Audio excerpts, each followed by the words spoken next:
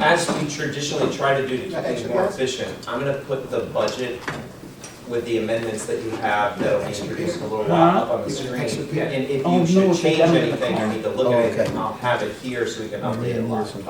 Okay, and Jeanette will be able to take it out and go online. Okay. Just Jeanette. Good morning, Council President. All right. Okay. Can you hear us? Okay. All right, we up and running now? Okay. We're going to call this meeting in order of the budget appropriation. I want to go down the ground rules. I want people to hear it, pay attention, please. Don't want nobody being rude or disrespectful. If you do that, it's not going to have no conversation from that point on. Just be respectful. You're not having to ask few questions. The committee members to go first. Now the committee to go second. We try to keep them as minimal as possible, but I understand some of you got bigger questions, so we allow some leeway. But be respectful at all times, please, okay? We also gonna do a roll call, and then we're gonna do our prayer. We're gonna pray over, so we can try to have a good meeting. Get up. Okay, so, I'm Richard Ortiz, budget, co-chair of budget. I'm Larry Newton, co-chair of budget. Nicole Nelson, 130th committee member. Career for our committee member. Galen Murray, 130th district. Hannah Medina, 138, not committee member. Fred Castillo, budget committee member. Introduce yourself. 136, committee member, Councilman Hodges. Okay. And, Ken Plato, finance director with the MJO. Tom Budget, Tom Jugget, Chief Administrative Officer. Anthony, Anthony Pelleto, Mayor's Office. Ashley. Actually, I wear about state services. Okay, and then we have our council president, Jeanette Herron online, I believe, and that's up, that's Ashley. Okay, so, I want to let the lady come over here, so she can pray for us. Sister Linda, Reverend Linda, excuse me, can you come over here and pray for us, lady, please? 'Cause I know we need it. And I know I need it. The Heavenly Father, we give you all the glory, all the honor, and all the praise, Lord God. We thank you for coming together underneath this roof, Lord God, that we may do the work and the will of you, Father. Not only personal issues, but the will that you have for this city of Bridgeport. Father, we pray for unity, and we bind up the spirit of division right now, the spirit of disrespectfulness right now. You gotta go. And Father, we pray in the name of Jesus that you have your will upon each person in here today, God. Touch every heart like never before. That they will come to an agreement that is good for everyone in this city. And we give your name all the glory, all the honor and the praise. And it is so. In Jesus' name. Amen. Amen. All right, so I'm gonna turn the floor over to Jeanette Herron, because she has some of these to say. And I'm gonna turn it back to her. Jeanette? No, I want to say good morning to everybody. I want to thank the full commission and the council for showing up every day to do the hard work. Today, the numbers crunch, This is the and headquarters it's the most stuff. important day of the budget right now, so good luck From and Bob's. good work. Now we're gonna Thank you. pick up what you get. Okay. Matthew. Let's see what they I know some people so turkey the wrong way. I would apologize for the afraid of proceed. If you put something the wrong way, I said. Okay, sir? All right. Yeah, thank you. I want to also thank this committee for coming, meeting and reminding me. I'm not apologizing, because number one, the co-chairs run the meeting. And if you do not get recognized, you can't speak until you're recognized. I mean that because you have council members on this stage who very disrespectful to the party leaders. That's not our job to do that. Our job is to listen what they need and how much we can help. Real simple. Want to lay out a couple of things so that you all know where we are, because we're talking about the budget. We have to vote on it. I want to thank our delegation and those individuals who finally got the state to do the right thing. The state put in 15 million, we put in 20. See education, I gotta find 35 million, 15, or they put 10, I'm sorry. Because the total amount is 35 million that we're getting. Mayor put in 5 and 5. Mayor put in 5 and 5, that's 10. They took another 10 from us through the Pequot money, which is earmarked for our budget to help do other things. They wanted to make sure that the city was invested in the deliberations. Hey, how you doing? That 10 million is the only thing that's in the NDR. The Pequot money is not in the NDR because those dollars help us take care of the needs of the city. And hopefully, we've been talking to the delegation, we're gonna work on the pilot the next session. Hopefully, we can do that. Everyone talks about the Hayden and Harvard, the amount of money they get, but guess what? They were in the process of letting teachers off because they face the same problem as you face. So the legislature helped out with probably more money than the Board of Eds around the state has ever seen in 20 years. This is heading in the right direction, and we're hoping that they do the right thing. So I want to make it clear. Only money that's for the NPR, this year is 10 million that the mayor put up, they'll get that every year, every time we have for their budget. And hopefully the state will address the pilot, the NPRs, change it, so we get more money on that. So that's what I'm hoping for. Okay, I'm gonna turn it back to the chair, so I appreciate it. That's the Okay, same we're gonna one. let Ken do his view, and let him know where, maybe we're gonna pass out formal things, so maybe we're gonna consider this for the one we don't combine school projects on. I think that's about the best one. What's your pool with that one? 330. Oh, the little. I thought we went for the time.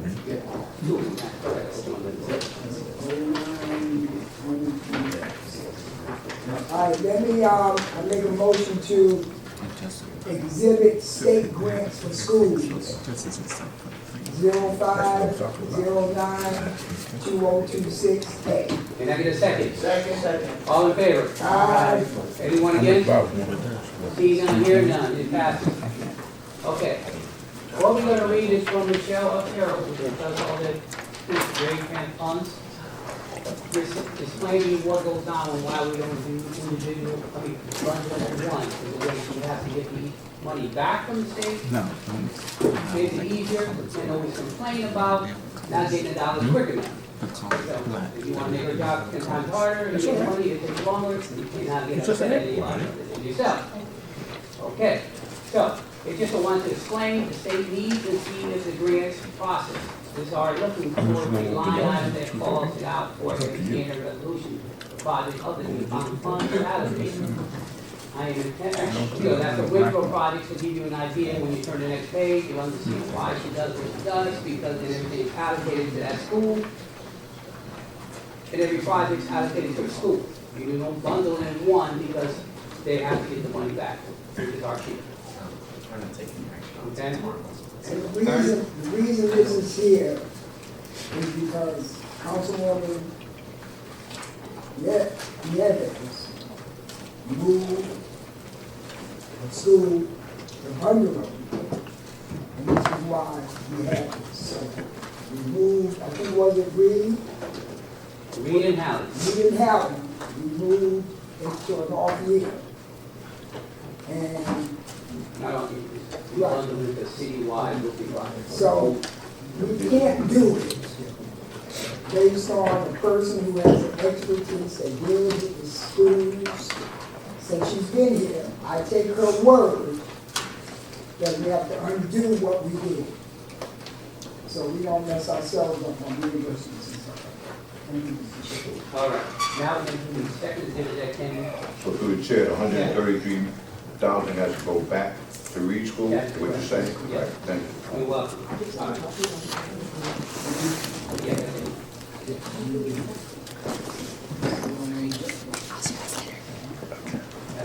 Okay, this is City Council Budget and Appropriations Committee. This is 2027 Annual Budget Adjustments. I'll make this 05, 09, 2026B. Can I get a second? Second. All in favor? Aye. All against? Hear none, see none, motion passes. I would,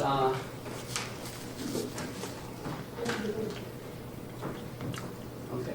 And the other rule I'm gonna pass on to you before we get completely into it, we are here just for the council members to speak. For the city, yes. Any outsider, anybody visiting, that'll be a no, period. So you got the ground rules from the very beginning. Anybody outside of it, so we know. So we don't get nothing confused. On the scene. Denise is gonna be on your call, Yes, sir. which is okay with us. Yes, sir. We're marking it as good as in here, okay, sir? All right, Mr. Cruz. So we are going to move on. You want to say about it? Yeah, I'm just gonna, because I already got one side question, if I could, because I feel like the main crux of what the budget committee is gonna be changing is the education aid. If I could just try to take one stab at what happened again, just quickly, to kind of frame the debate, and then there's 1,000 little things we're gonna talk about today, I'm sure. So we've been working for months with the legislative delegation, as Ernie pointed out, to try to get more aid to the Bridgeport Public Schools is the major priority. And this year has been like unprecedented. If you had asked me in January, February, if this was gonna happen, I would have bet my house that this wasn't gonna happen. The amount that the state was able to step up, and both Mayor and I expect all of you today and on Tuesday to step up for the school district. So basically, the arrangement, just to boil it down, and you saw in the press release yesterday, it basically comes to $35 million new dollars for the Board of Ed. And the way it breaks down is with the three buckets. One is ECS money, educational cost share. That money is money, it's technically not part of the permanent ECS formula. It technically is one-time ECS money, but the intent is that next year the legislators will go back into session and make it permanent with even more cost of living increases and other things tweaked about the formula. So that's good. So that's money directly to the board, $15 million. Then, in addition to a statewide change to ECS, the legislators also took up a proposal from CCM to give all towns in Connecticut more town aid from the state to help with what they call property tax relief. That was their intended goal. And the way they did it is through this fund where we already get a significant amount of money called the Mashantucket Pequot/Mohegan Fund. This year, the city's gonna get about $10 million more there. That technically is aid to the town. And that also is non-repeating, at least as of right now. When they go back into session next year, I'm sure this will be debated and they'll try to figure out whether that's gonna be made permanent, it's gonna be adjusted, whatever. The proposal on the table that the budget co-chairs, the council president, the mayor are proposing is that the city council amend the budget to take $10 million and allocate it to the Board of Ed. You don't have to, but they're recommending that you do. Okay, so I just want to be clear about that. That's our arrangement. And then in addition to that, so that gets you to 25. That's state aid, 15 million direct to board, 10 million to the city, which you all would have to redirect to the board. And then the third pot of money is just true, what we call increase to the minimum budget requirement, right, our money, out of city taxes, right, and other revenue sources. And as Ernie pointed out, the mayor had initially proposed to put in $5 million this year, increase it to 10 next year, if you look at a 2-year window. And now the proposal is to bump it to 12 and accelerate that to 10 million this year. And in the budget, as you'll see, and I kind of spilled the beans a little bit yesterday, but we're going to be here anyway talking about what the mill rates would have to be. Some slight adjustments on both the car mill rate and the residential mill rate in order to make that happen. We got, as was reported the other day in the Connecticut Post, authority from the legislature to specifically change the car mill rate in Bridgeport to be higher than the residential. We're the only town in Connecticut that now is allowed to do that. Prior to Saturday, when the budget passed, or I guess Monday when the governor signed it, we didn't have such authority. Now we do. So that changes a lot. So what we're asking today again is that you amend the budget. When it comes to school aid, you amend the budget to allocate that $15 million for ECS. Allocate $10 million of Pequot money to the Board of Ed, which will be one-time, non-recurring, until it's made permanent next year. And then a $10 million permanent addition to the minimum budgeting requirement, and we adjust the mill rates accordingly. So that's the ask. Thank you very much. Ben? Okay, through the chair, so just a couple of process questions. Would you like me to do the revenue, I think I'll do the revenue side first, even though as Tom just alluded to some of the revenue actions affect the expense actions. But I'll cover the revenue side first, and then we can open that to question, and then do the expenditure side and open that to question. I mean, obviously, now, the committee, if I understand it, the committee members, the first thing you do is make a motion. Let me rephrase this. When we go through this, the traditional process is, as we go through it, if a committee member, I think it's only committee members, right? If a committee member wishes to make a motion to modify, so there'll be a motion first. There'll be a motion first to amend the annual budget to substitute this document for the document that was presented at the beginning of the budget process. So if you recall, we presented the mayor's budget at the beginning of the process. These would be the changes to the mayor's budget. So the first item, whenever you decide you want to do it, would be to make a motion to amend the mayor's proposed budget to adopt these changes as a summary. So then what usually happens is, if a committee member wishes to change something on here or bring something else up, they can discuss that, make a motion, in a second to add or, reduce, increase, put something new, whatever they like to do. So that's the normal way. We'll do that step by step. We're going to get to that one. We'll let the discussion go on that one. If everybody's okay, the committee members okay with it, we'll vote on that and then go step by step. Okay, Dan? Okay, thank you. So there are 5 main items on the revenue increase adjustments that we are proposing. The first, as Tom just talked about, was to add to the budget the state allocation that increased the National Tucker Pequot State Aid, a little over $10 million, and that is the amount that we would add to the budget. There's about $5.6 million in the basic mayor proposed budget. Is the normal Pequot aid that the city gets, and that's the recurring aid. This aid is technically, unfortunately, not recurring yet, but we still have to add it to the budget.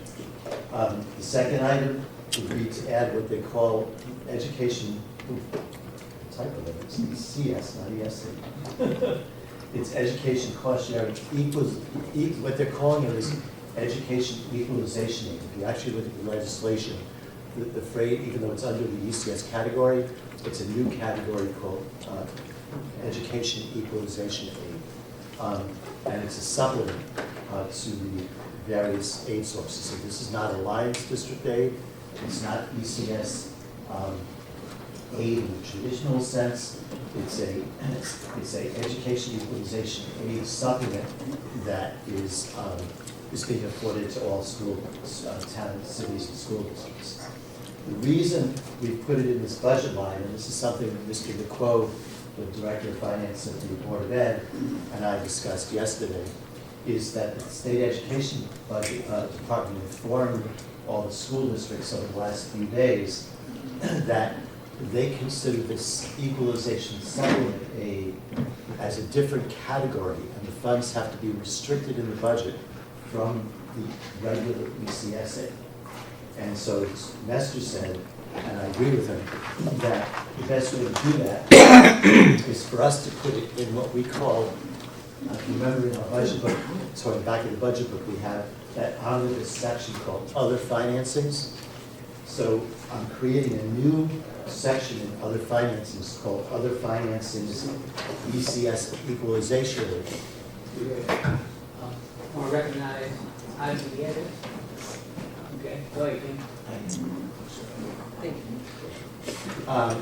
And we would put that funding revenue there.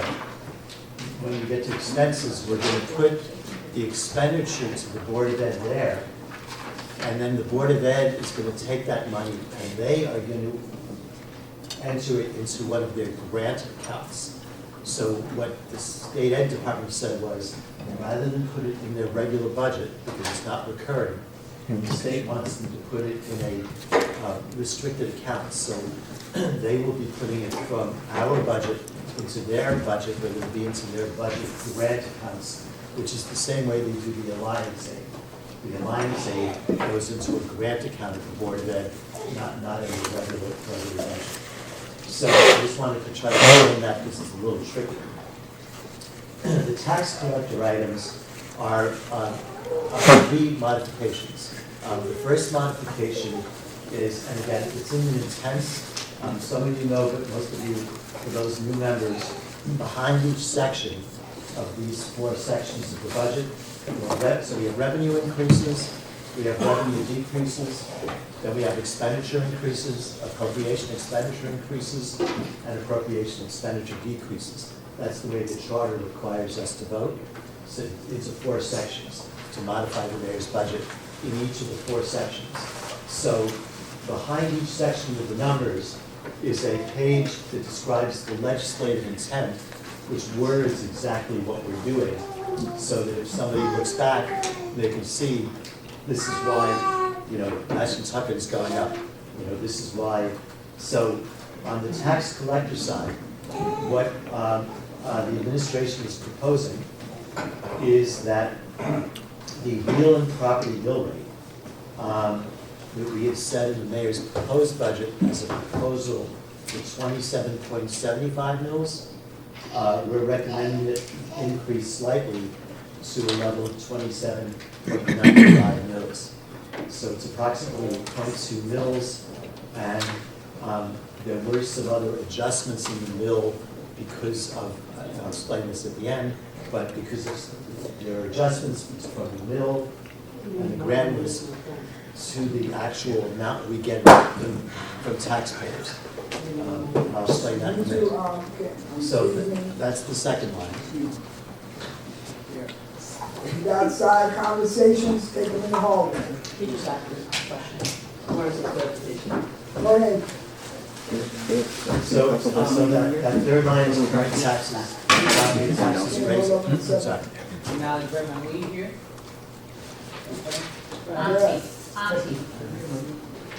Auntie. Sit right here, so we got more room. Thank you, dear. All right, question.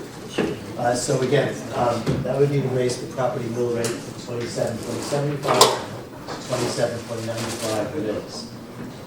The fourth item is the motor vehicle mill rate. So we have to vote two separate mill rates. One is the property taxes and one is the motor vehicle taxes. And the city's been doing that for 5 or 7 years ever since the state legislation changed the rule regarding motor vehicle taxes. So with the motor vehicle tax, the mayor's proposed budget was to also have a motor vehicle mill of 27.75 mils. In the old days, the state law required that to be the decision. The state legislation this year modified that process and said to the city, you don't have to lower the motor vehicle mill rate. So currently our motor vehicle mill rate is 32.35 mils. And again, the mayor proposed lowering it to 27.75 mils. The state said, hey, you don't have to lower it from 32.35 mils. I recommended to the mayor that we don't lower it a lot, but we do lower it a little bit because we have not, publicly talked to citizens about car taxes being modified and having a little bit of savings. So this proposal is in the intent recommending a motor vehicle mill rate of 31 31.75 mils. So instead of 27.75 mils, it's 31.75 mils, which is down about 3/4 of a mil from the current motor vehicle mill rate. So if I had to guesstimate, everybody would get about a 4% drop in their motor vehicle taxes from that mill being lower than the mill rate this year. The last item has to do with the library, and there were a couple of issues regarding the library mill and the library expenditure, and in previous mayor's recommendation, the number was not accurate. So this is to make this number, to modify this number, to allocate from the tax levy the amount of the mill that would become 1.3 mils, and there'll be a similar expenditure increase on the expenditure side. In addition, the library is getting a little bit of the money that they would normally get as a budgetary appropriation. The treasurer has presented to the board and they would agree that that money would be provided in the form of leftover surplus. It goes to a surplus fund that they can spend any way they wish, just like they can spend their budget. So the total of all these revenue increases sounds like a big number, but keep in mind 25 million of it is from the state aid. So the total revenue increase is by $33,071,931. Then on the revenue decrease side, it's pretty simple. I didn't recommend any decreases, frankly. We need every dollar we can get in the budget. And keep in mind, this Board of Ed, the library board, is getting a 40% budget increase. And actually with the surplus, they're getting a 50% budget increase. They never imagined in their wildest dreams, I've been told this by members of the board, that they would get an increase like that. And they actually are going to be taking some actions which we can't, they manage their budget. But my understanding is, well, I'll wait till I get to the expense side of that. No, sorry. But anyway, there's a large amount of mill increase that's being afforded to the library board based on the old referendum. Unless the referendum changes next year. So that's the revenue increases. On the revenue decreases, I just made a small adjustment. When we proposed the mayor's budget, we talked about the free beach stickers at Seaside and whatnot. I neglected to recall that we also give out some free beach stickers relating to Beardsley Park that get purchased at the Parks Department. And so I chatted with one of the folks there and estimated about $20,000 of less revenue for those folks that live in the city that go to Beardsley, that don't go to the beach.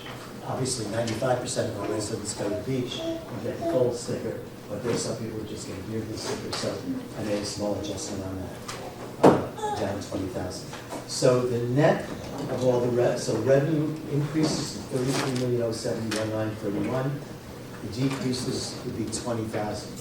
And I guess my suggestion would be, once we take the question and answer, whatnot, we probably should vote on those each section, because you have to vote on each section as you go, unless you want to do it at the end. I mean, we do it either way. Oh, we do it at the end. Okay. No, we wanted to. We'll do it now.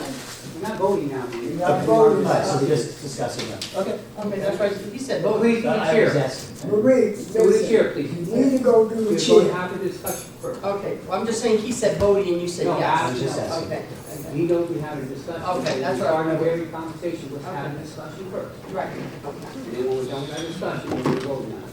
Okay? All right. Ernie? Yeah. So, the mayor's on board with this. I would assume, That's what correct. I don't want is what I don't want. I don't want the mayor to say, I'll lower it, and the council raise it. So, he's on board, this is his recommendation. You asking me? Yes. Yes, I'm asking you. Yeah. And I'll just say, look, I think it's a fair compromise, right? We've talked about this, multiple council members have said it. When it comes to you know, education being the most important thing, and it seemed as though, and I represented to the mayor, a lot of council members felt that it was worth tweaking the mill rates a little bit to make that a priority. And you just wanted to, honestly, his response was the same as your response. You wanted the mayor to go with it, he wants to make sure you're good with it. And I said, generally, talking to everybody, it sounds like they are. So yes, the answer, and I mean, and as Ken explained, this is still a cut to the car mill rate relative to what people pay now. The statutory cap is what we pay, 32.46. And actually, the legislature just adopted last year a new way that cars are depreciated in Connecticut, and the depreciation schedule is more aggressive. So as a result of that, actually cars, the car taxes are less expensive. So cars are good, and on residential, I mean, it's the largest mill rate drop in the city's history, you know, 0.2 of a mil. I don't think, you know, we were trying to be mindful of what people are going to be paying, so we're very careful, but I think this was very carefully crafted. Okay. I'm all set. Okay, there you go. You wait your turn. I understand. Ken, Yes, sir. so my whole objective of free tickets, we gotta make that money up somewhere.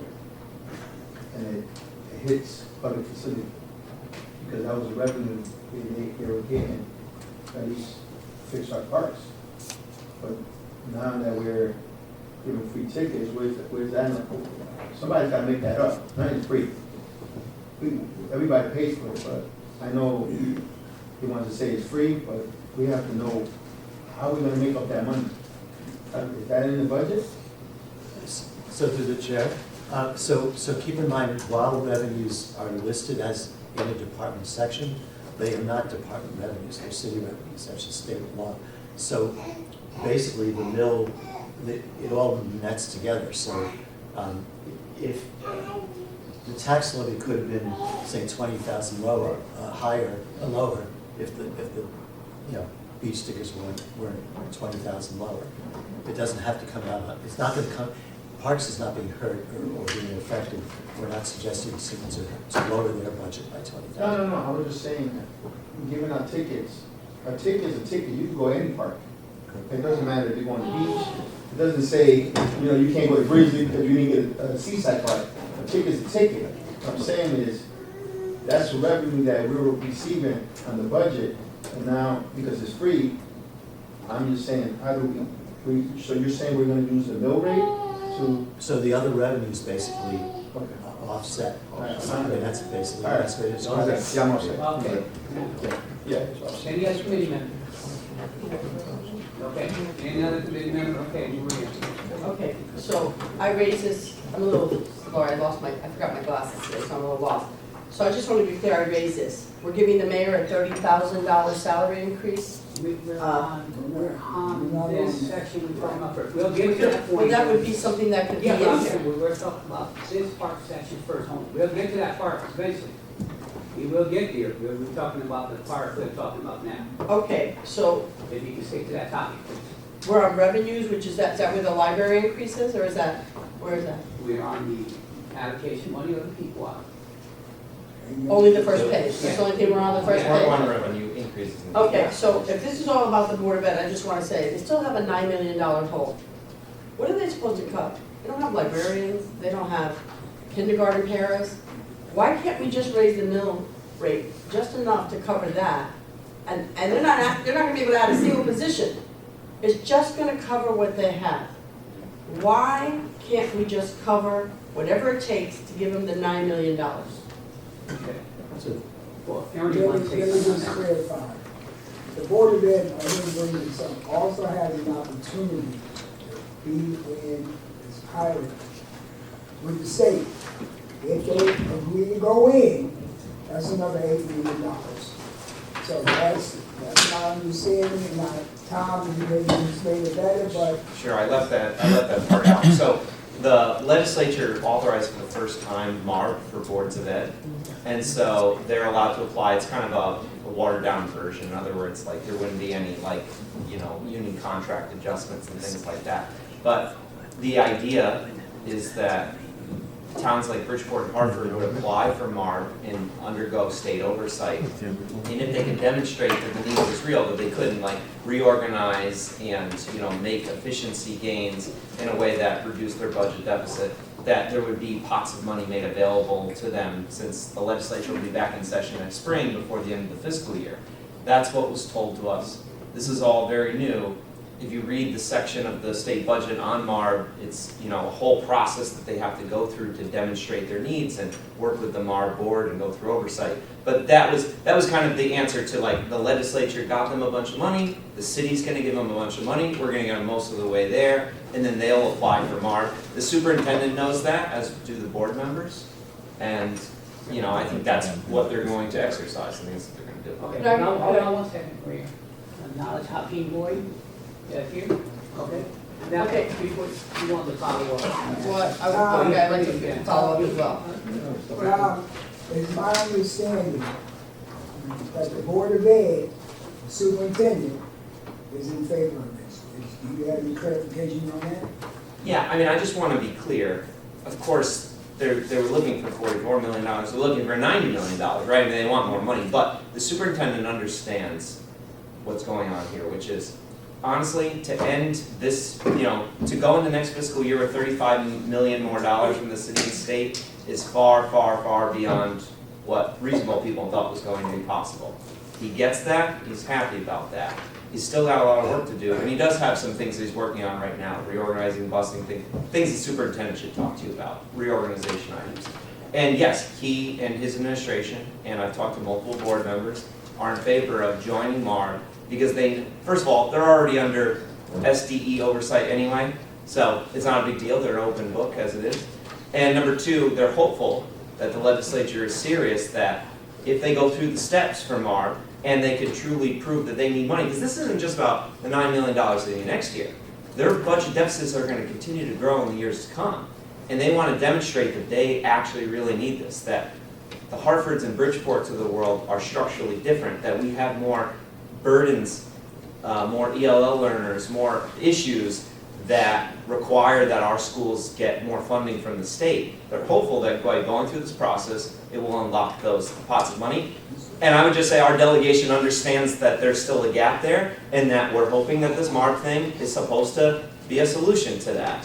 Time will tell, as John Marshall would say. I'm gonna give you a chance to rebuttal. Okay, as far as the SMART, the superintendent, first of all, he's acting, so let's be clear, he's the acting superintendent. Number two is, I went to the Supreme Court to overturn the takeover of our school board, so we have an elected school board responsible to the people who had full autonomy over the board, okay? Now what they're doing at the state level, knowing they have severely underfunded urban school districts for decades, so is this mayor, so is the mayor previous. Now what they're gonna say to the poor cities with predominantly minority populations is, if you wanna get more money, you guys don't have a right to full autonomy over your schools. And you wouldn't do that in Westport, and you wouldn't do it in Darien or Easton, heavily white, affluent, but let's do it in the poor cities. Those people don't deserve a fully autonomous elected school board. What are we electing them for? If and ultimately they're gonna be reporting. I'm totally opposed to that. Well, I'm sorry, you brought up Mark, so I have a right to respond to it. Okay? You get what you want. Okay, so that's what I'm clarifying. This is the first, I've heard a little bit about this is the most I've heard about it. And I just want to say, we're saying things like the superintendent agrees. The superintendent reports to the board. It's not the other way around. And I think this is really appalling that poor cities that have been starved by the state and municipalities, by their mayors and their administrations, now have to, in other words, say, you can only get more money if you let us control you, if you let us make decisions for you. So I'm totally opposed to that, and they should just get the money they need. The state audited them, right? And said that there was no misappropriation, there was no theft, that was a state audit, okay? So we know what the problem is. It's money. So to say that you have to give up power, you have to give up autonomy over your schools to get the money that everybody knows they need, is really racist. Okay, all right, hold on. Acknowledge Michelle Lyons, that's here. Mr. Gaudet, Just a couple, quick on this. I actually agree with much of what Maria just said on this public policy matter. And I want you to know that the delegation actually sat in the Speaker's office. They initially wanted to make the new ECS money that Bridgeport was going to get this year contingent on them joining MARC. And our delegation said that's not fair. You wouldn't do this for any of the other communities you're not doing for us. But I just want you to know that they agree with you. We agree with you on many of the points you made. I will say part of the reason why this is happening, it's not just because of Bridgeport. In Hartford, as you read the reports, SDE says they have a surplus. The Board of Ed says that they have a $30 million deficit. It's the Speaker's district. He throws up his hand and says, I don't know who's right. And that's part of the problem, is that this is one of the reasons why legislators were pushing for MAR, because while a lot of them agree with what you said, there's also this accountability question about who's right about the numbers. Who says what the deficit is? And that's part of the... Okay, Ken, and then move on. Yeah, just one quick comment, and this is my perspective, I'm not speaking for the mayor or the CEO on this. You know, if we were to seek to increase the mill further, because the average person will probably get some tax increase after all these changes. You know, some will go down, some will go up, but, you know, it's not going to exactly be a break even. If we try to have the taxpayers bear the difference, then we lose some leverage. Because Hartford, this year, from the same budget, we got 15 million in ECS, well, they got 25 million. So there's some legislative leaders and the governor, who we all love, but you know what? Help Bridgeport the same way you help Hartford. The original plan was that they would get the same amount as we did. They got 10 million more. In the key planning, we got 10 million, they got almost 15 million. So they got a total of 40 million in state aid in this budget, even though they're getting 60 million more today than we are today in last year's budget. 60 million more a year. They now got 40 million more, and we're getting 25 million more. So in my opinion, rather than trying to, you know, hit the mill higher than we have to say to the legislative leadership and the governor, we think we should get an equal amount as the city of Hartford. And then the two problems will be solved. That's all I have to say. Okay. And it's nothing to do by the regards allegation or other legislators, I'm talking about the leadership of the state. Reverend Lee's on the committee. Reverend Lee's on the committee. Thank you, sir. Appreciate it. So someone is saying that we have a surplus, and then the board of ed said that we have a deficit. No, they were talking about. But how did Hartford say it? Okay. Well, you know, I'm gonna say this. You know, I hear what Tim say, and I agree with you 100%. But I don't think Bridgeport get what we portray that we deserve. You know, because we have to act like we're responsible grown-ups. Otherwise, they're always gonna treat us, you know, the way that they treat us, which is not fair. You know what I mean? And I believe that if we give the Board of Ed more money, which is me, if we give the Board of Ed more money, somebody beside the Board of Ed should monitor that money. Because most of the time, the money do not go into the classroom. Amen. They don't see it. And then they cut the, and I'm not the superintendent, I love Gary. But the fact of the matter, and not just him, everyone that I've known, when they start cutting, they cut the library, they cut the teachers, they cut everything, but then they cut some people down in City Hall, here, down there. But the fact of the matter is, I don't believe that a lot of those people that they have down there, they really don't need. Put those principals in the school is a mess because they don't have the folks in the school to run the school. You know, this is what I'm saying. I think that, you know, sometimes I think if the Board of Ed asks for $1 trillion and we give them $1.1 trillion, they're gonna say they need $1.2 trillion. So you know, we need to see what's going on with that money. And I know that they own their own thing, you know, but we are taxpayers. That's all I have to say. I don't know. I'm just annoyed. Thank you, Beverly, I do appreciate it. Nicole, would Yep. you continue? I just wanted to respond to Councilwoman McBride Lee's comment about whether or not the Board of Education needs a fiduciary watchdog. We're talking about decades of the district being underfunded. This is not a recent phenomenon that's taken place, and this is not something that's current with the current Board of Education. I'm trying to collect my words.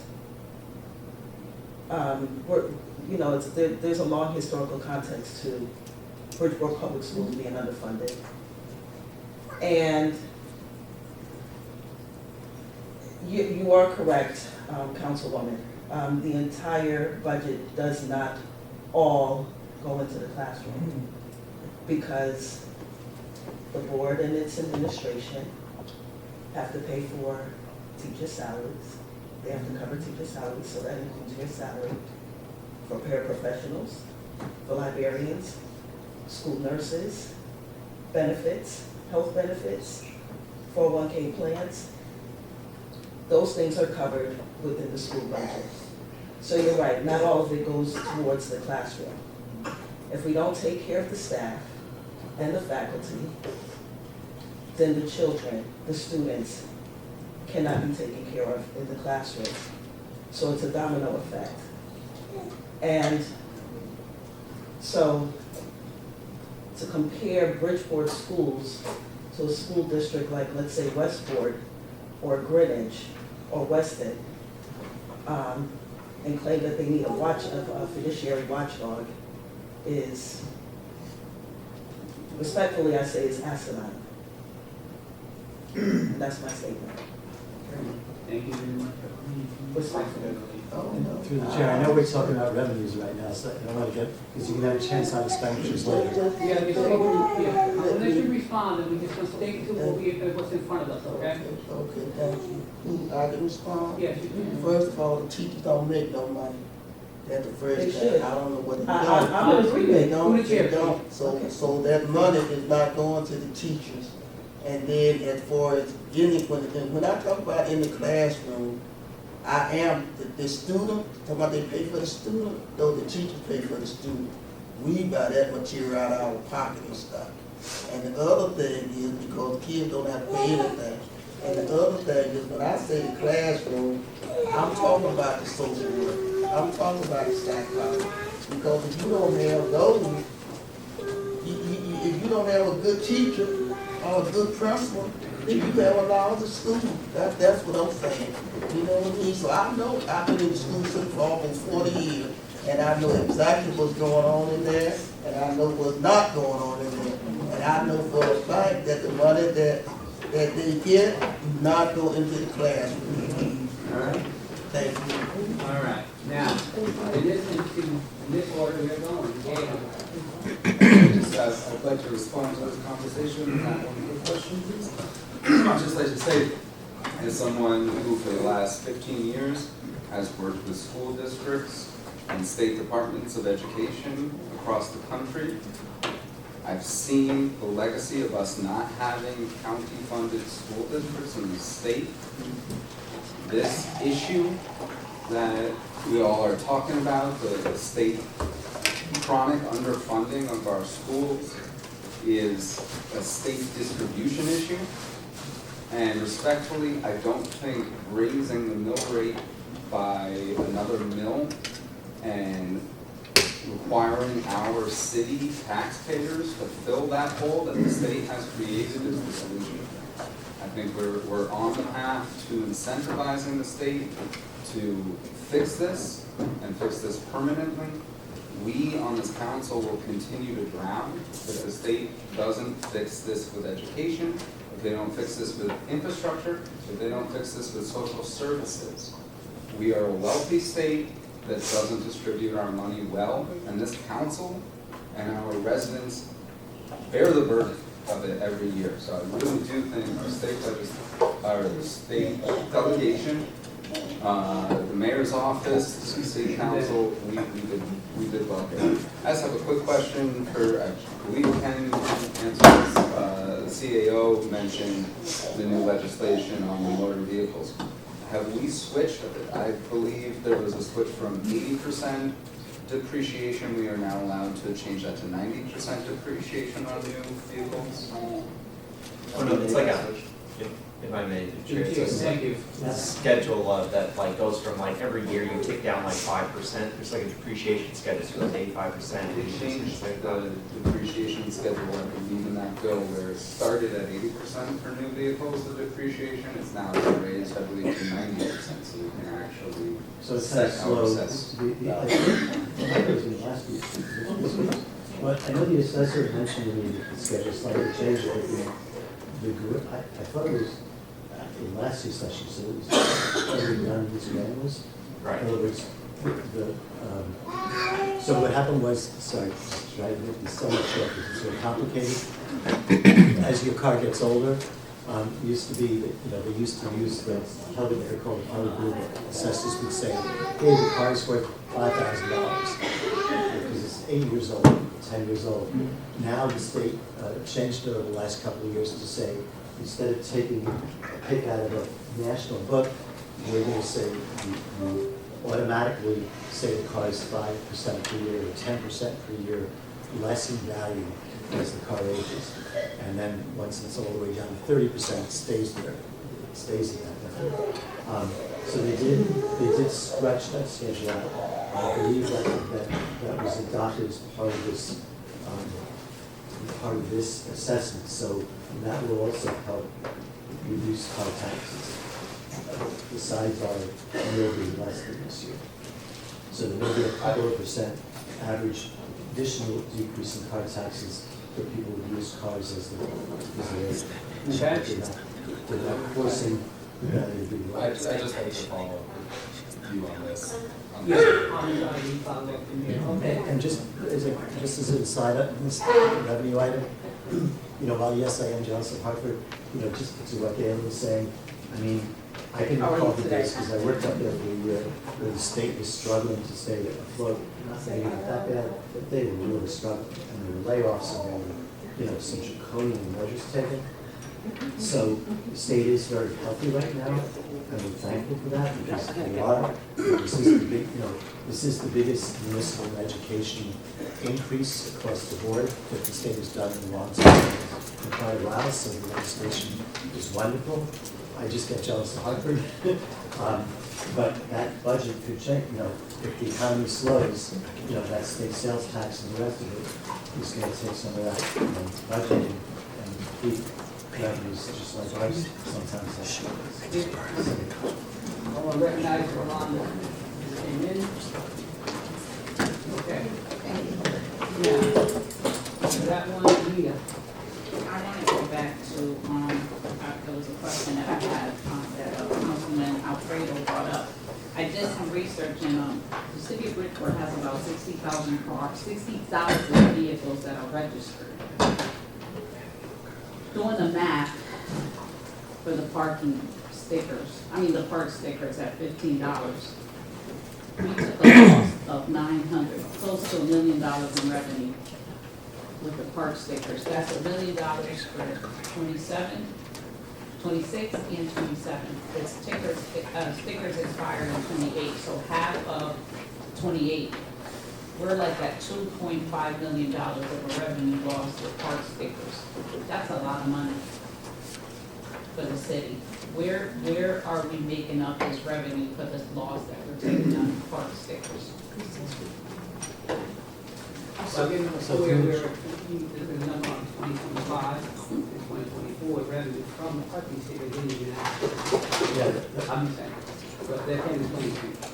I was just going to say through the chair, I wish we had that kind of revenue from park stickers, but I believe it was around 600,000. I'm just trying to find the page with the line.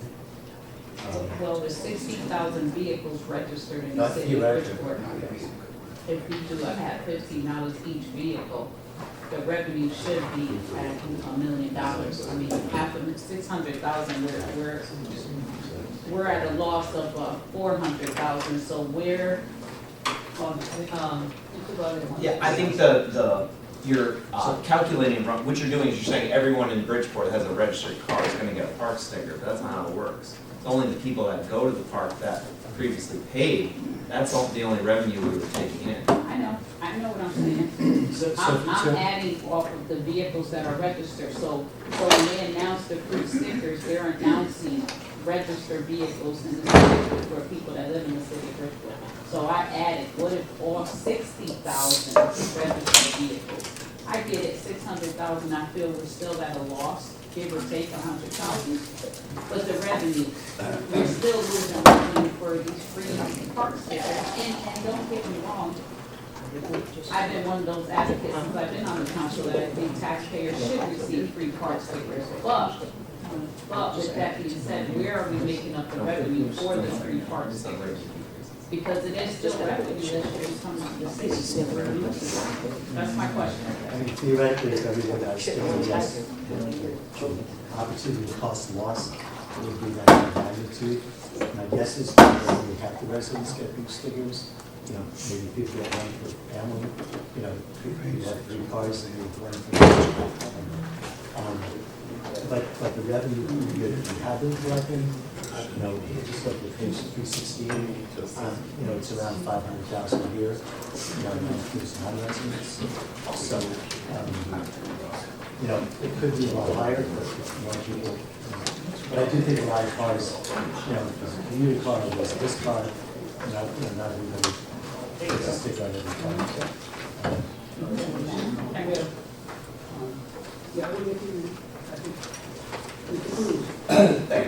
Thank you, Mr. Chair. Since there's a lot of comments going on about this, first and foremost, I want to say thank you to our state delegation for your standing advocacy up there at the state capitol. However, you know, I find all this increases for the education, I mean, even though it sounds good, very suspicious, very troubling. All of a sudden, after all these years of our Bridgeport school being disenfranchised, so to speak, babysat by the state, and not the other cities, more wealthy cities, we're treated like little kids still. And all of a sudden, we're coming up with this money. It's very questionable. Folks that I have spoken to, not just other politicians, but people, they want to get an understanding because it is election year. We're in the election cycle. People are very suspicious about this campaign. The governor's running for a 3rd term. All of a sudden they're coming up with all of this. What the hell happened prior to this? And is this going to be a permanent thing? Or is this just a tickle under the feet or a tickle under the armpit? And we're going to give you all this money this year and then next year. What about the years after that? What about the years after that? Are we just going to be played with, insulted by this governor and this mayor? Again, that's my thing. I have an issue. My thing is, I hope that something is being worked out that makes this a permanent funding for the schools. Because yes, the teachers are getting paid, they're not getting adequate pay. All the monies are not going for the proper purposes of the schools. We have an outstanding acting superintendent, hopefully become our superintendent. We have to support him. But my thing is that I hope and pray that this is something that's going to be for every year going on. And I agree with the mill rate increase. That 1% mill rate increase. Because we got to find monies. I mean, it's going to hurt a little bit, but the thing is, if we have a mill rate for the libraries, and DSSD receiving tax monies, why can't we have a little increase for the school? Thank you. Through the chair, I just want to add just a 30-second context. Hartford got more with a bigger deficit. We went to the leadership, asked them to fill the gap for us, and they did that. The MARB is optional. Whatever the Board of Ed said that they need, the MARB covered the rest of the deficit that the Board of Ed has. In 2023, we increased the revenues on the ECS. The governor cut it in half. Bridgeport got more money. We're trying to We're trying to alleviate an issue that's decades long. It's gonna take some time to do that. So this year, our intent was to cover the deficit. Next year, we go back to increase more of the ECS. The 15 million is permanent, it's not temporary. It's a permanent fixture in the ECS. Next year, we're gonna make more adjustments to that. We know it's election year, and that's why we're holding the governor's feet to the fire, that if you want to be reelected, you have to take care of Bridgeport. And that's what we did. So we're doing it incrementally, a little bit at a time. So if y'all just work with us like we've been doing, we'll be fine. Thank you very much. So my follow-up inquiry, following Mr. Cruz, Mr. G, is there seems to be some confusion and understanding of whether or not this increased money that the board of students receiving is non-occurrent, is either current or not. And so my understanding was whatever the council agreed on, whatever the budget is, it cannot, moving forward, it cannot go below that amount. So I need point of clarification, point of information. And I hope appreciate Representative Mullah. The ECS aid is not permanent. It says in the legislation it's non-MBR. And it hopefully will be, because it's a run that every city and town gets. So I think the intent of the legislators, and what Fred's saying is, they know they can't cut it. But technically, it's not, you know. I mean, you could change ECS every time anyway you want. So it's great. But the intent is to keep that recurring, for sure that's the hope. Yeah, maybe pile on. So, the big push, as you may know, from your advocacy and others this year, there was a bill called SB7, and that was like the big bill to change the ECS formula over time. This $15 million is actually the first year implementing that, plus I think like a 2% like boost to it, something like that. So their intent, I mean, I think Ken and Fred are both kind of right. Like technically speaking, it's not permanent because the legislature's in the second year of their biennium, so they just did a one-shot. But their intent is to pass SB7, and they've already sort of given us the first year of what that phase-in would look like, which is this $15 million we're getting. So, and it's always the case, by the way, that if the state ever reduced ECS funding to the city, that we could reduce what we pass through to the city, to the board, permanently. Of course, ECS really never goes down, especially when the population is increasing. Now, on the Pequot money, of course, that's a totally different story. You know, I'm sure that it's their intent to go back and try to maybe make that permanent or come up with ways to give town aid back to the towns next year too. But that's also definitely temporary. And like Ken said with the ECS money, where it says it doesn't count towards the minimum budget requirement, it specifically says that if we pass this money onto the Board of Ed, it doesn't count towards the minimum budget requirement. So that's why, as you know, we haven't gotten to expenditures yet, I'm hoping we will, because there's all kinds of fun stuff in there too. What will happen is $10 million of city taxes that we give, that's permanent and forever. We must honor that for the rest of eternity. And the more we add to that, the more you must honor every year. This $10 million Pequot money, the hope is that these guys will go do their thing next year, try to get that permanent. And I'm hopeful that this $10 million actually will be part of the MDR in the future. So you are giving them $20 million, 10 million of it is permanent, and the hope is that one day all 20 million of it will be permanent. Okay. Is that answer? I know it's complex, but that's as accurate as I can say. Okay, thank you. Oh, thank you. All right, Heidi. Well, I just wanna remind everyone what the MARB really means and the plus to a MARB. We never did a MARB in the city of Bridgeport because we felt that we could become financially healthy on our own, which we did, thanks to the council and the administration working really hard. But you have to look at what the MARB meant to Hartford when the mayor and his council decided to do it. Malloy gave them a ton of money, a huge bailout, $40 million. So the MARB necessarily isn't a punishment, and for our Board of Education, which I've been looking for many years at the PO report that comes out quarterly, and it's in the findings of the state that they don't track their expenditures very well. They have long contracts with qualified purchases that have astronomically gone over the roof, including the busing, because of one line inside the busing.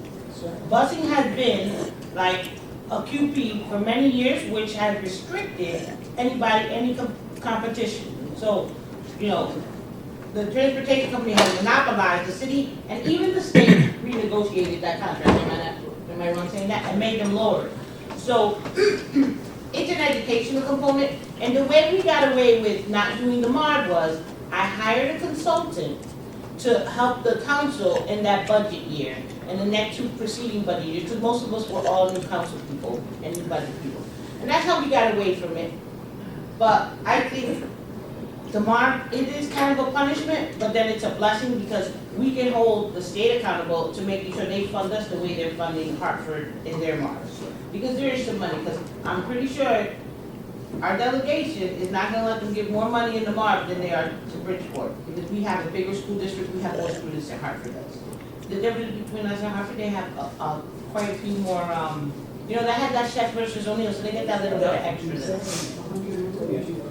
So, that's what I just wanted to say. It's not a negative. And I know that the one-time injection seems like it's not gonna be a real thing, but we have to keep following the budget along for the next year and a half. And the 10 million will happen, but it's not gonna happen in a year. All right. Michelle? Yes. I do agree with my colleague here, as I worked in a school system for 15 years. And Reverend Lee, I understand what she's saying as well. But my question is, we've been sitting here doing the budget, you know, for weeks now.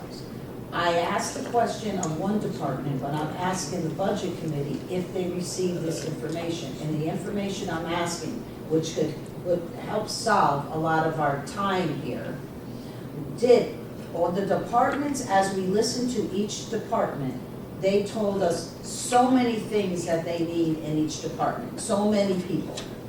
Did they, after requests, which they should, because they're the leadership of each department, should tell us what out of, say, 10 people they need, what are the most important people that they decided out of those 10? Yes, they may need 10, or they may need 5 or 8, but did they give us the specific people, you know, letting you know which one they really need out of the 10 if they had to make a choice? Because that, we sit here and we go through this budget and we're over here hours and hours and hours trying to decide out of the 10 which one we should give them. That should not be our job. That should be what they say that they really need. Ken, I know where you're going. It's not that they're come to you and say, I want specific people. If you have your department, what is the most important person in your department, even though you need others? Because otherwise, we're going flipping. Yeah. Okay. Am I right? Yes. Every department, they come to us and they ask you. Michelle, listen. I'm sorry. They give you some that they give. We also, keep in mind, we're not gonna give everybody what they want. We hired 30 people, I mean, you're gonna find, you want to do mill rate at 33, 35, hey, that's on you. Right. Right, we're not going that far. We give them what they need, so they can create revenue with, what they, the most needed they need. Now, can explain the rest of it to you and where they went. But that's not my question. My question was, did they specifically give you, out of say 5 or 8 people, the specific persons that they need? Because I listened to the social services and they needed a lot of people. That's why I said to her during that time, what is the people that you really need? She got a little excited. I understand the passion, so she named off about 5 people. That wasn't the question I asked her, but I need that They answer. answer your question again, yes. Okay. So can't explain the rest. All right, Ken, I'm gonna see when I watch this budget. Yep. Public Works is a prime example. They came into us and said we need 5 maintainers. Out of everything that's in the department, we felt for the type of work they do, we gave them 5 people. Because they said, we need maintainers, you want the streets done, you want this done, I can't do it with the manpower that we do have. So we gave them 5. We allowed other departments to move people to the position that they didn't do best fit. So some departments didn't ask for anybody. Public Works comes to mind because of all the types of works they have to do. We gave them what they asked us for because that's what they need. And it's the first time I want to commend the committee for supporting them and giving them 5 people. We've never, to my knowledge, given them that many people in one shot. Right. So they did do it. I'll give you an example. Last year they asked for 5 people, they got 0. Right. 2024, they asked for 5 people, they got 0. That's right. This year they asked for 5, they got exactly what they asked for. Right. Okay? So they did do it. So 2 years in a row, they asked for 5 and gave them 0. That's right. Okay? Okay, so this year we actually gave them what they needed and what they need to operate. Same thing with buildings. We gave him a chance, he started to do some reorg, and we gave him some. Same thing health department, we gave her what she had, but she's also doing a revamp, which will be switching people around. It's not on our duty to tell her who to switch them around, okay? That is her duty, so she's gonna do exactly what she needs to do to get that done, okay? Every department that came to us asked for something, some didn't ask for nothing. Some of them were very fine, they just gonna change people around and just move what they have. Some positions are open, so they're gonna just switch from one to the other, which is fine with us. Right. You're not asking for no more money? Great, you're flat. It's okay. They're not killing us on the budget. Right? They can work with what they have, which is great. But just keep in mind, Public City actually gave the largest share of the budget. Because they got the most out of the budget. Even in the capital plan, they got the most out of the budget. Okay? Thank you. I just wanted to follow up on that comment. I just want to make sure that the leadership of each department is being responsible for their department and doing the job that they're supposed to. Because they all came, I mean, you know, like some of people got more passionate than others, which is understandable. They're running their department. They want to make sure it's run well. That's all I'm at, making sure that that's the message that we get. So we're not here, you know, flipping a coin, like we should give them this, we should give them that. We tried to avoid that, so we did. Yeah, okay. Definitely. I wanted to be respectful of the budget committee too. Thank you very much, Michelle, I appreciate it. Thanks, Michelle. Just a quick, I'm going to emphasize, in any new position in here, I didn't make those up or say, oh, it was really up to the departments. And I just was very forthright. Hey, what do you really need? You know, what is your wish list? You know, everybody has wish lists. Like, police wants to go up, you know, X number of cops. I put in every position. I did not deny one position if they said, I really need this. I promise. And I know I got an open door. And even after the hearings, after the health social service, because I was sick that night, you know, I had a chat. I said, I'm missing, is there something? And I think that maybe the disconnect with that one is, and I don't know if they had a chance to get into the meeting, but the directors put in 5 grants in the last 3 months. 3 of which, as the news told me, they believe they're getting. There's a grant for, you know, non-conventional violence, a grant for homelessness, a grant for epidemiologists. So there are grants that have been awarded, so that they have supplemental staff beyond what's in the budget through their grants, and there's a hope that they get more. So I think with social service, there's a hope that there's going to be some more funding through these grants. Will be another position. So that's how that happens. All right, thank you very much, appreciate it. Maria? So, I just want to say, the conversations I've heard about the schools. First of all, when Luke Roman became mayor, they gave him $40 million. $40 million, because he had debt. Can you imagine? And so now, Hartford's getting even more money. They have less students than we do. I want you to know, if we just got per pupil expenditure what New Haven and Hartford have per pupil, we would be getting 90 to 115 million more per year. That's how much more New Haven and Hartford did for us. So I don't want to hear this argument about not argument, the position of Hartford, okay?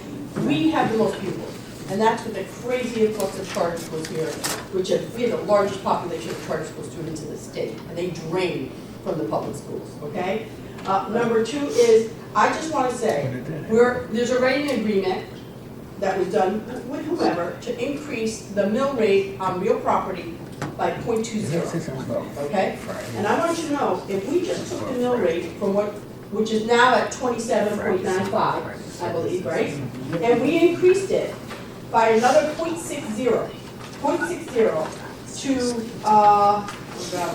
to, to 28.55, okay? 0.60.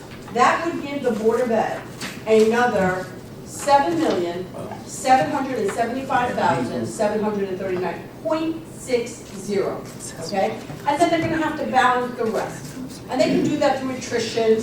They just spent $200,000 on a welcoming center at Housatonic. I don't know if you guys know that. I think that's ridiculous. If I move into the JFK precinct and my school would be Edison, why do I have to go all the way to Housatonic to enroll my child? How come it's worked fine for 100-something years when you go to your neighborhood school and you get enrolled at your neighborhood school? So what I'm saying to you is, I'm not even asking, let's not cover the whole $9 million, because they've got to, if you find some savings too, but 0.60 more will give them another $7,775,739. Thank you. I'm going to answer one to that question. I'm going to explain it one more time. When it comes to the mill rate, okay, pay attention please.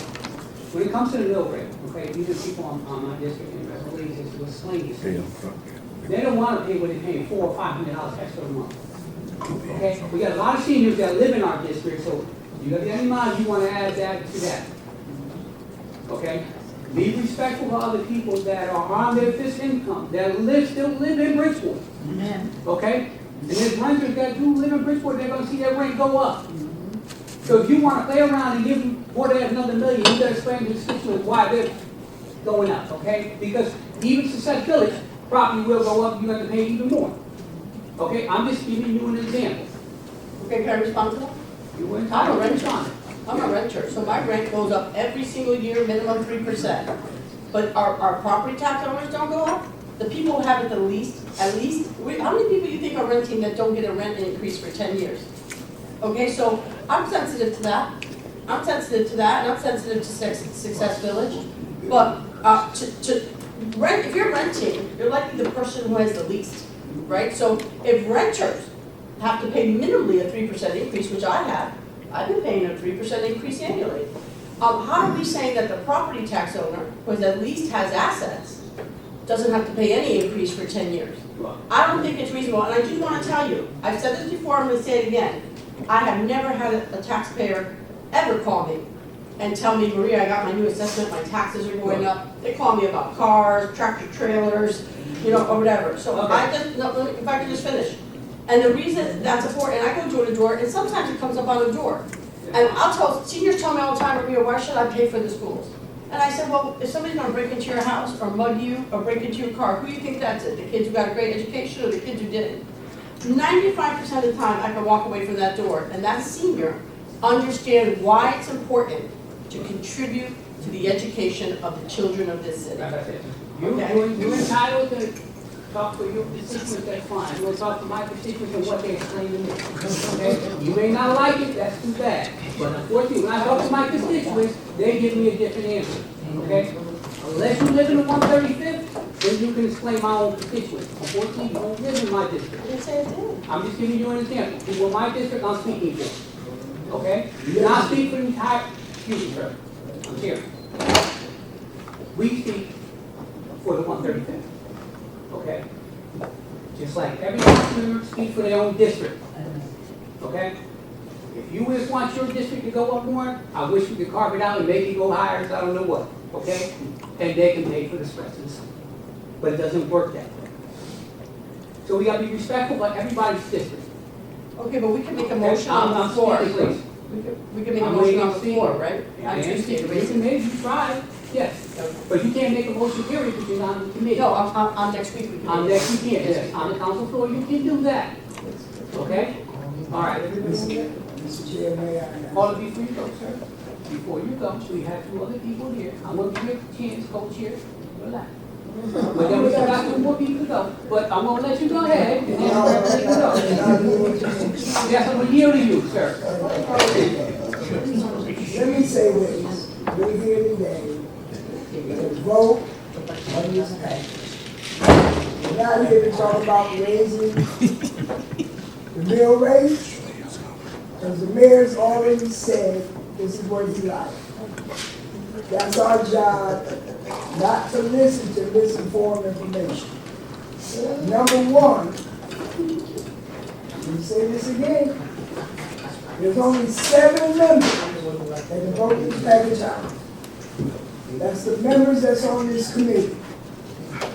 We do a great job of allowing people to say what you want, but I can tell you now, the mill rate won't go up. That's what we vote on.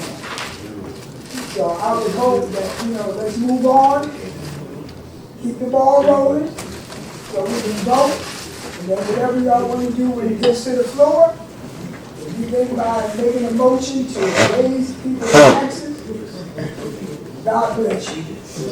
Now, so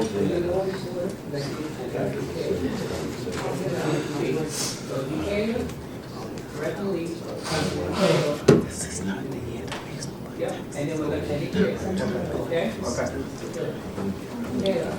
Thank you. I just wanted to continue real quick about the schools because, at the state they're saying they're trying to alleviate the issue, but the issue has been something for over 40 years, right? But the state hasn't really showed up for Bridgeport in over 40 years. So now they're trying to make up for lost time. And I know people have said, that Hartford only got money because of X, Y, and Z. Hartford has always gotten more money than Bridgeport. So, and we already know that Bridgeport has that history of over 40 years, but everybody always asks for better schools, for more teachers, for more counselors, but where are we gonna get all those teachers and better schools and clean schools without the money? Right, like it's a lot of things. If we look at the line items for the Board of Education, there's 1,000,001 things under there that the money that we have currently does not cover. So we want to yell and scream, but we can't cover everything that the Board of Ed needs, from the smallest things to the biggest things. So one of the things that we have to continuously do is continuously give that pressure to the state, because I think the only reason why we got money was because this year Bridgeport showed up. In past years, you have 1, 2, maybe 3 people attend hearings. This year we had students, we had city council members, we had people in the community. There was always 40, 50, 60 people talking. In the past, you always hear Hartford, you always hear New Haven, but you never heard Bridgeport coming up together. And I think this year, for the first time, we had a lot of people show up. Because I went to the majority of those hearings, there was a lot of kids. A lot of kids from Bridgeport talking. Most of the time, I always heard New Haven, they were charter schools talking, and Bridgeport had maybe 1 student. Right, so I think if we keep that consistency, we have to push Hartford to continuously give us more, because nobody's gonna show up for us. We have to show up for ourselves. Okay. Yeah, I'm just gonna say one thing about the mill rate. Homeowners, homeowners is a lot different than renting. People rent because they want to or they have to, whatever the case might be. But homeowners and cars owners don't pay taxes. And that's why, we have to be very selective about people that make rules about meal rates and taxes. I know we have an point. I did not know my meal rate was so high until my nephew told me, and I almost fell off the chair. And I didn't want to go and do it. So, and all of us, even though we have a house or whatever the case might be, sometimes money get a little stressed for us too. So, I agree with my partner or team. If you want your meal rate to go up, I'm gonna flip if my meal rate go up some more for education or anything else. So there you go. That's all I have to say, Mr. Chair. Thank you very much. But that is my opinion, okay? I appreciate it, no problem. Alfredo. Okay. And we're gonna close it out. Yeah, I'm just gonna close out. So, 15 million from the state, we're always gonna get that, right? For now. Probability. We're gonna make it into the ECS formula next session. Okay, 15 million. And then you have 10,000 from the city. 10 million. 10 million, I'm sorry. From look at 10,000. 10 million for the city, that's every year. Tom? Yes. Yes. Okay. All right, so that's, and then Pequot, we're gonna get it one time, but we'll see if we can get another. Right. Okay, so right there is 35. And then the 8 million is from The hope, well, Hope. we believe the possibility of some state assistance through this advisory board. Okay, so this is the 8,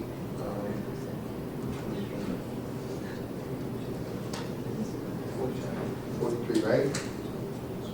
Is it possible, because we're doing the budget? Okay. So if we put this in, if we look for, but if we look for 1 million in this budget, it'll be 11. Well, when we get to the expenditures, I mean, Just to make it a 9, so it'll be 44. You understand? like it says, for any increase that's requested, we have to find the money from somewhere else, you know. Well, that's what I'm saying, if we could cut and look for 1 million. I mean, I personally think this is a huge contribution we're doing, 10 million, and that's the biggest in 34 years of the city. What I'm saying is the council, because we still gotta go through this budget. Right, you're saying it's If we could find, increase it from 10 if to we 11. could find a mill in this budget, it'll be 44. I'm just saying, if we want to, if you wish to lower the contribution to go from 10 million to 11 million, right, up a million, we got to find it from other cuts or But that's- raise the taxes. No, I'm not raising taxes, I'm saying the budget. If we could find 1 million in our budget I that mean, the mayor gave us, and we could find 1 million, I mean, it's up to the committee to review. I defer to the chairs and how they. but that's what I'm saying. If everybody's cutting, we should cut too. We have the right to cut and give a little bit more. I know the mayor's giving 10. But now, The mayor gave 5. The mayor's given 5, just to be clear. This vote, if the council votes, will add, the council will be adding 5 million. The mayor's saying he's supporting it, but it's up to the council to add that second 5 million. So you've got to vote to add. Okay, I understand. Okay, I thought he was giving the 10 and then, okay, so he's giving the 10, he goes 5 and 5, but he's giving the 10 now. Oh, okay, all right. I got it. Okay, thanks. On the way my coach. Go to the bathroom. Can I ask a question to Ken? Ken, you're gonna need your little calculator. Okay. Let's say I have a house that's worth $525,000, not appraised, assessed. On the current proposed mill rate increase, right now, before us, what's the increase on a house that assessed at $525,000? Everybody's different. No, you said 525. But the issue is, what was your house before? And everybody's house value before is different than what it is now. Okay, but right now. So there is no generalization to do. If I had to guess, I'd say for the average, probably 3-4%. So if we propose this mill rate, it would probably average 3-4% for the average. Okay, and everybody's gonna have different. Right, I understand that that's the problem, you can never equalize it straight across, I get that. It's gonna be higher for some, it's gonna be, some people still gonna get a tax cut. If we raised it by an additional 0.60, what's the percentage? We still 3/4? So every mill is about 4% tax. So 0.60. So if we talk quarter mill, you know, that's 1.5% tax. If you add another, you know, you're talking about 3% tax increase, 4%. Okay, thank you. Okay. All right, go ahead, let's move on. Okay, so that's the revenue side.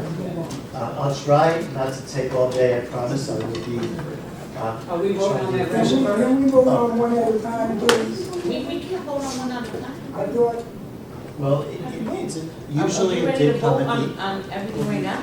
not everything. Not everything. We're We gonna can go go to that through first all- section that we the just first discussed. section that we discussed, does the expenditure. An hour and a half.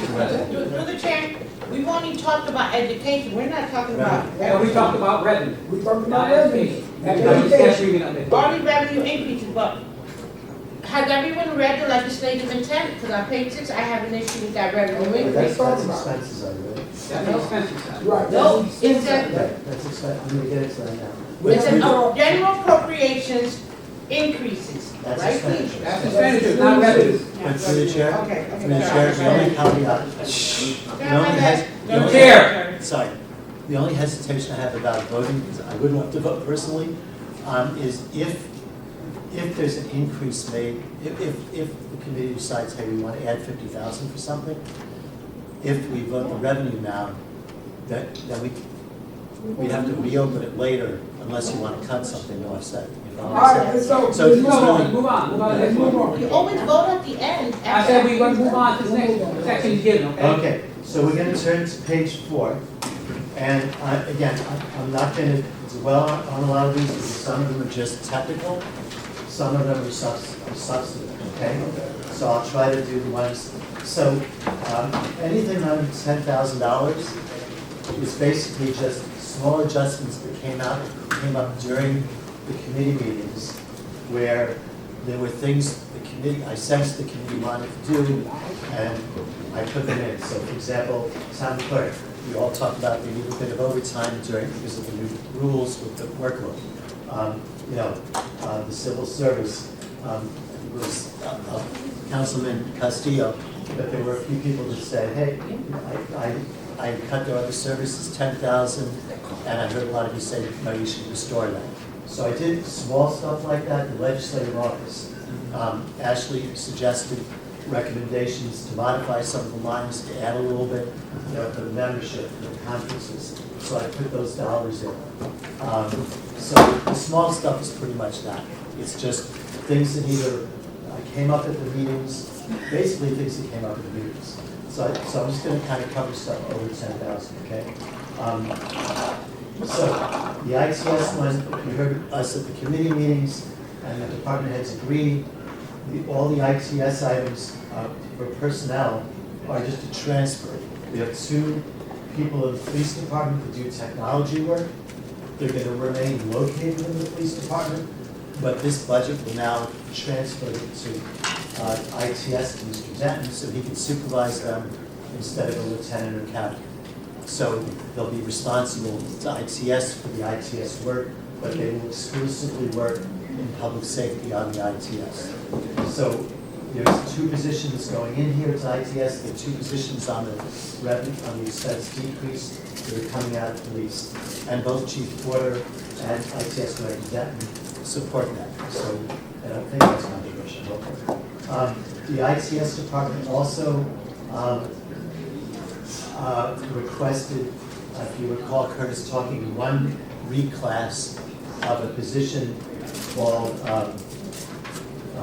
it's in the intent, of a position called Support Specialist 2 to Junior Network Engineer, so the person can work more on the network work, with everything on the cloud, the networks is becoming more important. So there's 1 request for an $11,000 increase in a person's pay for that reclass title. And again, I'm just giving you, these are things that came up at the committee meetings that seemed to be, my sense was you all were supportive, so I put them in, but obviously it's up to you today. Office of Policy Management, that was an error on my part. I was trying to restructure to a half-time position. The staff there got a little upset with me. So I'm restoring it back to the full-time, but it's at the lowest level. So it's not the high-level OPM analyst. There are 2 OPM analyst titles. It's the lower-level OPM analyst that will be back to full-time because they've always had 3 analysts plus the kind of assistant director, 3 analysts full-time. So that's kind of a correction on my part. The legislative office I just talked about. The only other change in the legislative office that has to do, besides the supply lines and the personnel lines, there's 2 other changes.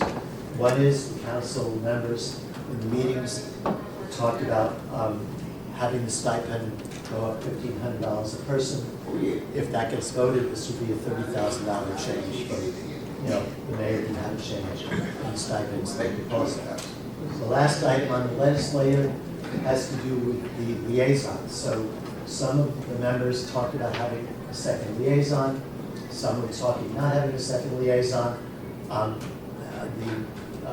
council's committee's leaders suggested, and I guess they've talked to some of you, but are proposing, hey, there is a legislative liaison, they're in the clerk's office, they should really be in the legislative office. So it would be assigning that person to the legislative office, that would still help and, probably be where they are, but their work would be more legislative because of the duties there, because they can do more for the legislative branch. And again, just trying to describe these as quickly as I can without, getting into the detail. But then there's benefits to that. So any position that I'm talking about changing, ITS or whatever, I had to move the benefit piece also.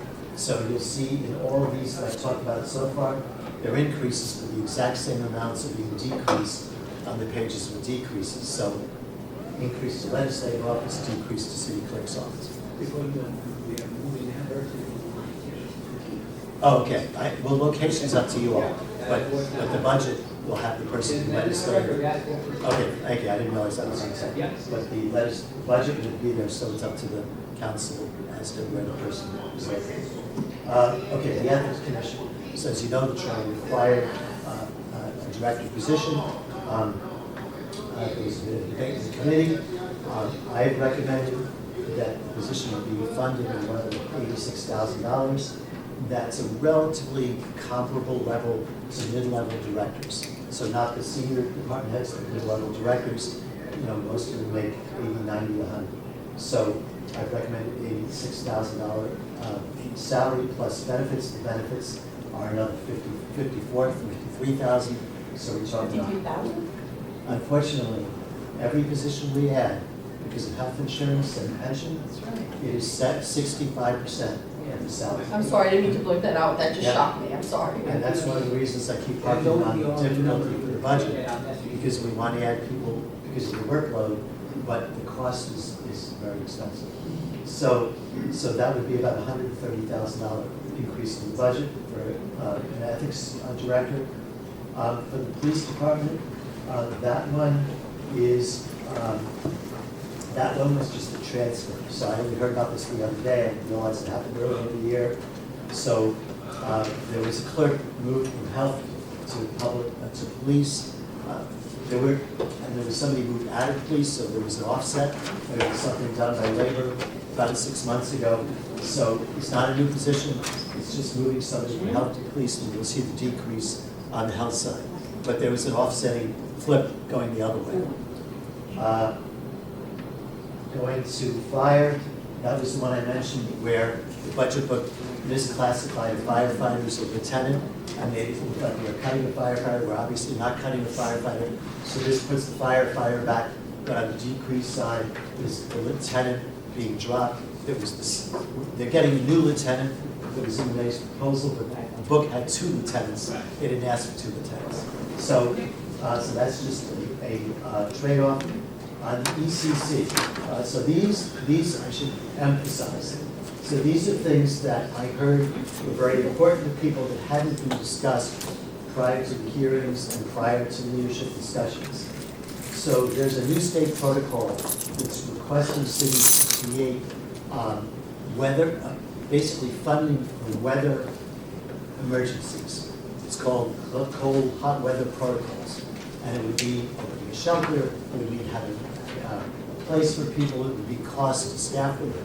So the proposal is that in the EOC, we create a line called,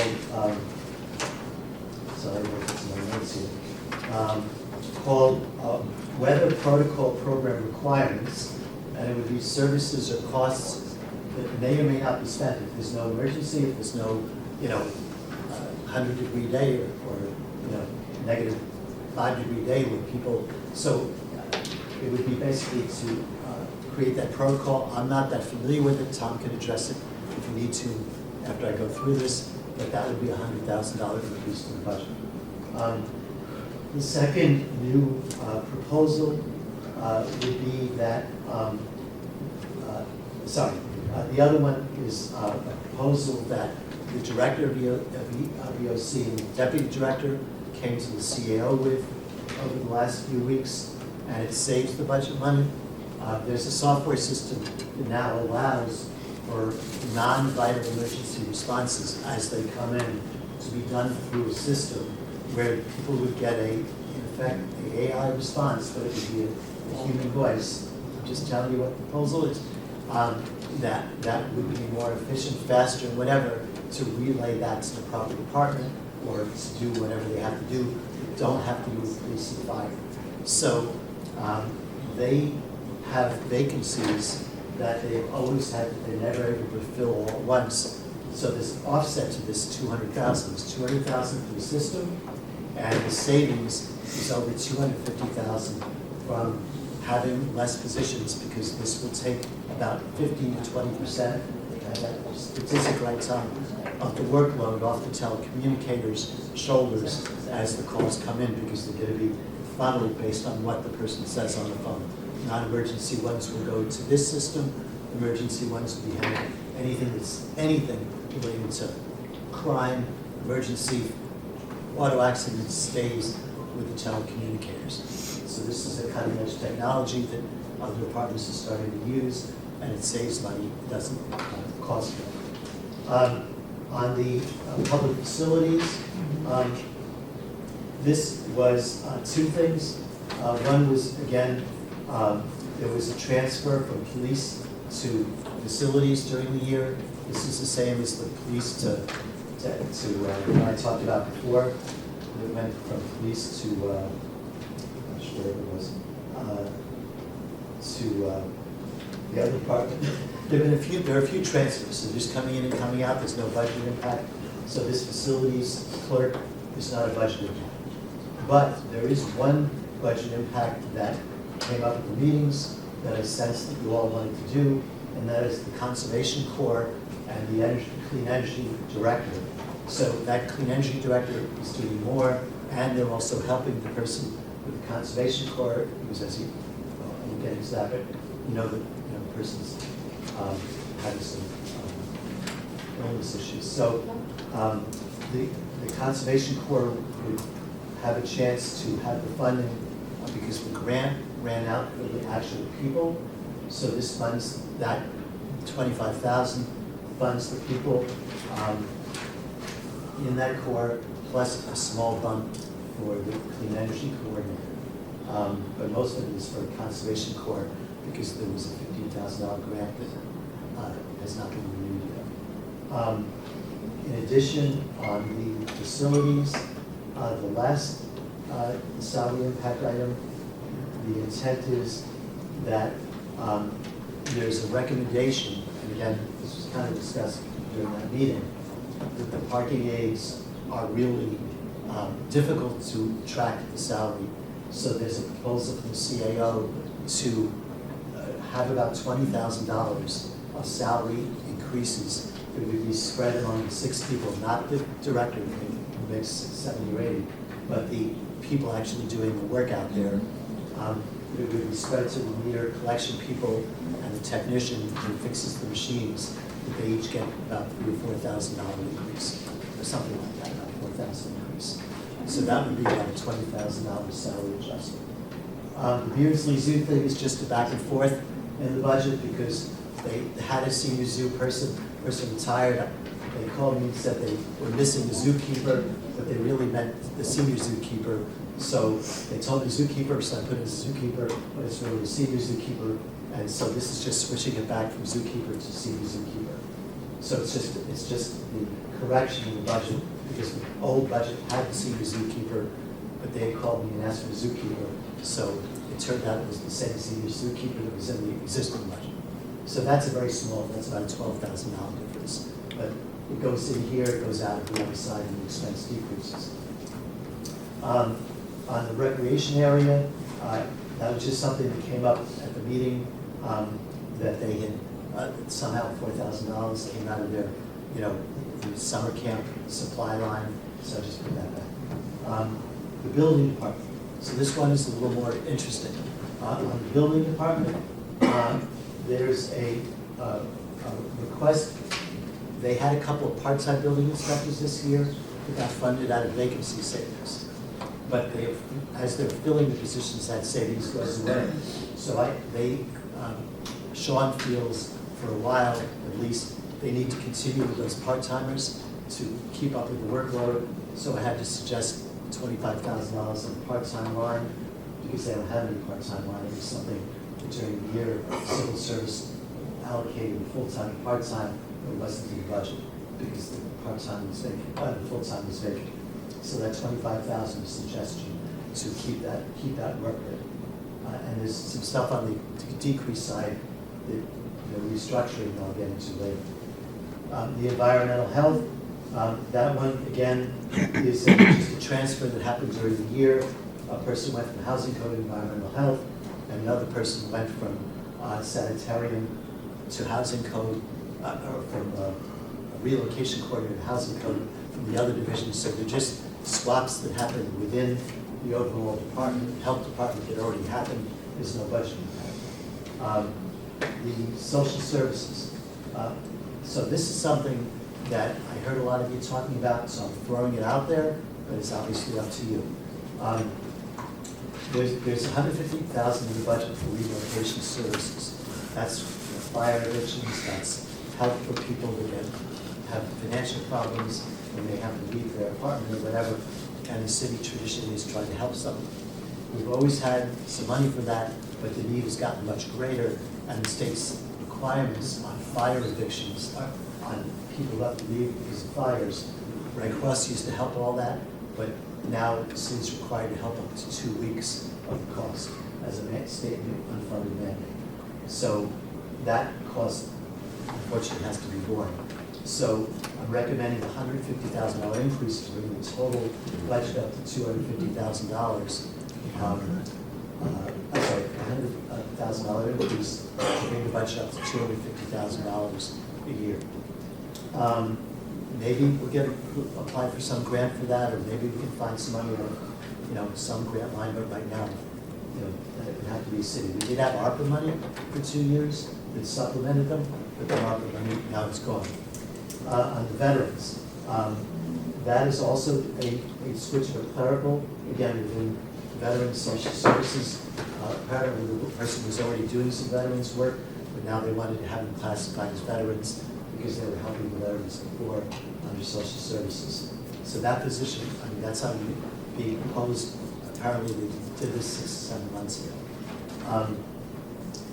So it's just in and out, and the increases and the decreases. Okay, other financing. So this one looks a little tricky, but it's not. So in the other financing, I had some negative numbers. I can't really have a negative number for the required reserve.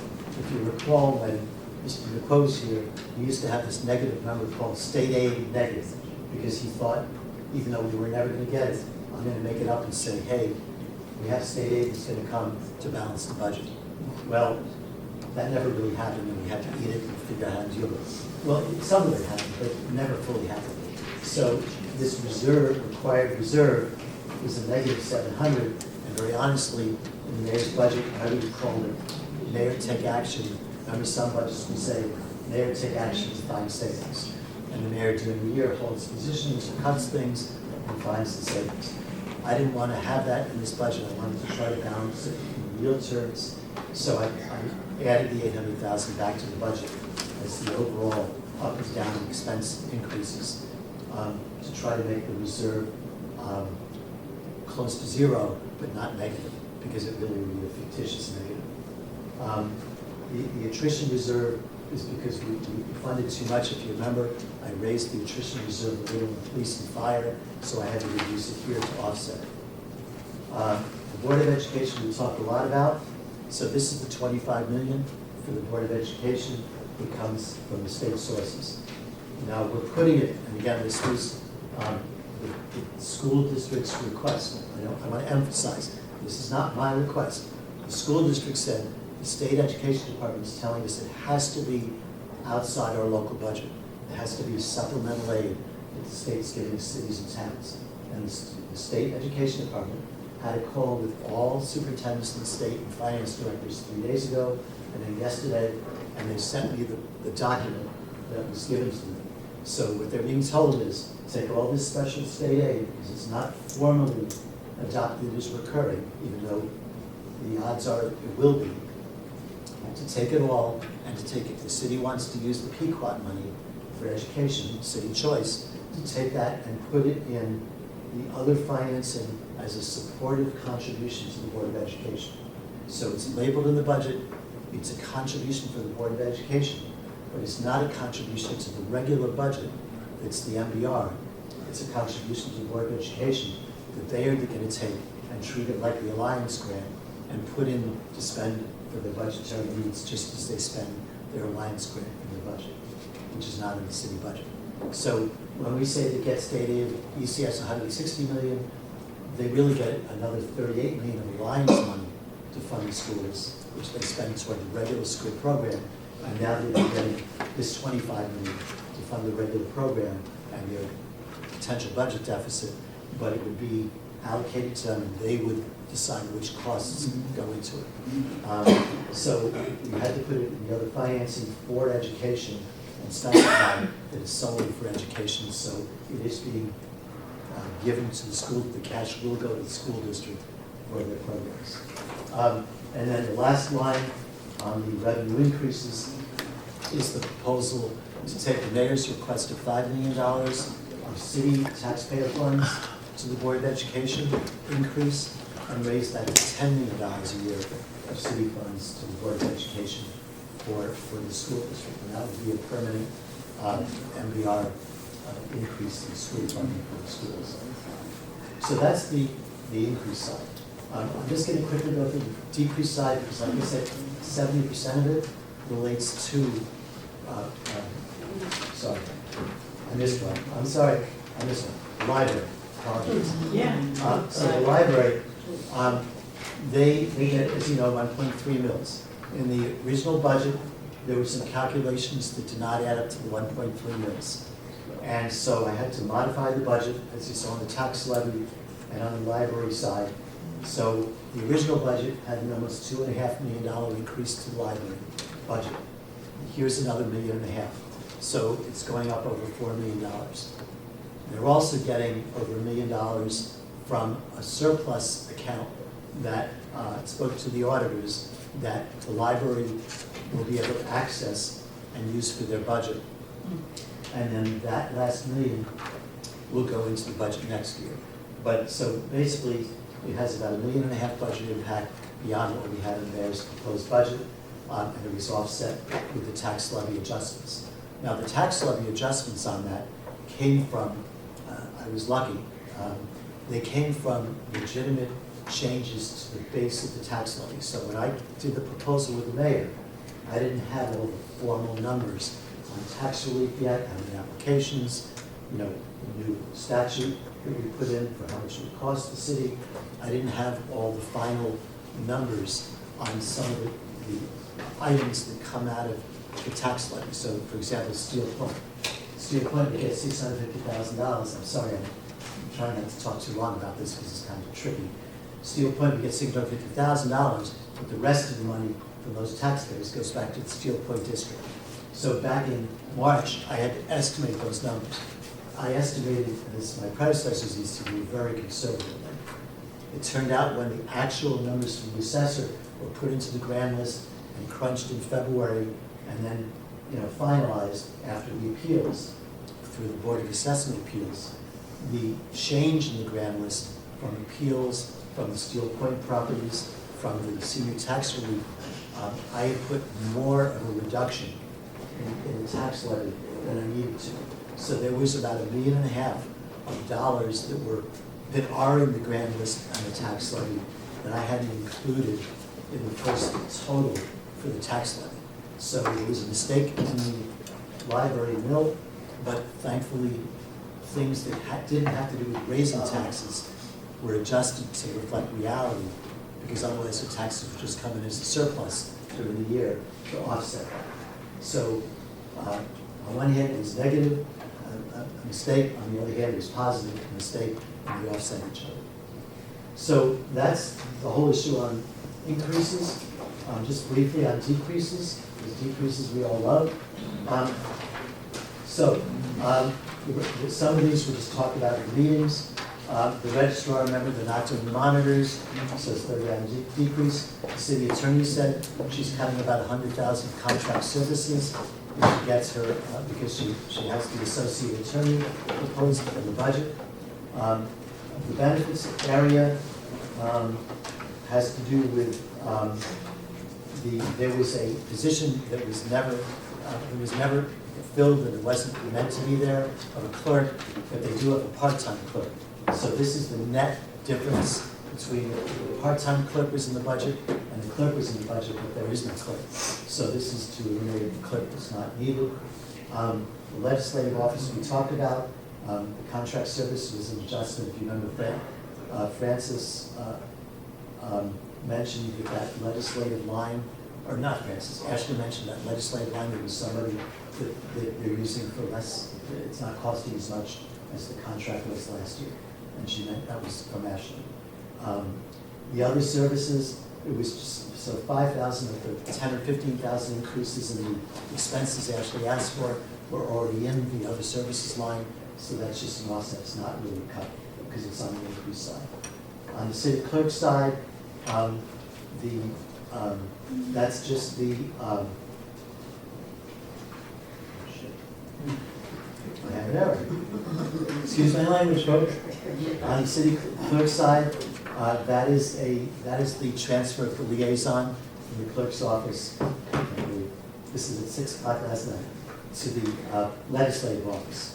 However, the health line and the MRF line are out of whack.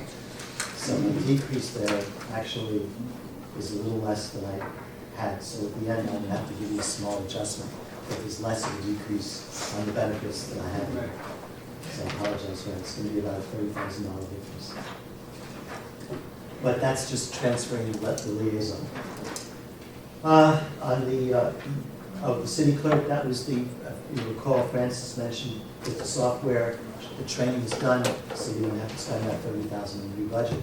So that's a decrease. On the police department, these are the changes for the transfers that had the increases. There's no police decrease. These are just the transfers that were on the increase side. So those are all offsetting on the increase side. And there's no cut to the police department.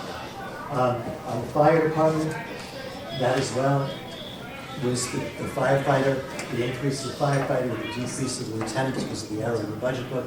So that's just the lieutenant or the firefighter. So there's no decrease in the reality. It's just fixing the budget book. The emergency communication center. So this is the line where the new software system will eliminate some of the vacancies. So if you recall with the police budget, a year ago, we eliminated some positions because they're vacant and they're never filled. So we're basically doing the same thing here. We have some EOC vacancies that never get filled, but they won't need to do the overtime because the new system is going to handle 10 to 20% of the non-emergency calls. So the vacancies can come out because they never are filled, but the overtime, I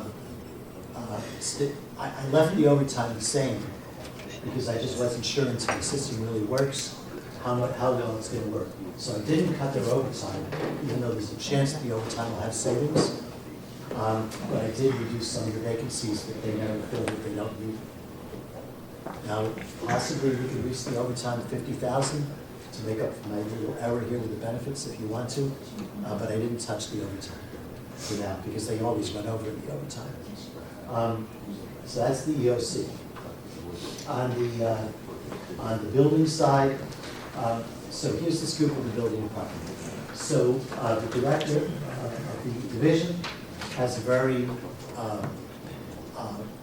sensible approach that he's taking to try to revamp a few of the positions. So he has some vacancies, and he has a position called plan review. it turns out that even though there's some positions, plan reviewer, he only needs one. And so we're eliminating the other positions, two of them are vacant, one's being restructured. We're eliminating the other positions because we're changing the titles. So if you look at the intent, you just go to page 10 for a minute, you'll see the detail. What he's proposing is to eliminate the plan reviewer and hire another building inspector.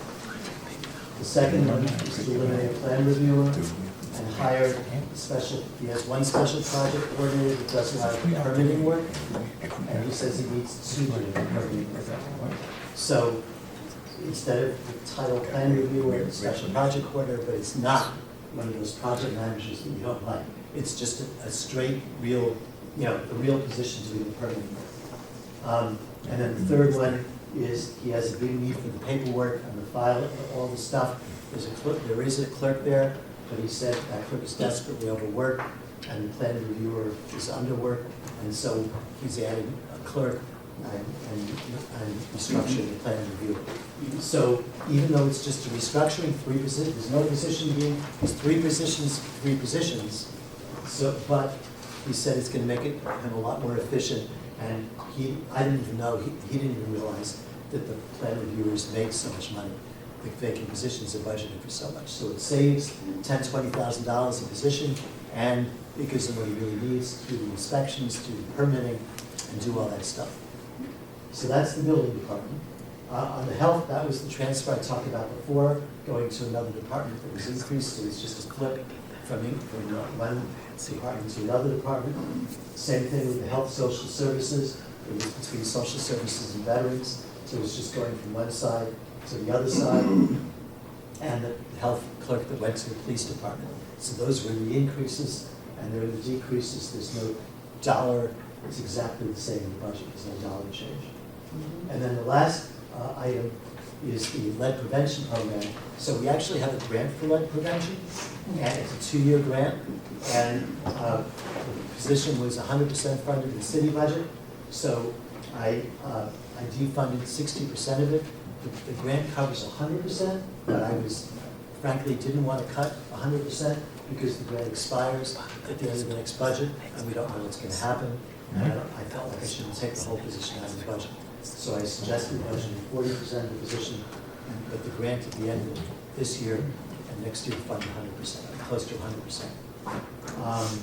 And that's pretty much it. So the expense side, there's no real, we're not cutting anything on the expense side. It's really just restructuring, transferring positions to where they were. On the increase side, there are some real increases, that I described. So through the chairs, that's the summary. Okay. All right, so any questions? And you want to put it bottom line. All right, on page 5, Ken. I'm on page 5, Ken, emergency communication center regarding the increase of adding for homeless. Other services, communication services, right? So through the chair, so actually the issue with the homeless and relocation is in social services. No, so you discussed under emergency communication center for stuff related to the homeless. So what does that cover? Blankets, cots? So it's relating to emergency shelter. So that's not what is related to the homeless. Well, I guess usually it's people. I'd ask Tom to help describe this because I'm not that, I only heard about this the other day. Yeah, Nita, you're right, this is the cold weather protocol, you know what this is. This is us working with nonprofits to try to do the homelessness. Okay, Thank you. I didn't realize that. All right, so I want to know, is this money going to be specifically earmarked to a specific not-for-profit organization, or is it going to be left open? And what is this money going to cover? Is it going to cover food, blankets, cots? What specifically are we covering with this? Yeah, because good we want to question. make sure that this money is applied to the correct not-for-profit organizations, and because the not-for-profit organizations, a lot of them receive funding, so we want to make sure that we're not just giving money away, we're utilizing it for those that truly do need it. Yeah, I agree. I don't know. In the past, we've had issues, we've had these conversations among council members. We've just never had money to bring to the table.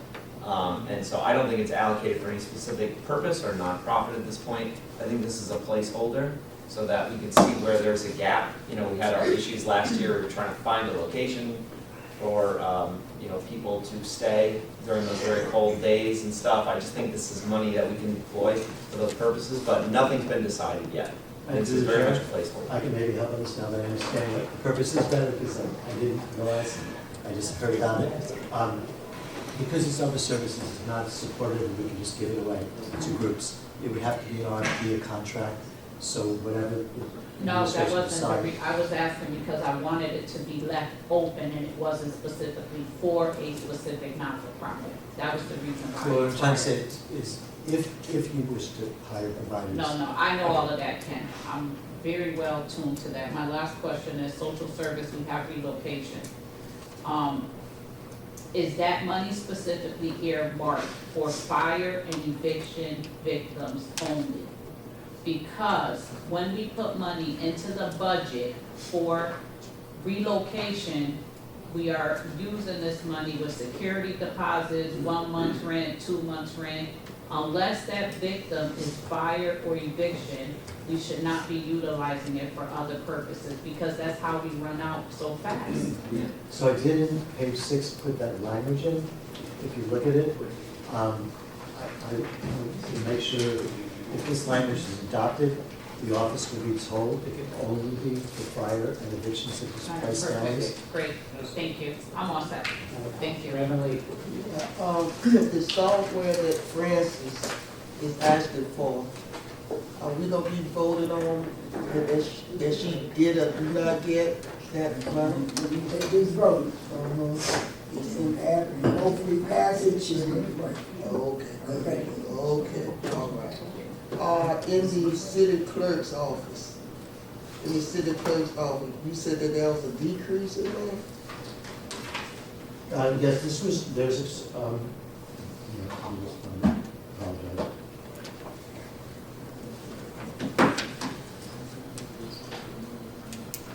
No, so this is just the transfer of the legislative liaison.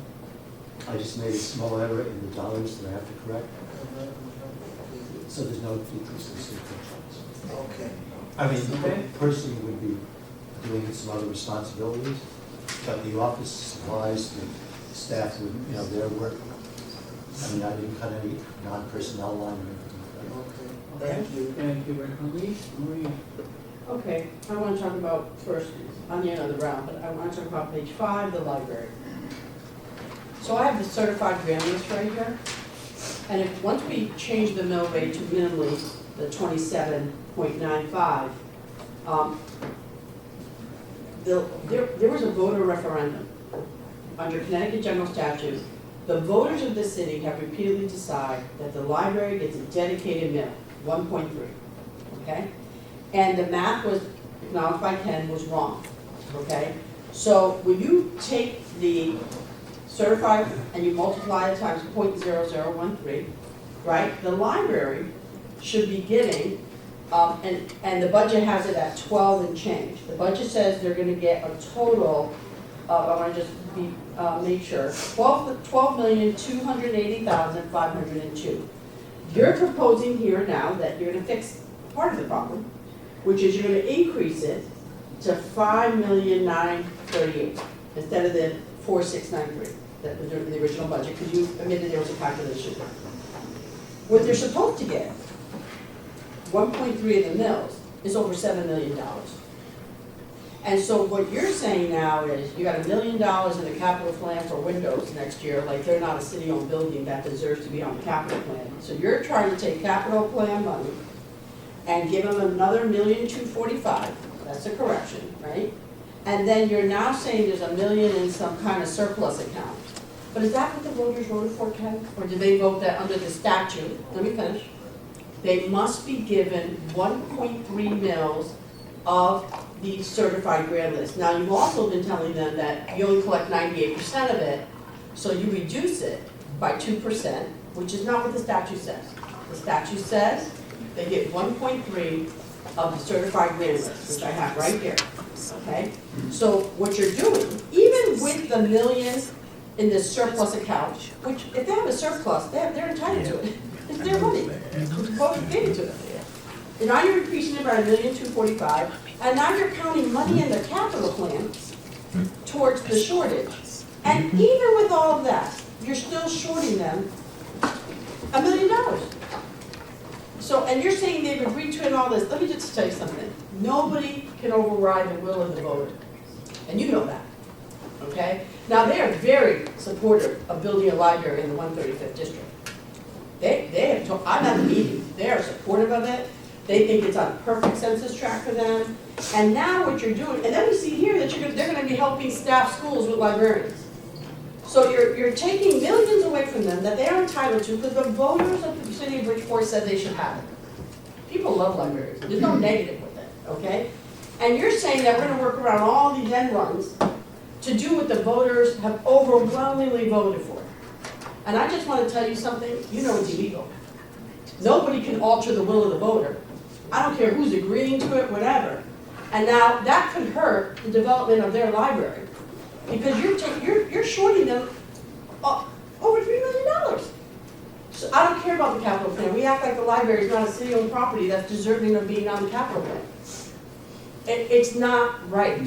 I don't care what the issue is. It's like when we did the Board of Ed budget. If it was statutorily mandated, those were the first things we had to put in the budget. Then you had to work for things that were not statutory. Kindergarten parents were not statutorily mandated. Librarians are not statutorily mandated. But this is mandated. Voters have decided it. So I'd like to know what the explanation is for not doing what the law requires. Okay, you can't So it's somewhat easy. First of all, you threw a lot of numbers out, I appreciate that, but they're not correct. The language talks about 1.3 mils, and it's based off, it says grand list value. The grand list value is based off what the grand list brings in the taxes. You can't create a number that doesn't exist. The grand list are values that then become tax bills.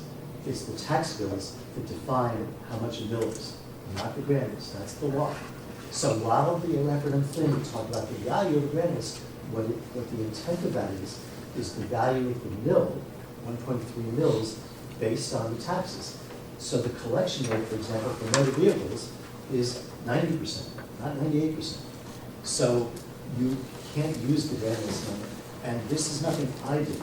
This has been the way it's been done from the day the referendum passed. If you look at the grand list last year, they got about 10 million in this year's budget. It would look like they should get 11 point something million. They don't, because we don't get those taxes. We don't collect every dollar of taxes. We have all the senior tax rate. We don't collect those dollars. So the library board and the library has, from day one, accepted that interpretation. So it is not short in this budget. That million we had extra has been short in 2000 and whenever 20 or whenever year it was that referendum passed. So there is part of this was a mistake. It's been fixed, and there is some money going to their surplus or whatever general capital, whatever that'll be in the budget next year. But the part about the extra money with what the referendum language says is not correct because that's not how it's been administered or interpreted. And I don't think, personally, I don't think any judge will ever say you have to give them money you don't collect. So the library board has not taken a lawsuit over it. They've accepted it. That's all I can say. I'm not a lawyer. I just want to say, you just said that's the way it's always been done since the referendum passed under Fifth. That's like saying somebody got away with murder for 10 years and now we caught them and they should continue to be allowed to get away with murder. That's not what the statute says. The statute says they get 1.3 of the certified grand list. It doesn't say collection, well, it says grand list. It doesn't say the percentage of what we collect on the grand list. So I'm just saying, they could sue you and they would win. All right, Ernie. Thank you. Another comment. What she doesn't tell you, is that the library board, not the city council, the library board that has jurisdiction over how they spend their money. Have met with the city, recognize the mistake. And unlike some people, they said, how do we work this out together? But that's the board and the administration, not the city council. They have worked out an arrangement, whether we like it or not, and they work with the city. Just remember this. If they got all this money, then they should fix their libraries. They don't come through the city to do it. Because you got the money. You don't need us. But they said they would work with the city. And the city will work with the library board. And I can assure you, they have not taken the position Ms. Ferreira has taken. Okay? They haven't. And King met with him and talked to him. So I just want you to know, the sky's not going to cave in. You should let the library board govern the library, like you let the board of ed govern the board of ed, and the city council stuff, do what we do. But do not believe, and cannot take your word, that the number she just gave was totally wrong. Well, Mr. Arcane and I share numbers and they're not as much as Councilman Ferrer said. But one last thing, and keep in mind, just for the other members, what this does is give the library board literally 50% budget. That's right. You know, they know that they can't spend that much on their operation. They'd like to use a good chunk of it toward capital needs, and that's their choice. But I'm, you know, I just want to, you know, I wish we could all, I know there are a lot of departments that would like that kind of increase. Okay. You know, I think they are hoping, by the way, I shouldn't say that. There is, they might be interested in defining differently down the road, because in 5 years, they could go down 30% under this fund. So they know there's a risk for them. It's great this year, but it could hurt them a lot in 5 years. So I think they'd like to smooth it, figure out a way to smooth it and make it work more, you know, logically. Okay. Can I just stop that? Yeah, you go, you had to. Yeah. Yeah, I'd like to. I'd like to be back in the office. Respectfully request of this committee to reconsider this approach to the Legislative Services Office. I don't agree with this intention to weaken our city clerk's office by transferring a personnel member. I know we don't talk about personnel in general, but I don't think this solution fits the needs of the Legislative Services Office. This is not, respectfully, that person helps me a lot, but it's not the right fit for this office. So this office is one of the few areas in this budget where this council gets to be proactive in making changes for the city. For everything else, we were just trying to meet the needs of our departments to meet their business. This is a chance for us to professionalize ourselves as a body. We all take an immense amount of our personal time to volunteer and do our best with our own personal capacities. But other legislative offices have considerably more professional support. And I believe we really need that. An investment in this office will pay dividends. We will be able to save the city money. If you think about all the money we approve in executive session for settlements, all the mistakes this body talks about, this is an investment that ultimately will save the city money. I firmly believe that, and I ask that we keep the city clerk in the clerk's office, and that we open up a line item today to add a proper legislative services liaison.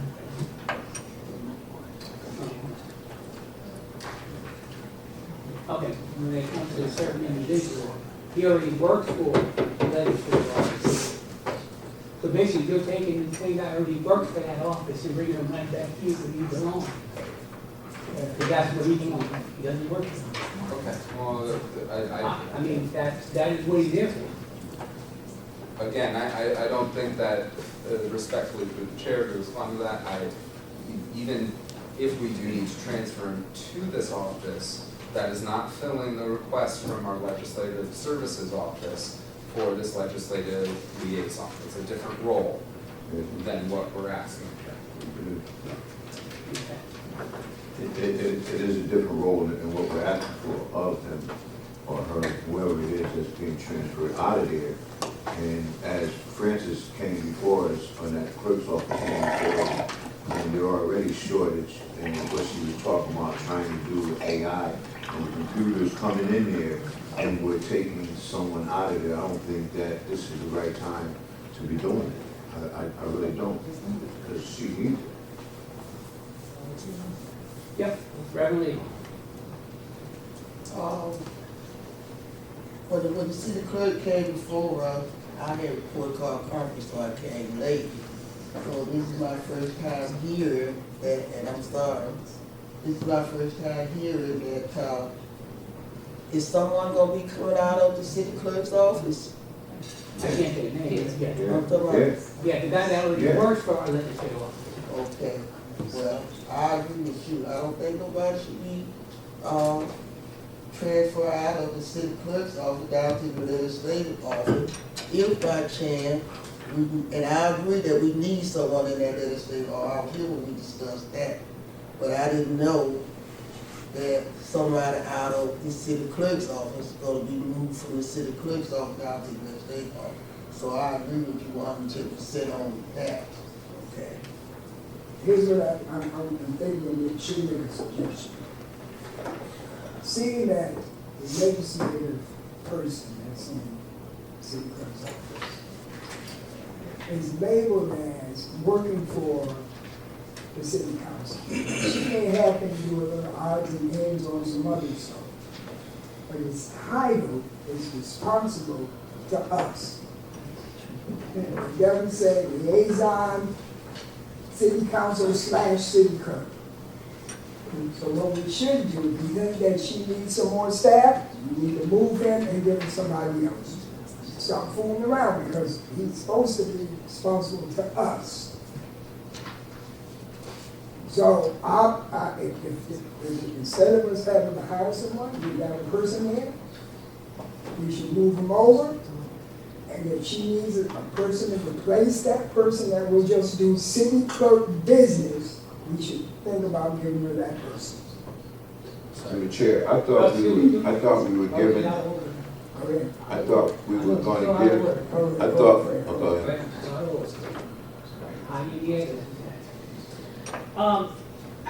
I disagree with what the chair just said.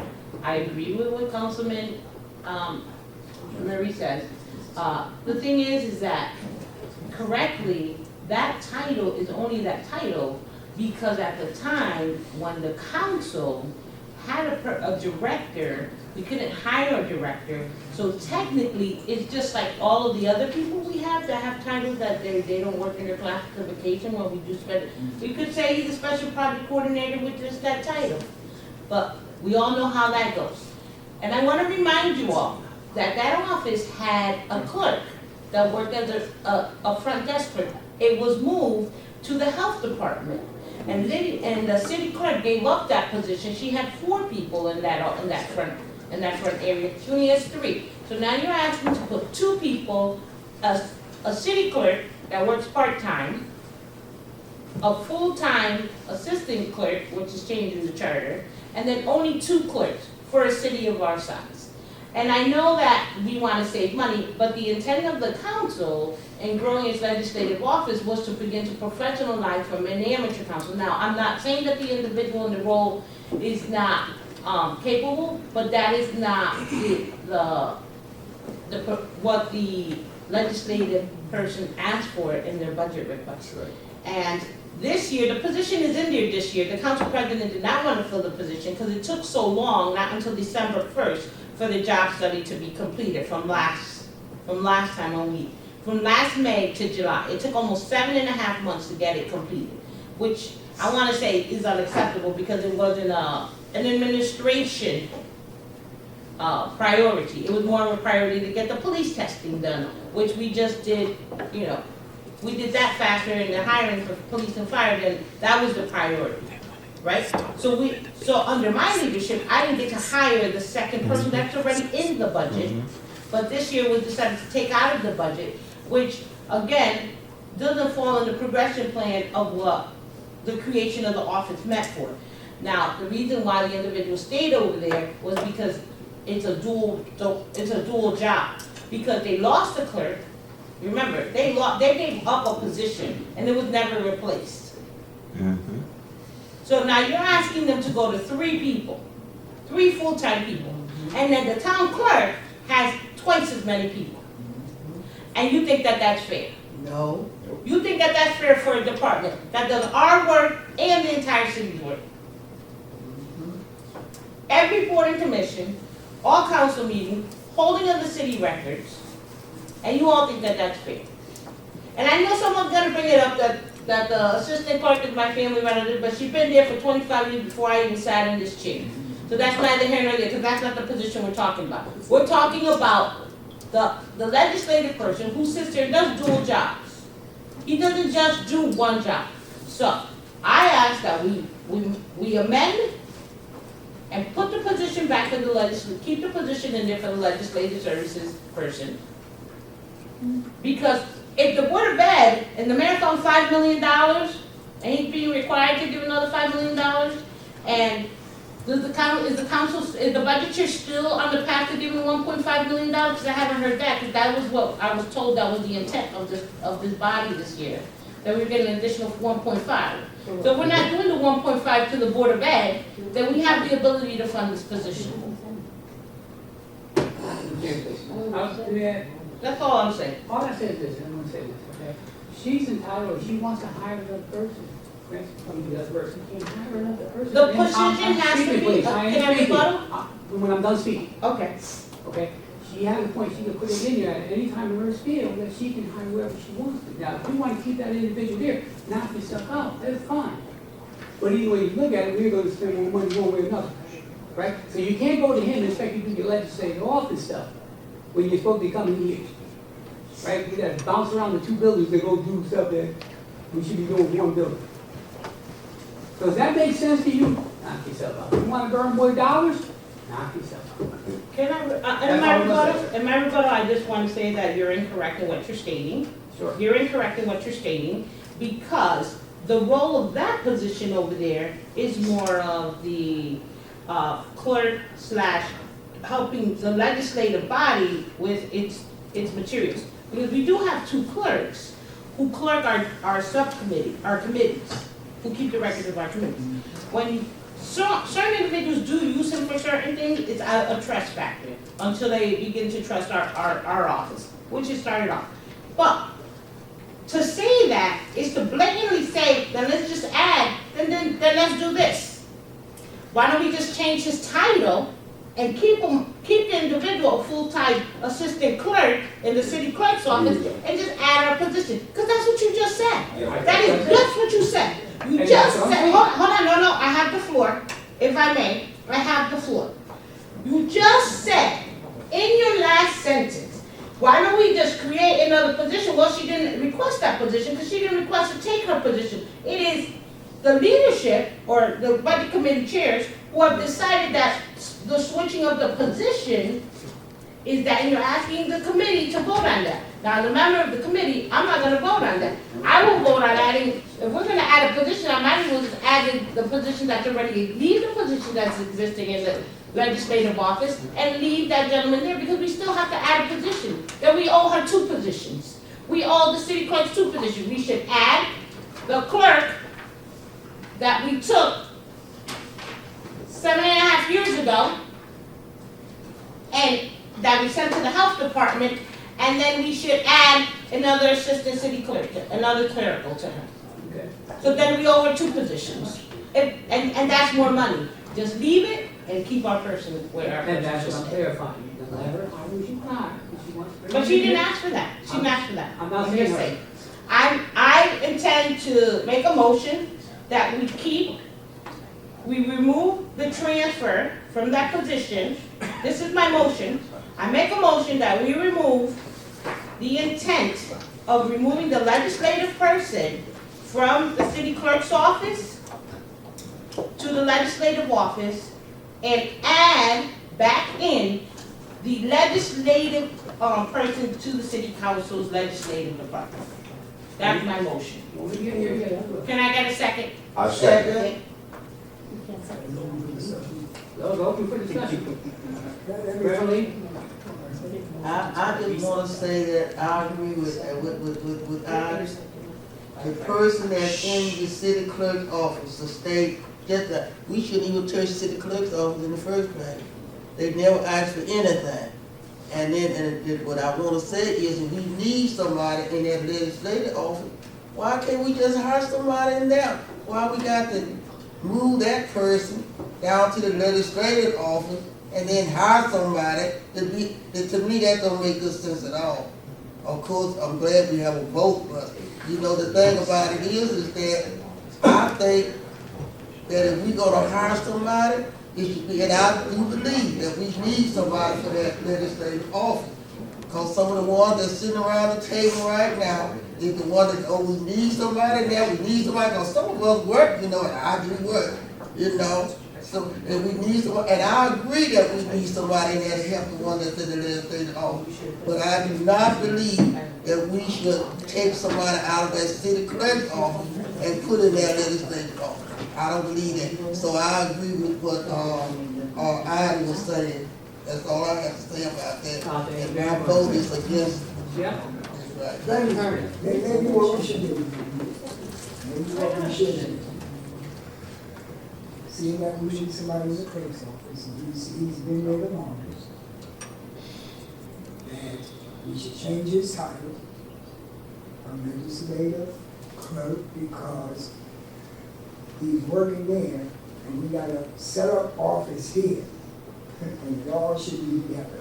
And people that work for us should be over here working for us, not over there. So maybe we should change the title, since he's already here, and bring him, you know, our person that we need to strengthen our, but this is just discussion.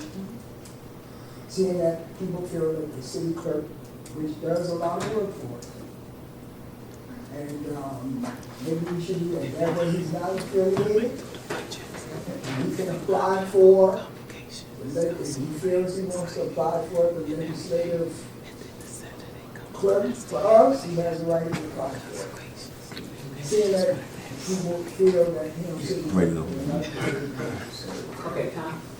I'm gonna offer a couple comments trepidatiously, because I can see the city council's struggling with this. I'll just say, I think the reason why this was put on the table in the first place is because Mike Boyer is doing council tasks beyond doing agendas and minutes, which are clearly, at least for now, the jurisdiction of the city clerk's office. So the idea was, well, if he's doing legislative stuff, if, you know, people claimed in that meeting he's doing munis for the council, which he still is, and he's doing citations or whatever else you have him doing, well then, doesn't he work for the legislative office? And then ought he not be part of the legislative office if that's what he's doing? And everyone said they were happy with that. So I think that was the intent of this. Quite frankly, if you're trying to help Francis, and I would say, as we've restructured these positions and we've created a deputy city clerk and town clerk now, you know, her increase is gonna leave a big difference between her and her, like, next level person. And quite frankly, that person is really supporting you guys and doing the agendas and minutes and the work of the office. I would offer to the council to really consider that, like, maybe adding a little bit of a, you know, 10 grand into that department to help that position and allow for this transition to occur. I feel like that's more helpful to Francis in the office, and it kind of accomplishes both goals without you all killing each other. I just want to say, his title is legislative liaison in the council. Now, if anybody's read the city charter, what is the sole purpose of the city clerk's office? It's to support the work of who? The council. So when Francis came here and testified, we've been killed with tax appeals. What is your office doing processing tax appeals? And you know that they file a tax appeal, it's a legal process, so they file it there. Every lawsuit that comes into the city is stamped in the city clerk. Do they litigate it? Does the city clerk's office litigate every lawsuit? It goes to where? The legal department. They just click it. Why is anybody in that office processing every tax appeal? Can somebody explain that to me? Why is it in the tax offices? Where, I mean, it's crazy. Now, Mark, let's think about what Mike does. I know he helps me really now, the only thing I ever reach out to him for is ordinance check. I'm bad at looking up ordinances, so I feel like I'm missing something when I can't find it. He does roll call votes for meetings, right? Yes. He does all the proclamations and citations, right? He will help you with some research, but I usually now use Ashley completely for that. If his role is solely to support his role is solely to support the council in the legislative process, okay? What is the problem with moving him to the legislative office here when that's all he's supposed to be doing? Okay, so I'm just saying, I don't see a problem with that, but I will tell you, you know, this whole tax appeal thing, that's gotta stop. That's not their purpose. I don't know who decided tax appeals were supposed to be done in that office, okay? So I'm just saying, I don't see an issue with it. His role is legislative liaison. I've already made clear, we're changing two people's titles there, right? And they're gonna get $20,000 bumps, but their work's not changed. There's no work change, because somebody goes from assistant to deputy, they're getting a $20,000 salary increase, doing the exact same work. So, you know, if we didn't do things like that, you would have enough money to put a part-time person in the clerk's office, right? You'd have enough money to put a part-time person in the clerk's office to supplement whatever Mike was doing to help that kind of work, and still have the money to over here, you know? So I'm just saying, hey, that is his title. Legislative liaison, look in the budget book if you don't believe me. It says legislative liaison, and I don't know what else Mike does other than tax appeal, which I think is crazy, okay? But he does support the work we do, right? He used to help all of us write resolutions and ordinances, and I mean, that is his job. Which, you know, I agree with you. So That's I what I don't understand the confusion. And put a part-time person maybe in the clerk's office. I call him and I get my work out of him, he helps me. Okay, so then why is that his title? So I don't understand that, but everybody's saying. So Rich, so if we move, He also me. oh, they call you, okay, go ahead, okay. No, it's fine. It's It's fine, Okay, sir. all right. So if we move him to our department, so she's obligated to get two. She's bringing forward. Okay, I just, let's give her two. If he's gonna do the work here for us anyway, we got him here, and Ashley and him good, well, and helping us.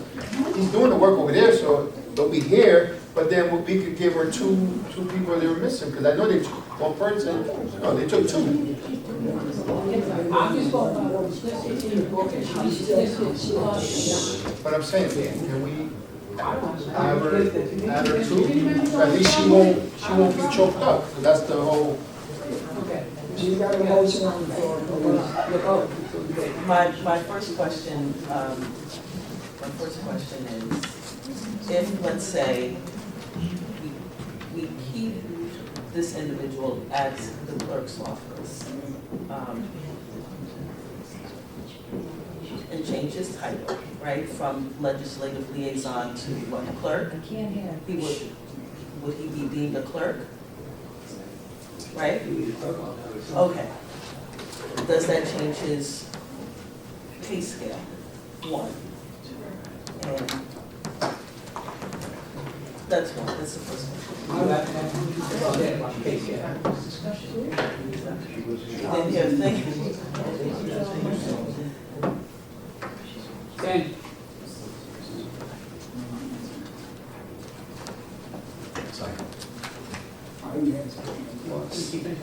So my first question is, if we were to take the role of the existing legislative liaison and keep him full-time in the clerk's office and then change his title, does that change his pay scale? Potentially, yeah, I mean, this is getting tricky here. If you don't, to Councilman Nelson's point, if you just defund legislative aid and fund a new position, what are you funding? And by the way, it's a civil service position, so somebody has to apply for that. I don't think you could just, I mean, I suppose he would have a leg up in getting it, but he can't just just change somebody's title like that. I don't think that's quite how that works. So we're talking about now an internal application process. Yeah. Right? And so then the second, is anyone here privy to what the current legislative liaison would like to do? Would he like to stay in? Would he like to switch? Would he like to come full time? Oh, no. I don't know that he's been. I got it. Just through the chair, just for clarification purposes, if you remember during our legislative person's presentation, it was to have this individual come at night, do the recording, do all of those things that currently the legislative person over there may or may not be willing to do, and also do research projects. So, in addition, and he's not gonna come at night. No, I think that question was a discussion. And how could we do this? Did the city clerk in agreement with this? Did anybody talk to the city clerk herself? Did she agree to this? We don't switch personnel. The department head has to be willing to lose a position. Did the department head agree to lose their position? How do we respectively move a position which she gracefully gave 2 times her positions up? Actually, it's 3, because she had one that went to public facilities and one that went to health. So we owe the city clerk's office 3 jobs. And we remove this individual. She's never been in favor. She says she uses him on certain things. I'm sure she's not willing to 6 years ago, so you weren't talking about that person. 6 years ago, And I'm not sure if that's over in the city clerk's office is willing, to come out at night, do certain things. He's on a set schedule. So I'm not sure if he's willing to do that. Okay. We're gonna let Jeanette talk, please. I just We'll let Council President talk. Okay. I hear too much talking right now, so I can't even hear myself. Those positions, we've been talking about this for years, and our former council president, we tried to do this before, and we got backlash. So I don't know why it seems to be, a very big fight now. We've had several people in that position that they removed. If the clerk needs a position, I agree, we should put one in there. But our legislative liaison should be with us. It would help at least in the office, because, our current director is in the office in the corner. People is talking, and I'm sorry, but, I don't talk over people, and I really would appreciate you don't talk over me. We can't hear you, Jeanette, that's why. We can't hear you. Well, You can't hear me? no, we can hear you, but it's all the way up. Right, that's what we're saying. Everyone's got it. You can't, okay. Our legislative director is in an office in a corner, and this is why we put DeSanto there, because I don't feel safe for her being there all the time by herself. Putting a legislative liaison in there, at least there's another body that can see people coming in and out, assist with the day-to-day things, and then we have money later to hire someone else. Because once people realize that office is up and functional, I think we'll see that people won't go to the city hall to the clerk and come to us at that office. I'm not in a negative to say no. Does the clerk need positions? Absolutely. They should be coming and telling us positions. And I'm willing, and I think everybody else is, give her a position that she needs. Get someone that's trained to be a clerk. The individual we're talking about doesn't do the agendas, doesn't do the things for our day, he does the day-to-day little stuff in that office. The most work he does is for us. That would help Ashley, or, excuse me, I don't want to say names. Our legislative director is coming to meetings, running the systems, because many of us are not trained yet or haven't gotten it yet, because she shouldn't have to be at every night meeting. You know, and we've been trained on this for a long time. Maybe we just gotta keep on going and meet when we can to get trained again. You know, I feel bad for her, and I told her she doesn't have to work all these hours. It is not acceptable for her. So if we're gonna hire somebody else, that's all good. So now, how do we look at it and hire them and say, oh, you're gonna be there just for nights, or you're gonna be there for this? So we've got to figure out a plan on that, and I have no problem with that. But I think finally the first step is moving this position to our office or a second body, and then moving forward.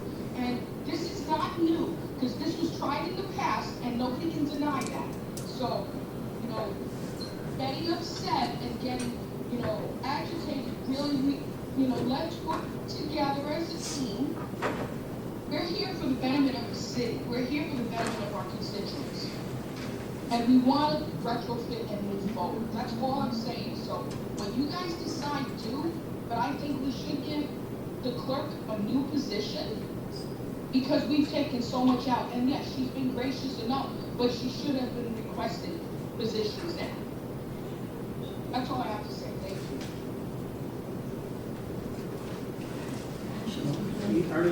Let me say this. I know we got a motion on the floor. You heard the president and the council say that if we do move him, that we should give the clerk a position. That way she doesn't lose anything. She'll have somebody to fill in to do whatever she needs done over there. So I know we got a motion on the floor. Well, can I say something before the motion? Yeah. Everybody else? I'll give Michelle my turn. Okay. Listen, I understand what everybody's saying, okay, but we have Ashley, we all asked Ashley to come in, she's standing there, okay? We're not saying mention any, we're all talking about her position and everything. And her position. Personally, I know the person in the clerk's office, and we all do, but this individual, you have to keep in mind, has been retired, okay? I do not believe, and nobody thought about asking either, be that this individual will do what Ashley does at night, coming out at nighttime. I personally, I don't see this individual doing that, okay? It's not gonna happen. If you retire from, listen, I'm retired, okay? If you retire from a job, you don't go put yourself in another position that you wanted to get rest from the first one. But this should have been discussed before this even came here, between Ashley and this other individual. That's why we're sitting here back and forth for the last 45 minutes. This should have been already decided to see, because to find out what the clerk wanted and what not, because we're gonna be here for this is gonna be a split decision from what I could see on the budget committee, and this is gonna, it's causing too much time span to go by. So this, in my opinion, maybe give the other person a call, because you're gonna change this position, and it's gonna be a nightmare for us later on down the line. If I was doing it, I would not agree. I don't care if you move the person on, because all you're doing is moving someone that's not gonna be happy, and you're gonna lose that person, and maybe in the long run, and it's gonna be one big mess. But that's my decision. I don't care what anybody says. I'm attempting to come up with a compromise.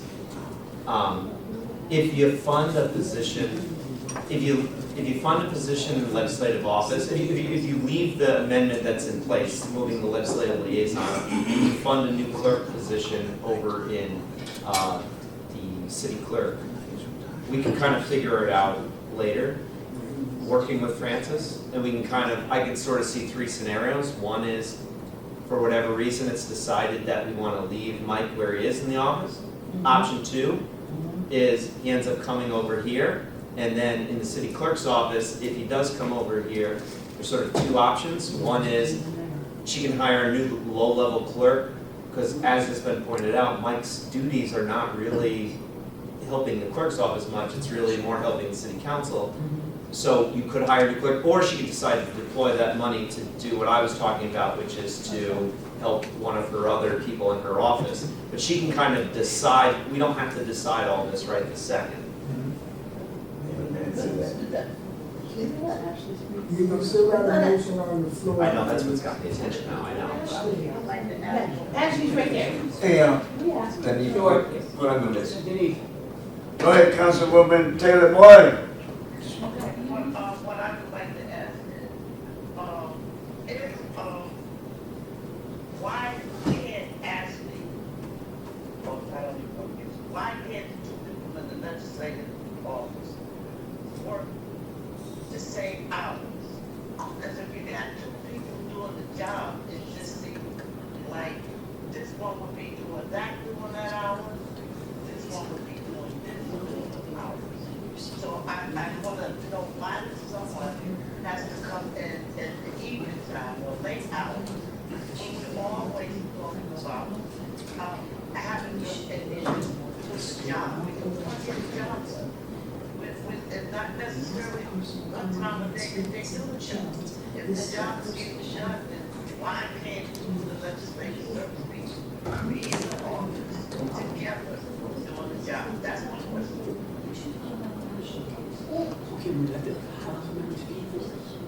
Okay, that was a question, All right. Tom? We got it. Okay. Okay. I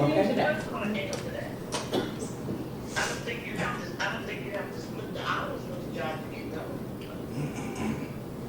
Got that? Let me, Cheers? first of all, I don't know what the hours would be that we would put on the gentleman that's working at City Hall. We have flex hours, the only one would be able to decide that is the director of our department. So I can't answer that.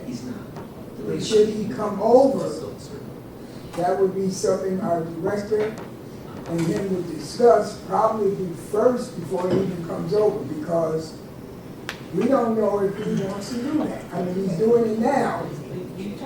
So, you know, we can figure that out, but Well, that's, I mean, you know, just to go into this issue of like, whether he's gonna work after hours, but I mean, right, as of right now, he's not. But I guess the point that's been made is, he works for the council now, but for whatever reason, he's in the clerk's office. That's a legacy issue, right?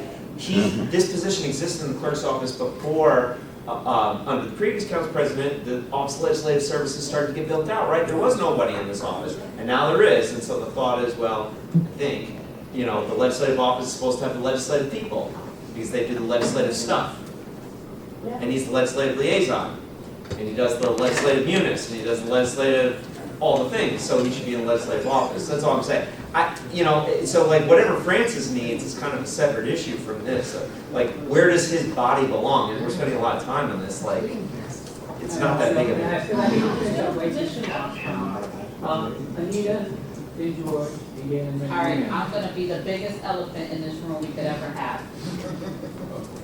Mike, oh, let's not mention names.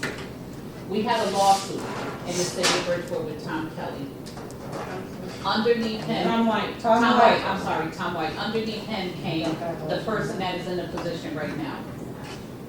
We all know that in this city, and we sound like a bunch of hypocrites, we all know that in this city, people that are in positions do not do their job in the positions that they're in. So the audacity of us to sit around this table to make a decision for a department without bringing the city clerk to the table, the assistant clerk to the table, the employee that we're looking to change, is beyond disrespectful. Because how do we make a decision or discuss to switch someone out of a department, out of a position, to fill another position without having a conversation with the department head, the assistant department. We would not like to do that if it was us. If it was us in that position, how would we feel to switch over, to get notice that we're going to a whole different department? Now, my next question is this guy under the union? No. Okay. Title changes, salary changes. How are we gonna do this? This is ruining somebody's quality of life that they are set at in a position that they have been doing for an extreme amount of years. Like, we have to be very careful when we do this stuff. If we're going to start making changes in positions and titles and departments, then we damn it better visit the whole city of Bridgeport, because I'll be damned if people that don't have titles or positions and salaries are not doing their job. Thank you. Yes, so I said the same thing. this is about the Chair. amendment. Go ahead, can you respond? I'm just gonna suggest one thing. I think what was just said is fairly accurate. You all can't decide the title. It's up to the director of the office, it's up to the mayor. They do the personnel process, the civil service director, they do the personnel process.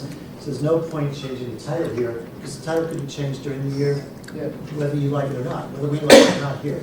So my suggestion is if the council president wished to have that position, have another support position in the legislative office, leave what's in the budget as the increase, take out the decrease in the city clerk's office, just take it out, so that position remains as it is. You'll have 2 liaison positions, and then let the council president, who manages the legislative, the city clerk, and the civil service director, let them work out the title and the salary, because they can do that later. You're not gonna be able to decide it, or even know the answer. So I think the easiest thing, with all respect, is to make a motion to leave, to not to leave the legislative assistant and clerk, to take those deletions, those decreases out, leave the increases as they are, and then let them manage it later. Okay.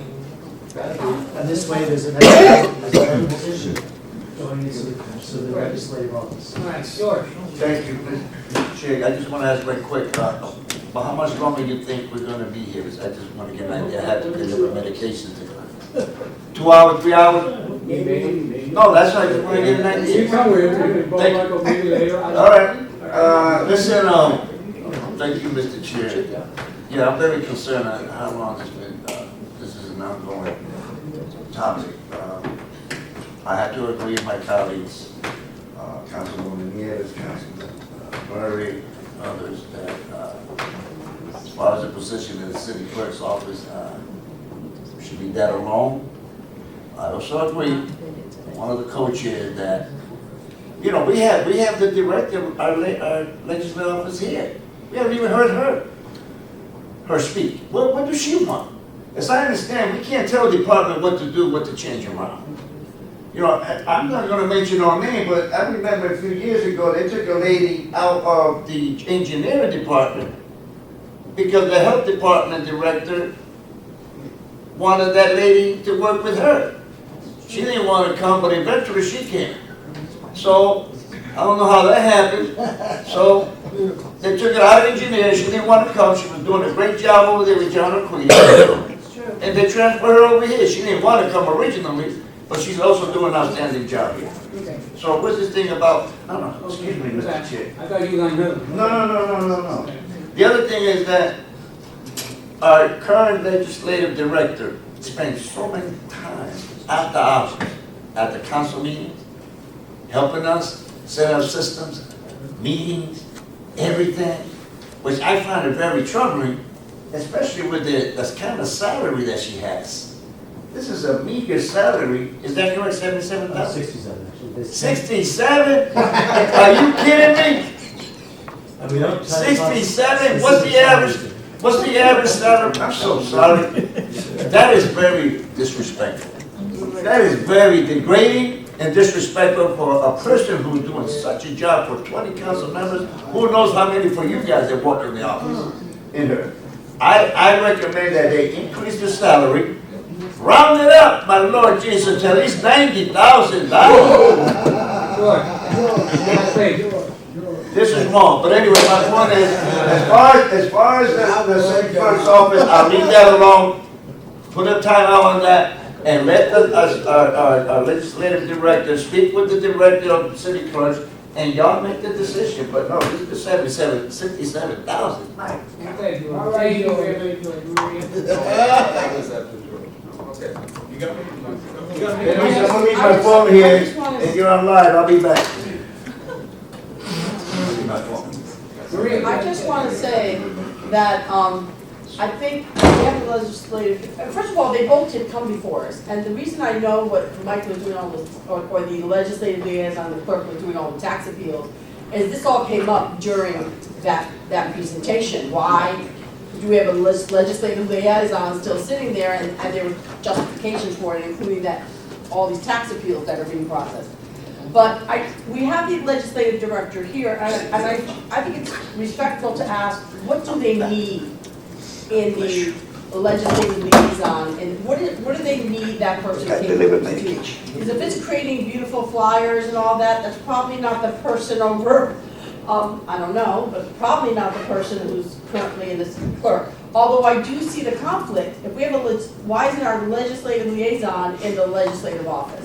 So maybe we can allow her, if you would give her the courtesy to explain what is it that she needs in this new, not new, I guess it was in the budget, never filled, legislative liaison position. Can we allow her to address us and tell us what she's looking for in that position?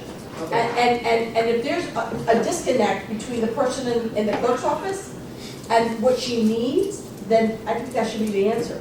Okay. Let me just let her go there. I come from a different place than a lot of y'all come from.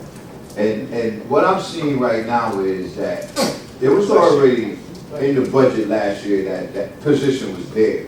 Now we're talking about moving people around, so where's the money going? The money was there. The money was there, so why are we talking about taking somebody out of here? Seems like this is 3-car Molly.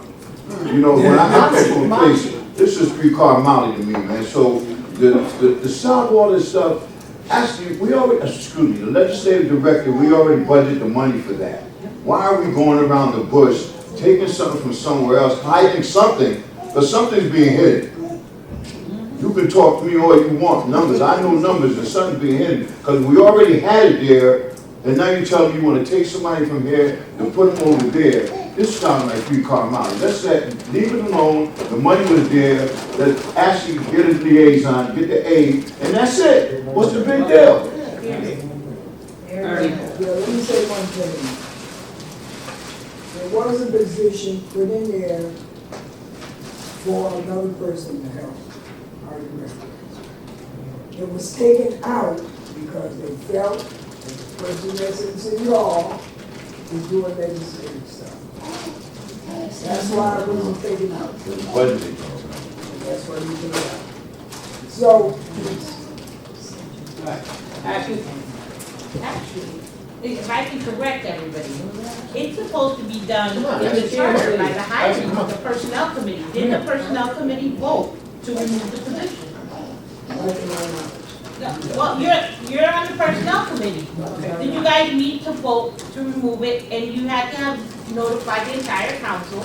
Because in the charter that we passed, there's an establishment of the personnel committee. Did the personnel committee, through the chair, vote? So then we can't take it out, because it wasn't. We have the personnel committee for this exact purpose. Okay. We ain't going to the charter. Okay, Ashley. They're the ones who decide our budget, not the council. And I just want to remind everybody. You're still not going to the chair and you still don't. Sorry, I am through the chair, or he acknowledged me. I'm not chair. I'm not chair. Oh, I apologize, but I just want to remind us that we did vote on, the constituents voted on this, and it does matter, because that was the whole purpose, because there's a letter from the city attorney's office saying the council president doesn't decide the budget. So this was the first year we were supposed to have a personnel committee meet, and Councilman Pro Tem Newton made sure that the Pro Tem was added to that committee. Okay, Am I right or wrong on the charter? All right. Am I right or am I wrong on the charter? Well, I'm not answering the question. No, I'm asking Tom, can you charge the charter? Well, I'll just say, Well, I didn't even recognize you. at this point. Okay, so don't be rude. It's true. All right? Have some order, because for some fair reason, some people just want to be disrespectful. I'm not being Well, disrespectful, then I'm when the just chair being respectful. recognizes you, then you can go ahead. I All apologize, right. Chair. Because But I I'm gave not up my being turn, I gave up my turn, so I thought this was just a When I support. recognize you, then it is. Okay, but All right. how are we gonna explain the ethics is so important that we're not gonna follow the ethics that just got? All ready? Okay. Hey, Tom, All right, we're gonna bring this meeting back into order. So Cam, finish up this field. Well, actually, so through the chair, Tom, we're finishing up all the adjustments to up the total. Before you, we got, Reverend Lee now online, and also we're on the Smith online. Okay? Smile. Just to let y'all know. We got Dr. King. And Dr. Phil, amen. bravo. Okay, so go ahead, Ken. Thanks. So we're finishing updating the totals of the, items that had to be increased in the total budget lines. The dollars, again, did not change. The only thing we voted on so far changing is the modifications in the legislative office as was discussed for a long time. So really, so we'd already described all the appropriate changes and decreases. So it's really kind of open to you as to if there's anything else you want to change in the book. But Tom, what we'll do is, when Tom's finished with those final changes that Chalmers has done, he's going to then, if you take any votes, we'll modify it on the sheet, and then we'll be able to print it out, Tommy Anthony can print out 20 copies so we have it for the final vote. Tom, are we finished with the second one? Are we on the third one now? Because I think we beat We're that on the horse. revenue increases, decreases. Are we on revenue? We just, what did we We just have other do? questions. We spent how many haven't? We're on one item, one item.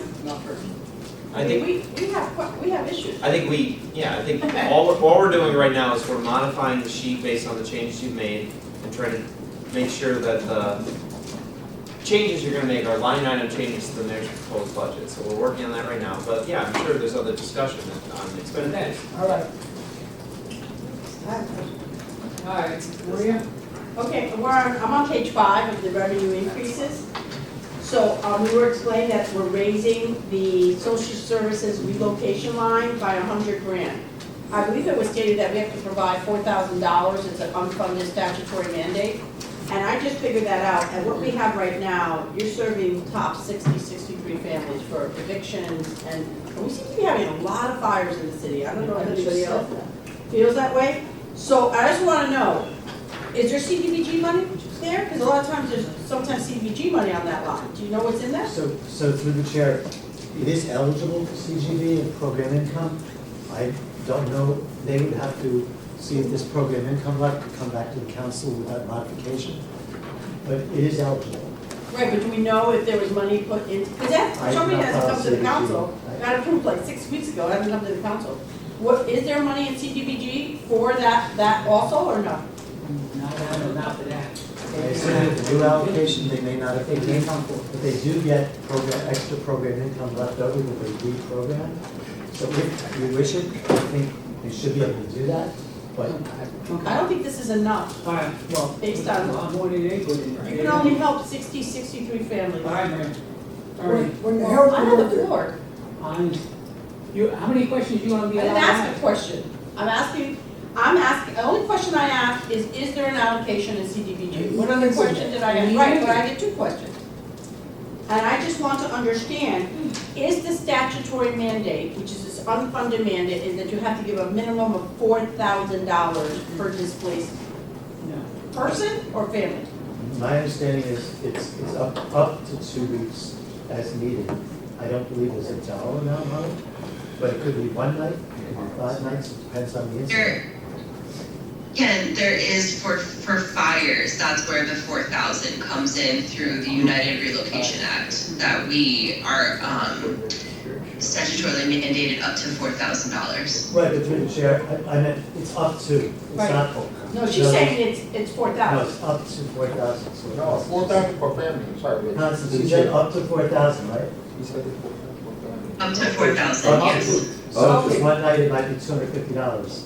Right. Okay, so but I'm saying, if you look at this amount divided by, let's say, I think $4,000 is like nothing to put a displaced family up in a hotel or give them some money for a deposit for a new apartment. That's 63 families in the entire city. Didn't we just have a fire this week where 9 people got displaced?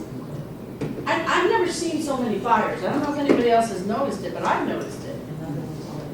Another one today? Okay. So why, and we don't seem to know, usually there is CDBG money appropriated for this line. So I just want to know, can we do something here to increase that? Because you're talking about people at their most vulnerable point. They've lost everything generally. And why are we only serving 63 families potentially in the whole city? We have often, because we have so many multi-families, we have people who are, you're losing three units. So the best thing I can tell you is through the chair, there are 4 sources we can, obviously if we have to do something, the city does, right? So there are some other sources. CDBG is a possibility. They'll have to come back to you for program income. There are also, the city has been, it went over by about 20,000 this year, the amount. This is a new rule. We were able to take it from other allocations called other services in various departments where there was some money left over. So the city has to do what it has to do. I can't tell you, I'm not an expert on how much to budget on this. The suggestion was to make it 100 higher, like say, but I would say we will have to find money from somebody's department or other services if we need to go over the 250. For fire, not eviction. For whatever the need is.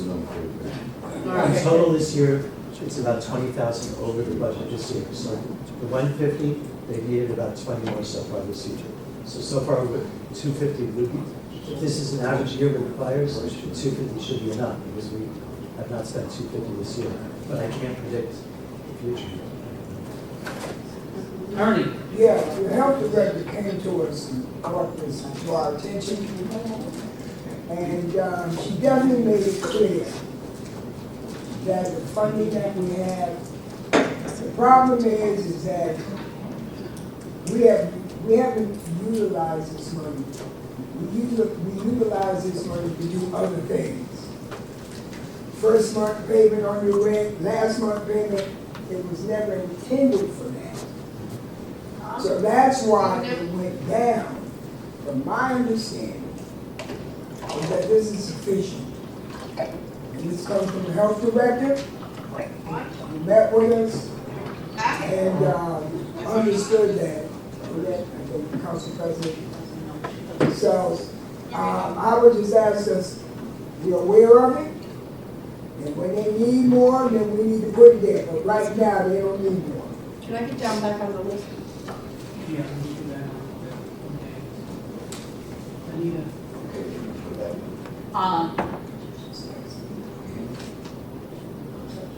I don't know that that's a right statement to make, Ernie, because the health director does not have a connection to social service as she should.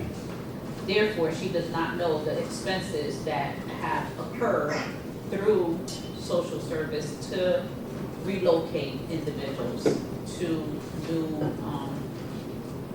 settings. The other thing I want to say is CDBG did not vote because there was not a line item for relocation dollars. We only voted for utilities assistance. So there is no CDBG funding set aside for relocation. There's only for utility assistance. This is a very low number. There is a statute under the Fair Housing Act that states that emergency housing up to 2 weeks must be followed by temporary housing to cover storage and payments of moving expenses up to $4,000. So it's one chunk for each displaced individual up to $4,000, which means that the city puts them in a hotel for 2 weeks, 3 weeks, whatever exceeds first, but it is up to $4,000. So if we have 100 people that are dislocated or displaced, $100,000 is that. 250,000. Well, and then I have to say, it's better than what we've had. So I'll take what we have here than to take nothing at all, because we were at a point where we were at a negative and we were pulling from other departments, to Ken's point, but they did make it happen, so. I'm happy to see that there was an increase to, from where we were to where we're at, and that increase was by the 100,000. I'm gonna keep my mouth zippered, because it's better than nothing. Thank you.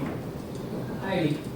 Well, just to echo what Councilwoman Martinez was just saying, and if it was 9 people and it's up to 4,000, right now, two of the constituents that had fires, my artistry families, the Pembroke Tree families, they ran out of money, and they didn't have any more money. Red Cross only gave them a certain amount of money, so we're talking about 4,000, and they've been out of their apartment since like January. So if $4,000, that doesn't even keep you with a hotel, because they have a dog, they have to pay extra $75 out of pocket themselves. A week, they're at a weekly hotel. So even though it is a lot more money, the problem is, and this is my suggestion, is that either we could increase it here or really do an honest effort after this, that the Social Services Committee call before the Social Services and CDBG to get where they are on these monies, because what happens is, if the city doesn't have the money at hand, CDBG doesn't always get their stuff together until maybe 6 to 7 months after we approve it, even 9 months. So it's not like the money comes in hand that fast for us. So maybe increasing it a little bit more to make it a whole 300,000, because we have just 9 families right now, in the last couple of days, imagine the next. And yes, people do use it for rental down payment assistance, and that doesn't even get, because $4,000 or $2,000 doesn't need to be 1 month. $4,000 is just probably 1 month and a half of security. I'm just saying. Okay. Fredo? Right. What I understand from Dr. Rodriguez, you say it was 4,000 for one person, not for the family. So right there, you say you had 9 people in this. No, she said by person. I sent them through the chair. 4,000. Through the chair, Fredo, let me tell you, I was the one that sent them the Fair Housing Commission statute. I sent it to everybody because the city of Bridgeport is currently not following the city of Bridgeport relocation statute. So when we went through the issue with Ms. Mackenzie Davis, I reached out to Sarah White, who's the Fair Housing Commissioner in Hartford and in Washington, and she sent the statute. So I'm reading off the statute, so I don't care what Dr. Rodriguez said. Constance just said it is $4,000. It's right there, $4,000. Okay, so if it's one person in the fire. It's per family. Okay, I'm saying if it's just one person, they get $4,000. Oh, yeah. That's what I'm saying. Yeah. You didn't detail it that way. You interrupted me. Yeah, you don't have no family. You're right. But, okay, but what I'm saying, Ken, we need to put some money in there, because it's not just for burnt houses, it's for people that are being, these rents are people are buying these buildings and evicting people. Yes, they are. And you know, 1,300, now you gotta pay 2,000, or you don't pay, you gotta get out. So, it's a burden, man. I'll have to tell you, yeah, not to be disrespectful. The last few years, you want to do that. I'm just throwing out, the last few years, when I looked at this, and it kind of like shocked me that it didn't even go nowhere near that. You know, and then we had a discussion, I said, listen, we put it up, right? See, because that'll help us do our duty. Now, if we go over that, he's gonna have to fine, because in the end of the day, that's what it is. You can put it at 300, if we go past that, we still gotta go find it. And that's what I'm just at least giving him a heads up, that fire and people are being evicted. So was it 100 grand in there? 250. So it's 125 and 125, because once that's gone, then.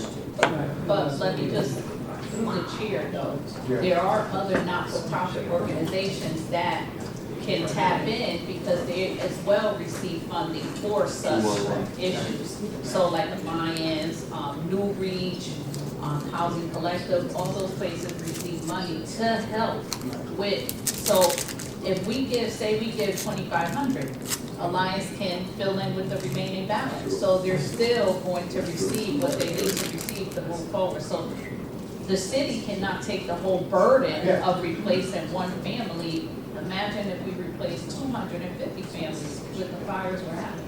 We just can't take that burden on, so we can't add all that money to our budget. All right. I just wanted to add also, other state departments, such as the Department of Housing and Department of Children and Families, if it's a household with small children, minor age children. So for emergency housing, they allocate funds to nonprofit organizations throughout the state to help specifically families with small children. So there's many ways in which, yeah, they receive assistance. Okay, anybody else? Sure. Yeah, I'm just listening right now. Thank you. Anybody else? Okay, here we can go. Also, I'm just leaving it to you all to raise issues you want to raise. Okay. Yeah, well, we can go into the budget book now, right? To change things out of the budget book? Yeah. Yeah, we're gonna go in the budget book, Ken. So two things. One is, we need to take the motion to substitute this document for, well, actually wait for time. Never mind. Right. So, I mean, it's up to the chairs how you do this, but, you know, whatever modifications to the budget, either as proposed by the mayor or as adjusted, is up for whatever you want to talk about. let me ask, Go ahead. I don't see the harm is when we finish a section that gone through, everybody's asked all their questions. Why we don't vote on it?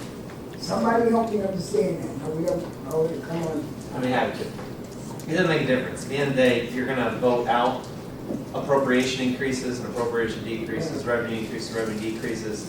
Whether you take votes along the way or not, you're gonna vote on the final package anyway, so it doesn't make a difference. Unless you need to get a consensus among people, but if it's non-controversial, it just doesn't change. Well, the controversial things, we already went through, we straightened out some of them, and I don't see why. On those pages that we've done, people agree, we already went through it. Yeah, but if you make changes, you're gonna have to just revise it again. How are we voting on something that we can still, we're gonna make proposals out of the book, not just what's on here? So through the chair, normally it's only the committee members that can propose, right? Right. So it's up to how, you know, just. No, you're right, it's only up to the committee, because we're voting on this budget, and 7 members are the only ones that can add it, we need to talk about doing it, so. You can ask questions. You can ask questions, but. And I'd like to. Question. Am I right to go? I'm on page 36 of the budget book.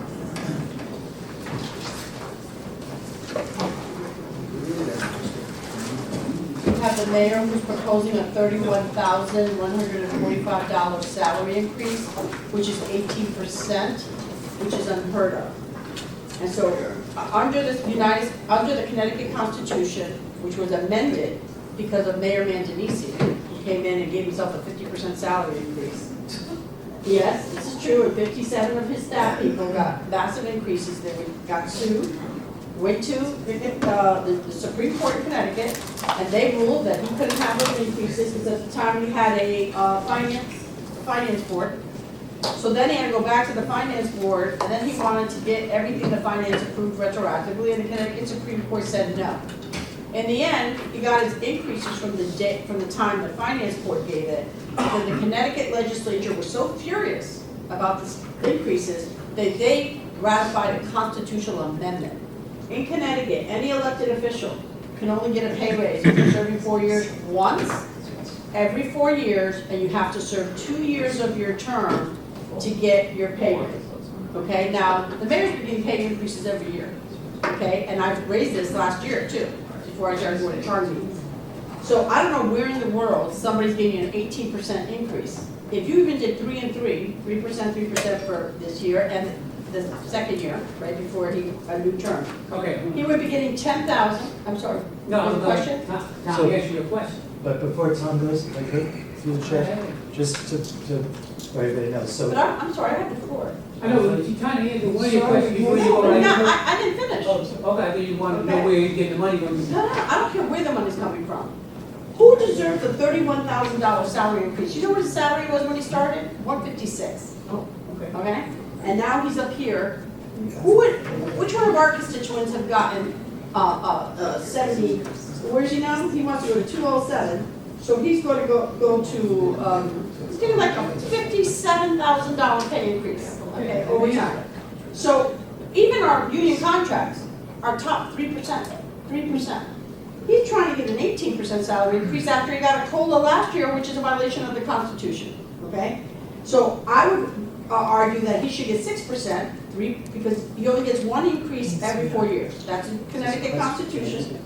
So I would recommend that instead of giving a $31,145 raise, which my constituents would be appalled at, he gets a 6% increase, which would cover 2 years, because he only gets one, and it'd be $10,556.94, bringing his total salary to $186,506, and the ordinance right now has it capped at $201. Okay.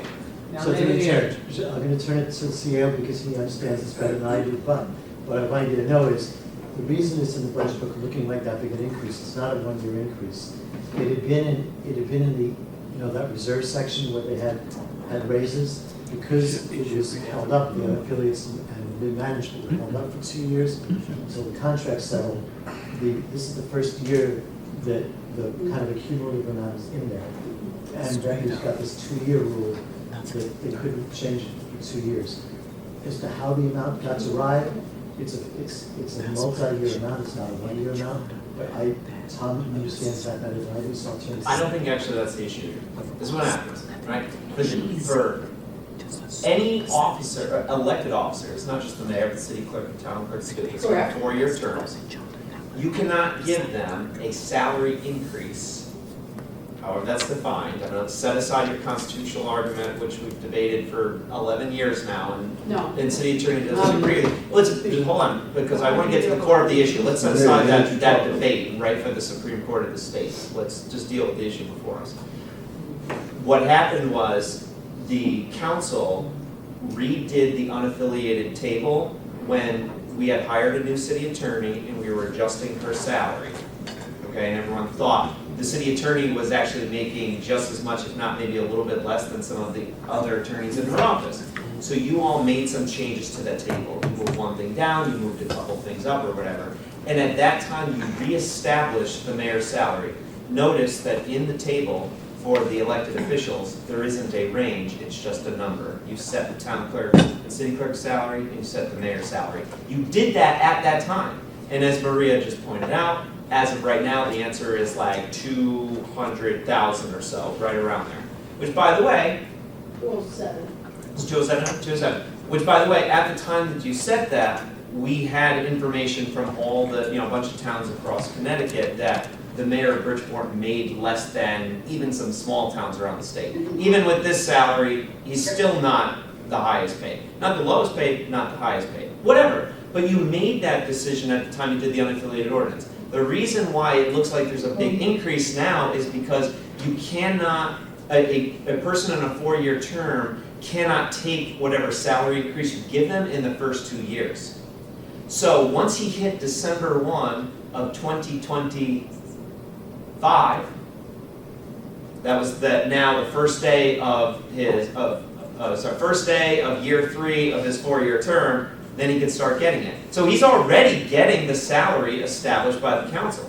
And all Ken is doing is showing that salary now in the book. It wasn't there last year because at the time we did the budget, even though you had already voted on that ordinance and that was going to be a salary, probably the better thing to do would have been to budget 7 of the 12 months in there, but whatever, right? So there's no funny business here. The council's already cognizant of it. It was in an ordinance with a public hearing, and it was established, and it's following the Constitution, and now it's being reflected in the budget accurately. I'd love to know what I said is inaccurate. First of all, the ordinance says 201.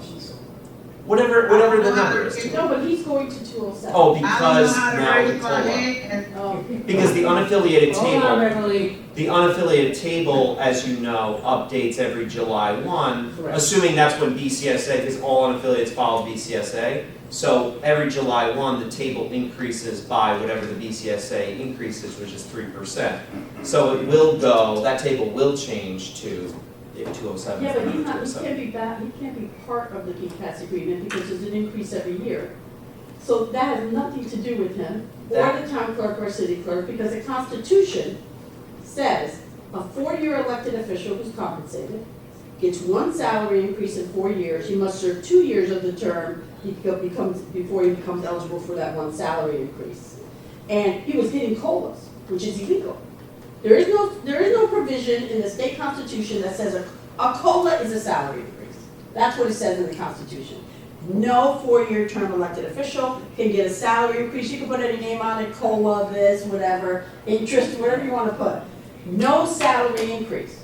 For a 4-year term elected official, you get 1 every 4 years, but you have to serve 2 years of your 4-year term. A 2-year term person who's elected can only get an increase after serving all 2 years, and basically what you'd have to be doing, you'd have to get reelected to take advantage of an increase like our legislature does. They might pass it, but they have to get reelected to start taking it in another 2-year term. So I'm telling you right, he's been getting COLA increases, which is, and you know, we've had this, not 11 years, because I didn't know about it. But aside the COLAs, you agree with me though, on everything else I said? No. The COLAs argument we've been debating for 11 years. And not, Let me hear, please. not just 11 years, but the previous mayor and the previous mayor, and this is not just the mayor, it's the town and city clerk. It's like, does the council really want to debate this thing right now? We have legal opinions on it, like, you know, Ken just put in the book what the number is. It was unused. Okay. Through the chair, just. No, but why are you speaking when I have the floor and I'm a legislator, I'm part of the body, okay? But I don't need explanation because I read the entire Supreme Court decision with Mandanisi, okay? Now I'm telling you, you've been giving him COLAs all along, and let me just tell you something. Remember when Bill Finch ran out the door and grabbed a big salary increase, him and all the staff? 7 days after Joe Gannon was sworn in, he came to the council gave him another massive increase. 7 days after he was elected in 50, after he took Is off. that a question? No, it's not, because I know, I've read it. It was all done because of Bridgeport, is why we have a Connecticut constitutional amendment that no 4-year term official, none in this entire state, and no 2-year term official can get a salary increase except 1 during their term. All right. 1. And Point you're giving taken, them Maria. thousands and thousands of dollars. Point taken, Maria. Ernie. Let me say this. There's a 2-pronged dance we got. We can mess around with this budget, make the changes, and the mayor's got the right to veto it. Can I speak? You will in a minute. The mayor has the right to veto it. Now, if we're gonna spend all day nitpicking at stuff that we already know about the getting raised. In a minute, Mary Lee. You're in queue, Reverend Lee. Okay, thank you. As far as salary is concerned, you said that I could speak, right? No, not yet. Ernie is speaking, you probably couldn't hear. All right. Oh. Okay, let me know when. All right, now, we go through this all the time. If we're gonna spend all day nitpicking at stuff that we know, we're not gonna change it. Ain't nobody gonna mess with the mayor's budget, mess with his salary. Because we sit here every budget cycle. And the majority of people that are here, some have been on the committee, some haven't. Okay? We shouldn't sit here and go through the budget and pick out nitpicking items Because it's a nitpicking thing to talk about the mayor's salary when you know nobody's sitting around that's on the committee. She's not on the committee, so she can bring up all the stuff she wants. You all are the ones who's got to vote. So if that's the game we're gonna play today, then y'all better get your sleeping bags. Because to bring up the mayor's salary, this, that, come on, stop that. Because you know we're not gonna change it. That's just a speech you want to give. First of all, that's insulting and disrespectful. Okay? That's disrespectful. So we should not, I think I'm talking, and it's disrespectful. You just said that it's I'm just making wait a minute, speeches. It's disrespectful for you to cut No, in it's on it. disrespectful. Don't attack me while you're speaking. Maria, I'm talking. Yeah, but you're attacking me. You know what, you better be glad I'm not cheering. Because you wouldn't be talking. Oh, well, let me give you the order, You the did, but requirements. guess what else you didn't read in? If a person's disrespectful, You're attacking me. if a person's Here's disrespectful, the rules you vote for. Oh, yeah, go ahead. Follow the rules you vote for. if a person is disrespectful, Continue to like you have been, you have been very disrespectful, okay, very disrespectful. Now, my co-partner, he's a better person than I am. Because if you did it under my watch, you'd be packing your stuff up and going home. You can't take me out of a public building. I don't have to let you speak. No, it's him. It's All him. right? You cannot out-talk the chairman. Council President want to speak? You don't attack me while you're Jeanette, doing Jeanette like to speak. Okay, listen. Yes, I want to speak. I know, Mary Lee, but there's stuff on the table. Give me a second. Ernie, Yeah. it's fast. Don't do what's going on, please. Just stick to the topic. People have to stick to the numbers today. We can't have long drawn out speeches, please. Everybody here that's done budgets, we know we can be here until 4 o'clock in the morning. Many years ago, we were here until 4:30 in the morning doing a budget. Please stick to task. Stop the insults on everybody's part. Stop all of it. Please stick to what we need to do, the budget. Thank you. Oh, hold on. Reverend Lee? Reverend Lee? Okay, Ken? Okay, just some point of information to help. I understand the budget number, some people dispute it. It doesn't matter, because what's gonna matter is the ordinance that you vote on in June. In other words, if the unaffiliated range only goes up to 101, then we're not gonna be able to pay this anyway. It's governed by what you voted on that ordinance, in that schedule, or what's on that schedule. So I'm trying to say, I don't know the answer to this, but I would not worry about it now. It's when that comes up. You know, if the cap is 201, then the mayor's not gonna be able to, you know, it's gonna have to be modified or not. Okay, I will say this came up in November, before I finish, can I get them done, please? I know this came up in November about the unaffiliated. I don't know where the lead there yet. No. Dash, just for one- clarification. I'm Sorry. please. Thank you, I appreciate it. It was 118-24, we came up the unaffiliated. Range, this February, that's what the range was in November. So it's nothing Mary Lee new. is back. And this comes to us Yes. every year, okay? So I'm gonna, I can speak now? yes, Reverend Lee, now you can speak. Okay. Listen, as far as the mayor raise is concerned, the mayor is one of the lowest paid person in you know, and with head of department and board of education and all that and all that stuff. I don't know when the vote is gonna take place, or when the vote takes place. I am voting in favor of the mayor getting a raise. So there you go. All right, thank you, Reverend Lee, I appreciate that. Heidi. So for clarification, so everyone understands, you're saying the mayor is collecting, Tom is saying the mayor is collecting the 201, or is he still at the 175,949? Because Ken is saying that he's not collecting, that he is collecting what number? Through the chair. In Munis right now, today. The number in this book was predicated on Munis automatic calculation of assumed 3%. So that would be the projected number for next year. I believe the current number is. I can answer that, yeah, he is, as of December 1, 2025, he is now getting whatever the weekly rate is based on the 201 salary. In the budget book, we approved 175. Yeah, but in your unaffiliated ordinance, you didn't do that. Yeah. That's right. And you have the constitutional amendment right here in the ordinance. Did he get a salary increase last year, in the current budget year? No, he did not. Listen, we debate this every single year. I'm not gonna do this with you every single year. Because This is you're all right. 11 years straight, we're debating this and it hasn't changed. No, it's not All right, litigated. through the chair, please. I think honestly that this needs to be litigated. Okay, thank you.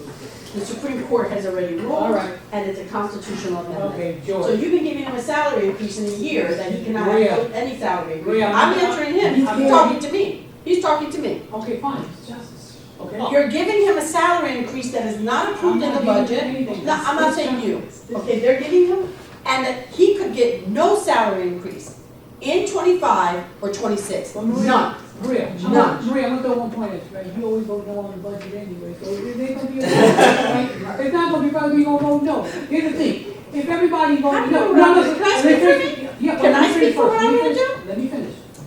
If everybody vote no, his budget takes effect regardless. That's right. So I just wanna make it realistic. Well, we're just gonna break laws? We're just gonna break constitutional amendments that are in our Connecticut Constitution? Mark, you can bring it up in law. Yes, I can. Yes, I That's right. I can. mean, look, at the end of the day, with all due respect to her position, which it's like, I understand where you're coming from. I'm just saying, look, it's not just we came here today and decided this. This has been going on for years. It's multiple mayors, multiple councils, over multiple decades, multiple unaffiliated ordinances. Like, it's been going on forever. It's just like, I think what everyone's saying is, let's not litigate this today. Oh, Litigate it another day. In I'd like court. to respond if I could. Maria. No, I'd like to respond. I'd like to get George's turn. Okay. You gotta Well, come you back, can put me come in, back. put me in. I'll put you in. Okay, Come back. That's I Mr. said something Cruz. got away from murder. Yeah, thank you. Passing around, continuing to get away with murder. Thank you, Mr. Chair. You know, I'm comfortable, I'm feeling about this particular thing, and I could be biased, all right, but I am going to support this. That's the bottom line. After Ken explained it, Tom Gaudette explained it, broke it down. No need to continue to debate this one. Like I said, I could be biased, I'm not going with this, but I'm not. I'm listening to the information, making an educated, reasonable decision. I'm supporting this. I'm not committed. I'm not uncommitted. I just want to let you know ahead of time. I'm supporting. Voting yes. I appreciate that, thank you very much. All right, anybody else? Thank you, George. All right, next item we're going on to? Do I want to any time? Ellen? All right, well, I'll open this up. I would like to look at the money appropriated to the ethics director. I think the number here is not reflective of our duty to set a salary range according to 236. My recommendation is that we set a salary along the lines of the recommendation of our personnel director and civil service, which was to use the deputy major class salary range. I'll refer to the job description, which calls for this to be a position, sorry. Does anybody have the ethics, ethics commission number? 151, 151.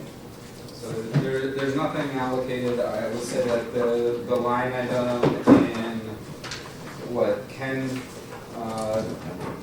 gave us today, let me find the page, please. The line item is on page 4. The salary is $86,000, and that would put us in the middle of the range.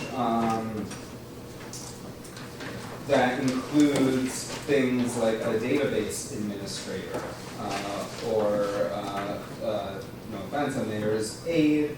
The description that fits this role includes somebody with at least 7 years of at least 7 years of professional experience in public administration, law, ethics compliance, investigations, or regulatory oversight. This is somebody who preferably has a law degree that will provide confidential guidance to employees and officials, will handle complaints and intake for the department. I also want to say that there are 2 letters of support for us fully funding this position by ethics commissioners. I don't know if those need to be read into the record. Okay. If anybody would like me to forward them to you, I do have those. Okay. You want to respond to that?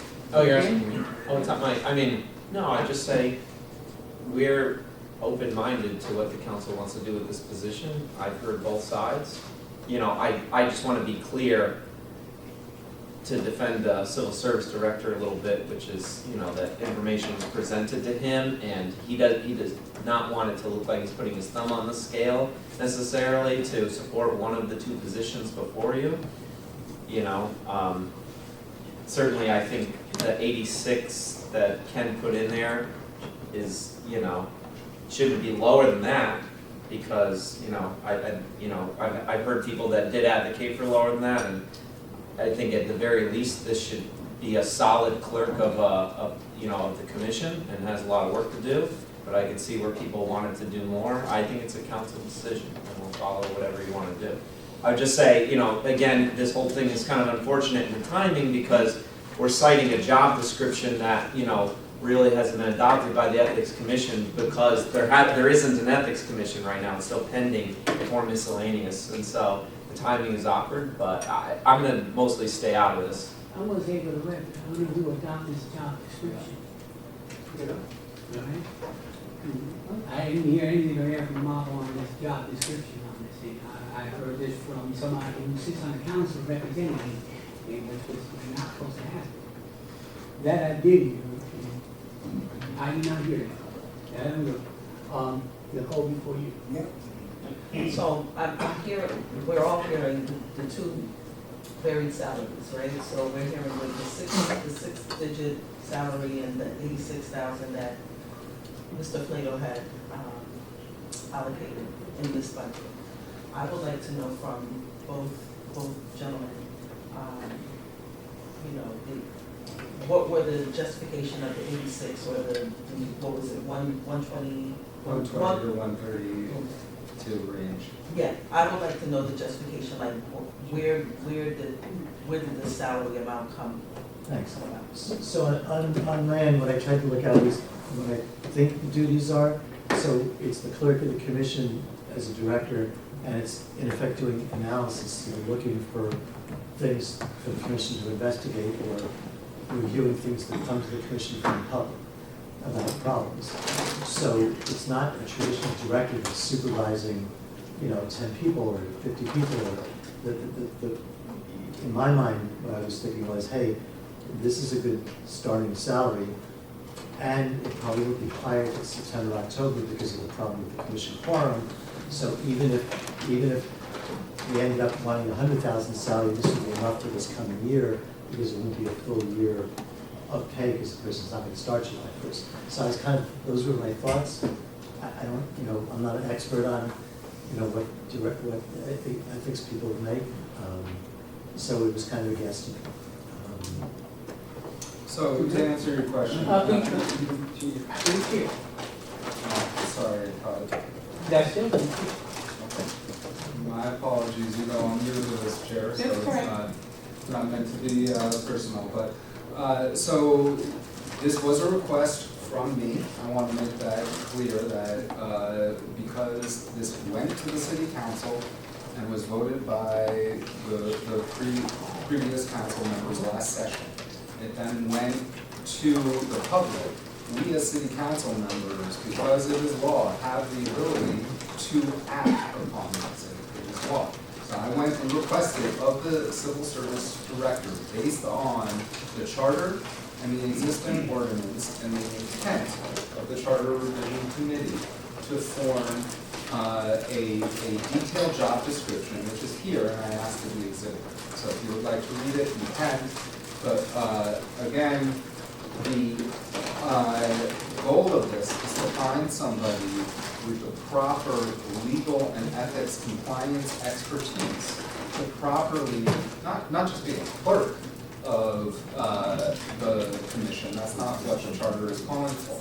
This is meant to be a proactive position that's meant to first help with intake of complaints for the commission that needs to adjudicate complaints, right?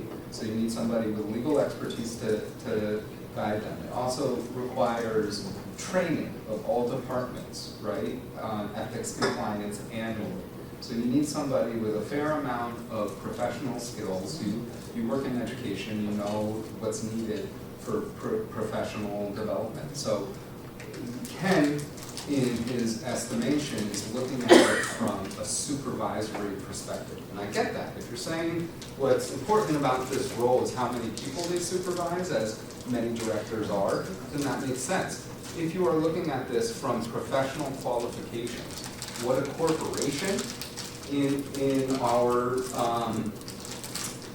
position would look for to recruit a qualified candidate, that's where the civil service, the personnel director started and pulled comps, comparisons to other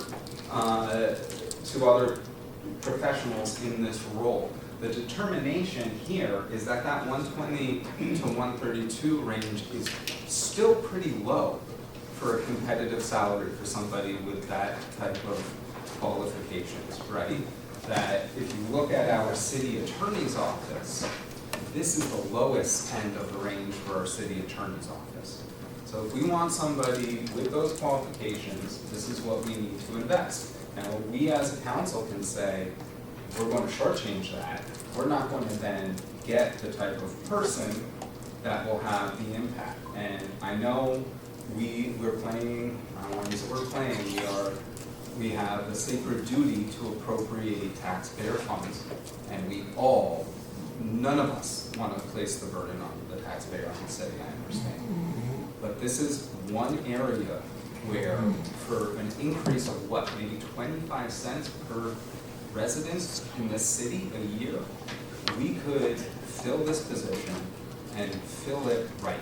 And this would be somebody who would be active within our city government, that would be finally able to weigh in on all the finger pointing and the gamesmanship that goes on in this government. To me, that is a small investment. I'm sorry. Thank you. I'm gonna pass, I'm back. Michelle. Okay. I'll be I guess the devil's advocate over here. I do believe in the ethics commission. I believe we have to have a person there. Okay. I understand this has been a subject and a sore subject, a good subject, happy and bad. But I want to know, if a person is in that position, they come to work every day, how many complaints do we have to justify the salary, like, if you don't mind me asking? How many complaints is there? Because we just got done discussing Ashley and all this for 45 minutes to an hour, okay? With all the work that she does. If there is an ethics commission, which we do need by charter and we should have, what is their position of authority and what do they do every day? And how many complaints come in to justify that salary? After debating for 45 minutes, a justifiable salary. Can somebody answer me that question? What are they gonna do? And how many complaints? How many complaints have we had in the last couple of years? If you don't mind me asking. We just like, it's a new department. So we have no clue about how many complaints, how many, we don't have a number. Do you have a number? If you want me to answer, the Ethics Commission hasn't had complaints in years. Oh, I'll see. I'm talking about the commission, Yeah, that's who adjudicates things. The only reason they're meeting, and I went through all their minutes, Okay, so the only reason they're meeting is to approve and elect commissioners. There's nothing else they've done in 2 years. Okay, thank you. I appreciate that. All right, you ready now? Yeah, Already. let me say this. Number one, the charter that was passed said that we should fund it. For the park.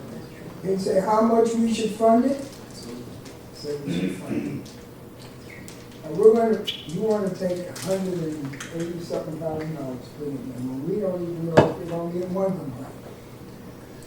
I don't even know if we have all the commissioners that are supposed to be on the board. But I think they should have some input. Okay? And I don't think they had the input because, no disrespect, you took it on yourself to proceed our person to do a job description and do all the salary things. But they should have had some input.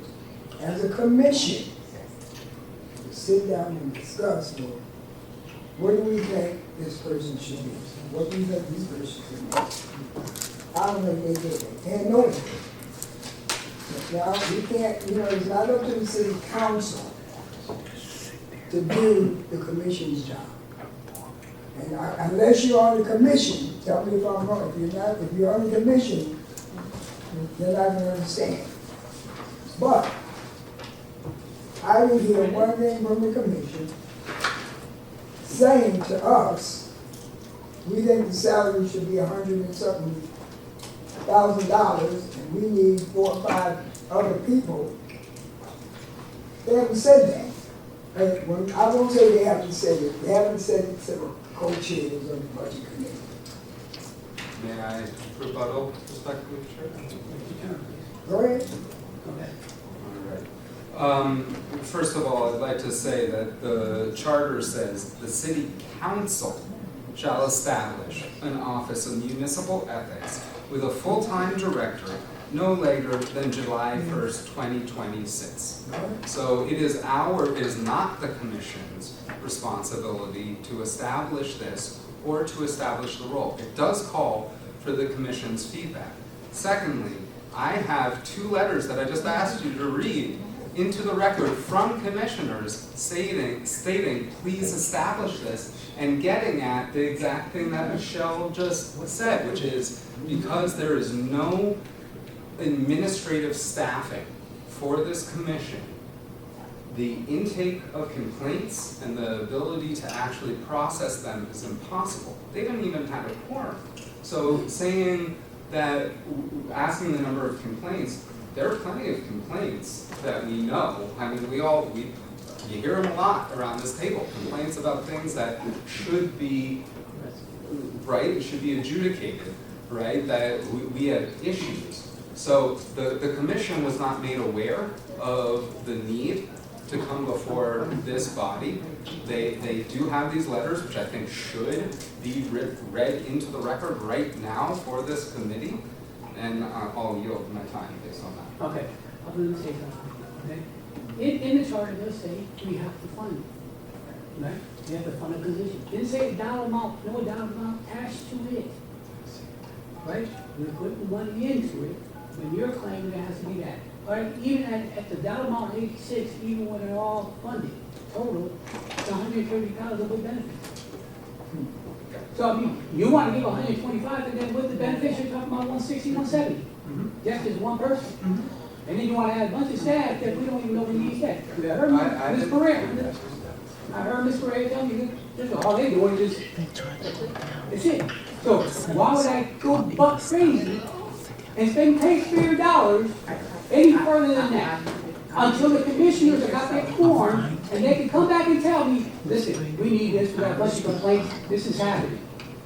From which I would agree with him. And then he comes in and explains to us and says, yeah, you're right. They did that. We funded it. Okay. As a rebuttal, since you said it, first of all, I wanted to say I want to dispute the characterization that we're buck crazy.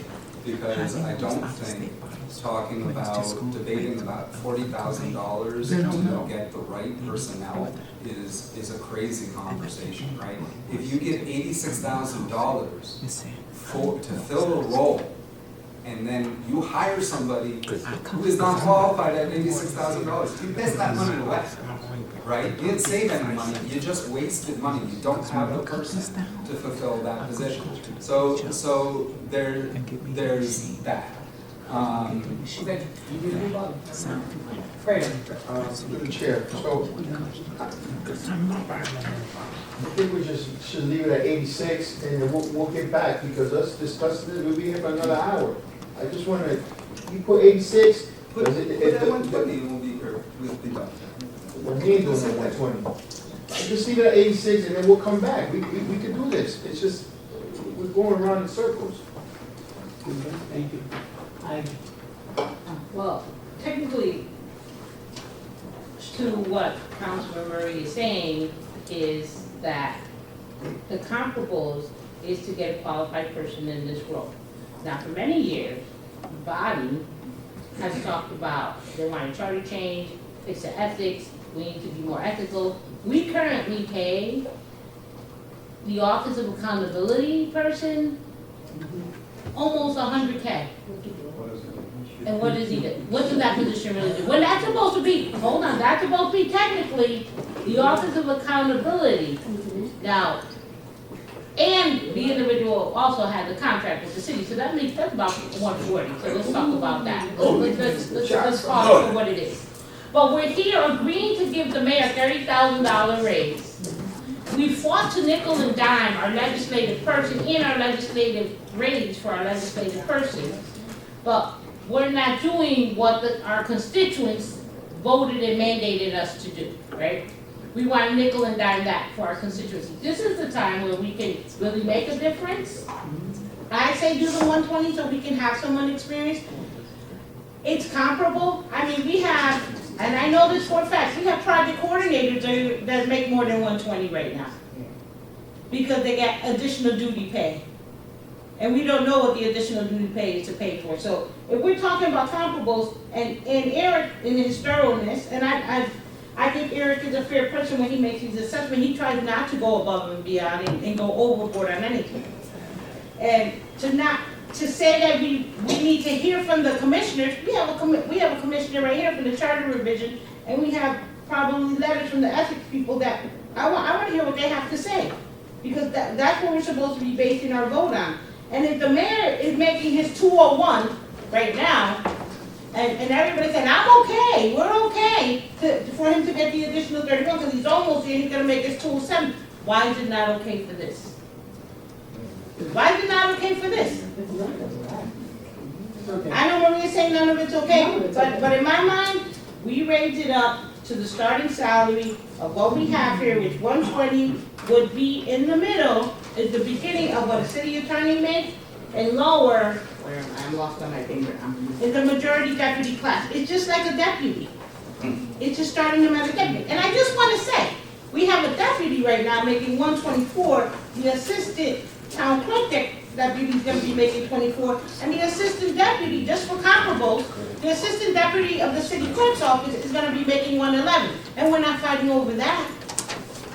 So when you talk about the comparables, look, that's a question in my mind.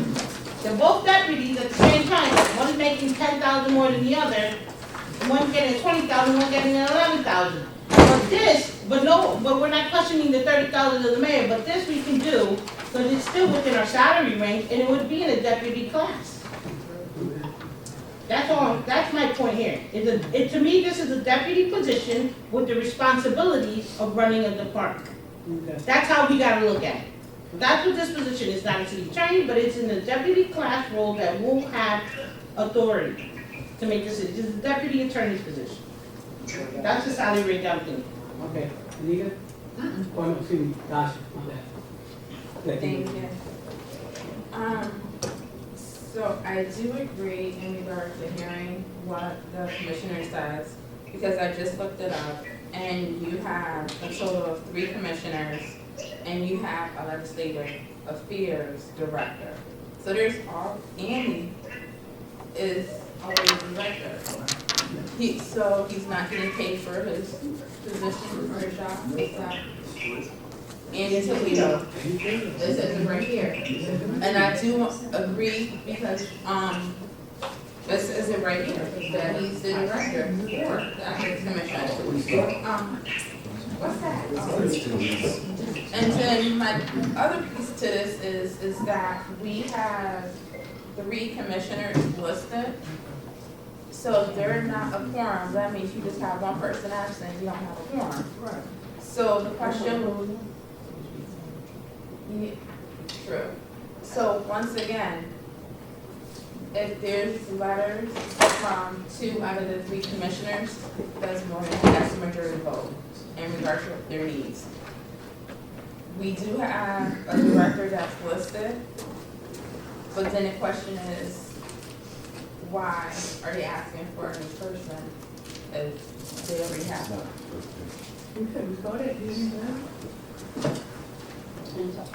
I'm not 100% sure I followed the question, but I'll try. So are you asking, why is it that there are people currently doing stuff for ethics? Why are they looking for someone to fill this role? Is that your question?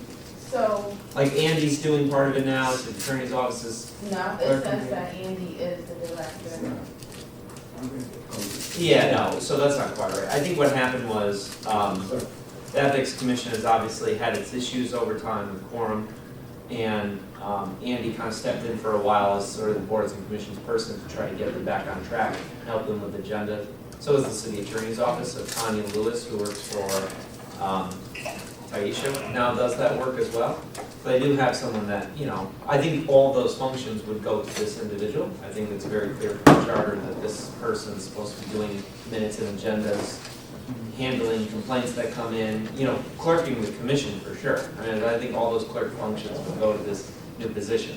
I think the question before you all is like, what more do you expect of this individual and what kinds of work do you want them to do? Because director of ethics doesn't tell you very much. There's a director of health and social services that has a ton of employees and makes, $150,000, $160,000 a year and has, an MPH and all the things. And then you have a director of Myra, a very small office that makes half of that. They're both directors of offices. This is a political decision to a degree. You have to decide what you want to allocate towards it. And, I guess that's as much as I can say. I think both sides have raised valid points. Want to ask you a second question? Yes, please. Yes. So I'm glad you said that, because if we're talking about positions in this book, she's listed as a manager, not a director, and her salary does not reflect the salary of a director. Myra. And so if we're talking about positions, and if you have a director, that position is supposed to start at 1 something. And then you have managers that are in the 70 to 80 range, that's a huge difference. So can someone clarify for me, because right now we're playing around with titles, and the money in the titles, they don't seem to be matching, because this book doesn't, they not. I don't think it depends on what they're overseeing. I think Ken kind of started, his reasoning behind his number was, right now this is an office of 1, but they'll be clerking commission. That doesn't necessarily mean that you should fund it at 86, but it was his reason. It certainly is the reason why our department heads tend to make more, because they have more people under their supervision. So that's a reason. I'm not saying that's right or wrong. I'm saying that's a reason why you see it. We distinguish between people's salaries that run offices. What is their task? What degrees or requirements are there for the position? How many people do they oversee? Those are all things that go into the soup when you decide how much somebody makes. Okay. All right. Go ahead. So, I would like to make a request. I don't know if it's a motion, but as a member of the committee, I would like to request that we do hear those letters from members of the Ethics Commission. I would like to take it. And I would like to make a motion, to recite, for Councilman Murray to recite the letters from members of the Ethics Commission. Could I ask a question? I second that motion. Very well. Just a question. Good question. So, Graham, does it pertain to the budget? Is it asking for more money and why they need it? Yes, they don't, they leave the figure to us, the monetary figure, but it is the request. Is it for- germane? Yes, it is germane. I'm sorry, are we gonna have somebody read letters to us like we're five? Is that what we're doing? If there's no I would, Would you I would like take me a to copy. go make copies I mean, of I'm the not, we're letters? not 5-year-olds. Either way, I can take a copy. Record. Yeah, why don't you? To the record, so that we know. That is it, right? I read that. That's good, but I. Let's, if you may, please, if you can recite. I'm not 5 years old, I don't need somebody to read something for me. There's a motion and a second, we still gotta take the vote. That's correct. Yeah. I would still have a question. Yes. If you're not gonna do the letter thing now, or is the commissioner going to read his statement or his letter? Because if he does, you need to make that part of The record. the record. So we don't have that. I have two letters, I can either print them out and read them, or just read them to save paper. Can you read them and then do paper through the chair? We got a commissioner here, so the commissioner, he doesn't have no paper, I'm sure he'll talk from his head. To clarify, I have written letters from current ethics commissioners, Tobias Watson and Charlie Wicks. I don't know what happened. So, okay, I'll go ahead and read the No, we first. didn't read it, we didn't vote on that yet. I'm sorry. I thought She you did. just, No, you heard a motion and you sorry. heard a second. right.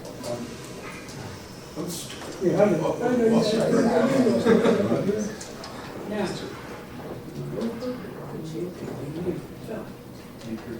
If you agree to the motion on the second reading, all in favor? Aye. All against? No. Okay, now I have it. The first letter is from Commissioner Charlie Griggs, addressed to Budget and Appropriations co-chairs, Councilmember Ernest Newton, Councilmember Richard Ortiz. I am writing in my personal capacity as a commissioner on the City of Bridgeport Ethics Commission to express my strong support for funding the full-time director of the Office of Municipal Ethics position. I have served on the Ethics Commission since 2021 and was most recently reappointed by the mayor on May 6, 2025. Based on that service, I believe that this position is needed. The Commission's work has made clear to me that the city needs a stronger internal ethics structure, including staff support, employee education, complaint intake, and a clear process for carrying out the responsibilities expected of the Ethics Commission. Since there has not been anyone serving in this capacity, I believe the city needs to hire someone with a strong ethics background and the right professional experience to fill this office properly from the start. This includes promoting transparency, creating a clear and trusted outlet for complaints, and helping employees and the public better understand how ethics concerns can be raised and addressed.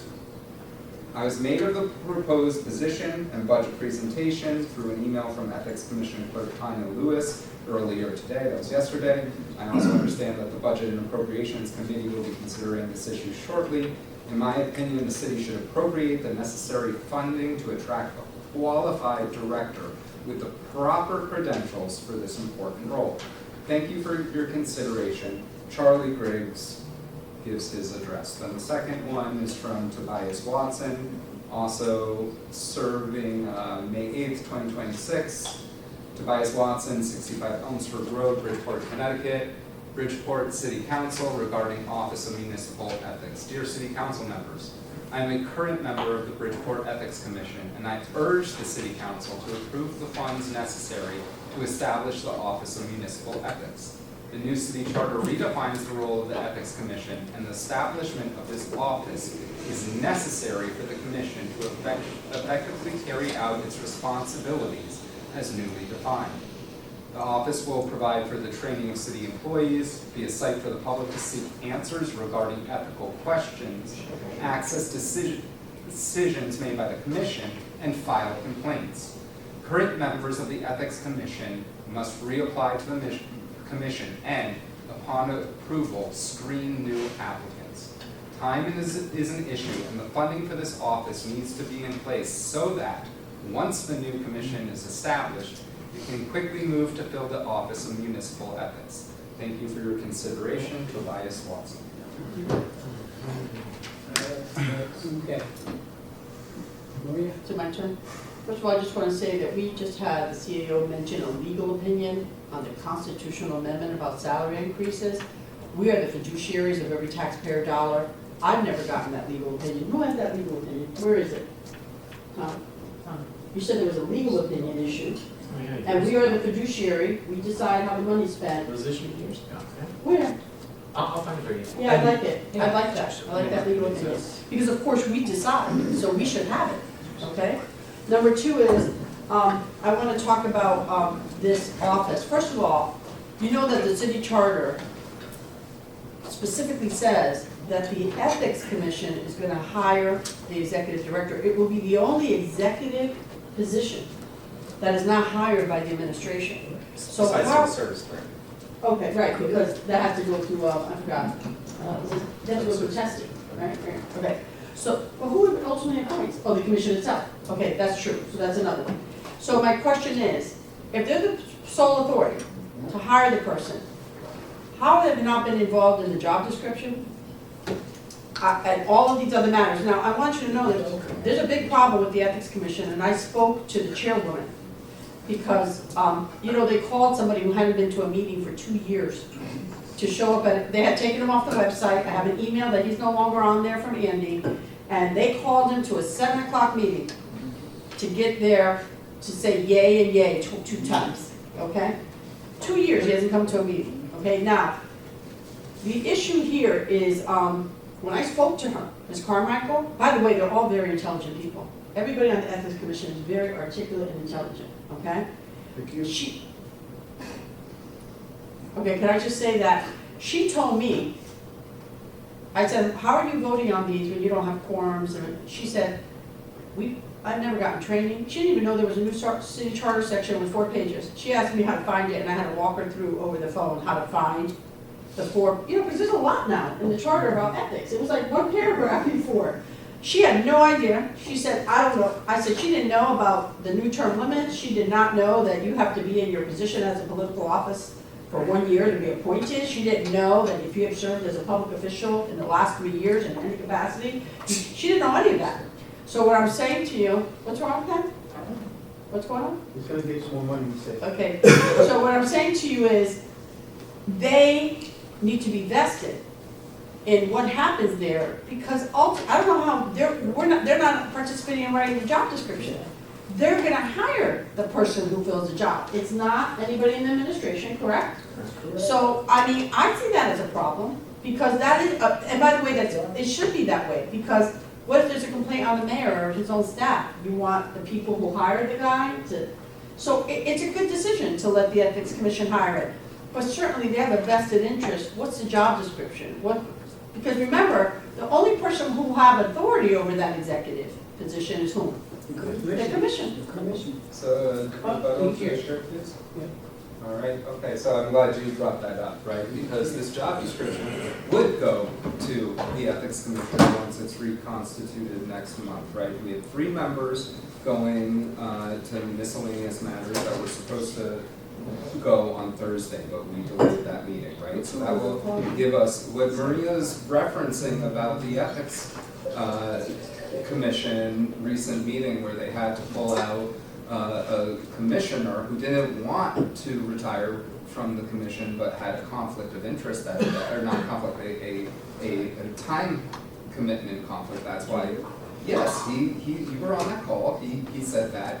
That was needed in order to approve the new commission members for ethics. And we can't do anything without an ethics commission, because our ordinance says that all board and commission members have to go to the ethics commission. So we had to reconstitute it in order to move this forward. We were stuck, right, from a legal standpoint, and Tom will reinforce this. There was nothing nefarious that went on. But to the point, we still have, you have two commissioners saying that, who are saying that they support what's in this draft job description. Once it's reconstituted, this job description would go to the Ethics Commission for approval, and then the city, the civil service would go through the whole intake process, and those three top scoring members, just like with the civil service, it's the same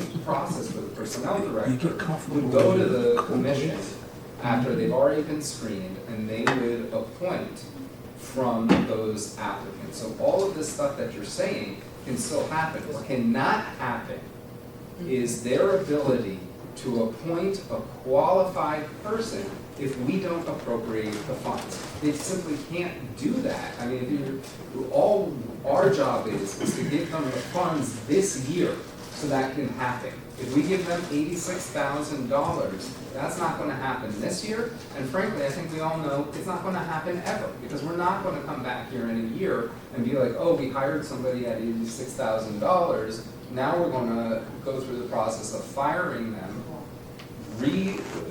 putting out a new job description at $120K that we should have done in the first place. That's not going to happen. So if you really want to do what you had two commissioners telling you we need to do, what the other three that are coming on board will support, like, let's do this right. And we have an opportunity here where we're looking at the mill rate. It's coming down a lot.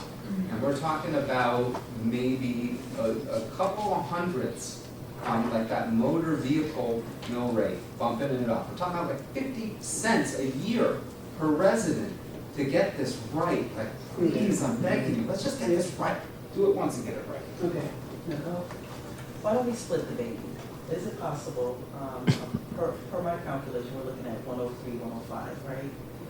And we're talking about a director role in which they don't have a staff to manage, at least not yet, correct? Well, we haven't put in a staff because we want the commission to weigh in. So why can't we make a consideration, split the baby, and then revisit, once someone is put in place for that role, to then consider a possible increase of this salary? Because you have to think about, sorry, through the chair, my apologies, I'm really bad at this, I acknowledge it. Because you have to think about what incentivizes the right candidates, right? You have to give a salary the first time that's going to get the right pool. And you can't, when you're recruiting, you can't do that. You can't go halfway.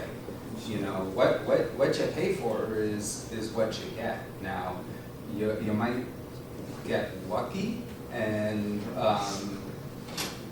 find somebody who's, say, a retiree that's willing to come in way below market rate, but like that's not, to me, that's not a stable choice. It's not a strong choice. And yeah. Michelle? Okay, I just looked it up, and I'm not sure if that resides typically, because you're stating a certain average of money. It says ethics commissions in the United States earn an average of approximately $91,441 per year as of April 2026, with salaries typically ranging between $79,952 and $104,648, depending on the role. It says ethics officer, let me finish, you can decide and debate, I'm not debating money, that's not what I'm trying to do, I'm just trying to give out some more information. I'm just saying, I'm not saying I'm correct, I'm just reading what it says here. Average of $120,000, $120,200 $33 per year with top earnings making over $176,720. Okay, so that's, you know, a consultant gets only $86,430 per year. So I guess it could range from what we're saying on of the 84,000 to what Councilman Galen is saying. So it could range from whatever. So the bottom line is for us to, instead of debating, just decide what you guys on that budget committee are gonna give, and that's it. So I'm okay with if you bump it up 14,000 more than the income. Even 100,000, I think that'd be a no brainer. Then we'll give you the cost, maybe even around 100,000. That even, and then when the commissioners come in and you guys go through and they come in and they say, well, they say, certain, and then come back to us and say, well, that's what it comes before the budget. Through the chair. One compromise, I'll use your split the baby phrase. If we pegged this to the $120,000 range in future years, right? Like think about where this needs to go in the ordinance, because I think this position should eventually be updated in 2.36. What I would suggest for this year is that if we set the salary for future years at 120, we can allocate only 75% this year and hire for September 1st rather than July 1st, because it's going to take that time anyway to go through the civil service process. But I think if we did that, we would want to establish that in the future, this is what's intended. Now, if we get into this and the ethics commission sees this person functioning and doesn't agree with that, right, then they have a way. That's a way that we can say we can recruit for somebody at the salary that is likely to attract them while hedging a little bit in this project. Well, we said that we put it in the range, it's still the same thing as other cities. In other words, they still get that range, it's up to us. In other words, if they find somebody real high quality, then they change their range. But that's up to administration to change the range, it's not up to us. So what's the, If you're gonna put it from 100,000 to 140, right? And then, so they come in here and they get somebody really qualified, they got all these degrees, and they got a PhD. That's fine. Let Auntie in. You know what I mean? That's what I'm talking about, minimum.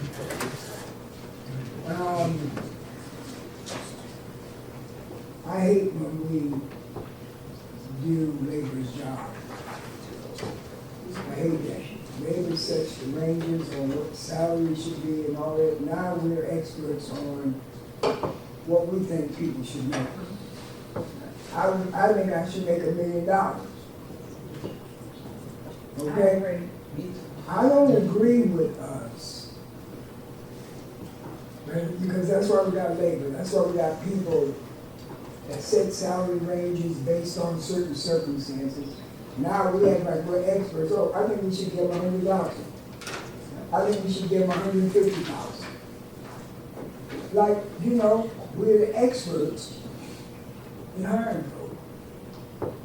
I think that number one, we got departments to set those ranges.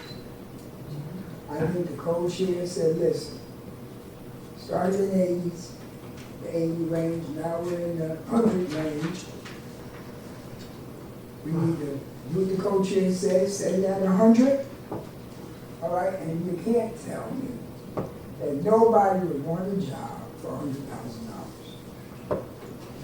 Okay, and then I know it's going to happen. They're going to start getting 3% increases because they lock everybody into the good old boy network. So I would support the co-chair at 100 and move on, because we're going to beat this horse to death.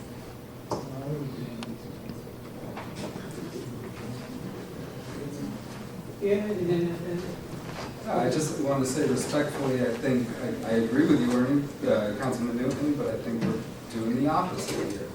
The range that is here is based on the civil service. It's based on the labor, the experts review. What Michelle read into the record was a range based on commissioners, not directors. A director makes typically $165,000 to $185,000 as a director of ethics and compliance. So I think when we put in $100,000, we're doing the opposite of what Council Member Newton respectfully is advocating for. We are putting in our number and not going with our Civil Service Department's recommendation. Do we have a motion? I feel like a, yes, Yeah. if I may respond. So, in response to my co-counsel, I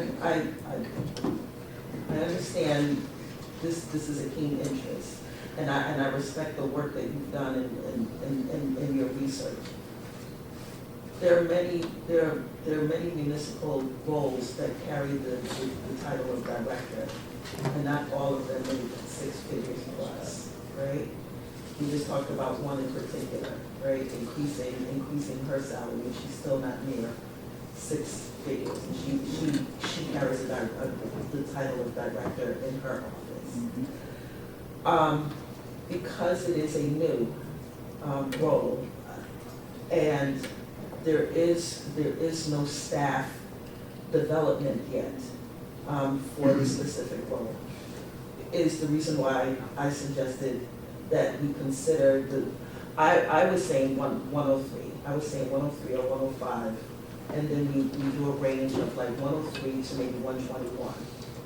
That's what I would like to propose, that we consider that. So the range Right, to be at 103, and then at a cap for the start of this role, right? For the first implementation of this role, to be at, we supported at between a range of 103 to 121. Per number of years experience, per educational background. So the parking class. So Nicole, that's your motion or? Yes, I would like to make a motion. I'm just asking, that was your motion. Yes, it is, yes. That is your motion? Yes, sir. I'm sorry, what? A motion of 103. Correct. Yep. 103 base salary to 121. The 103 makes no sense.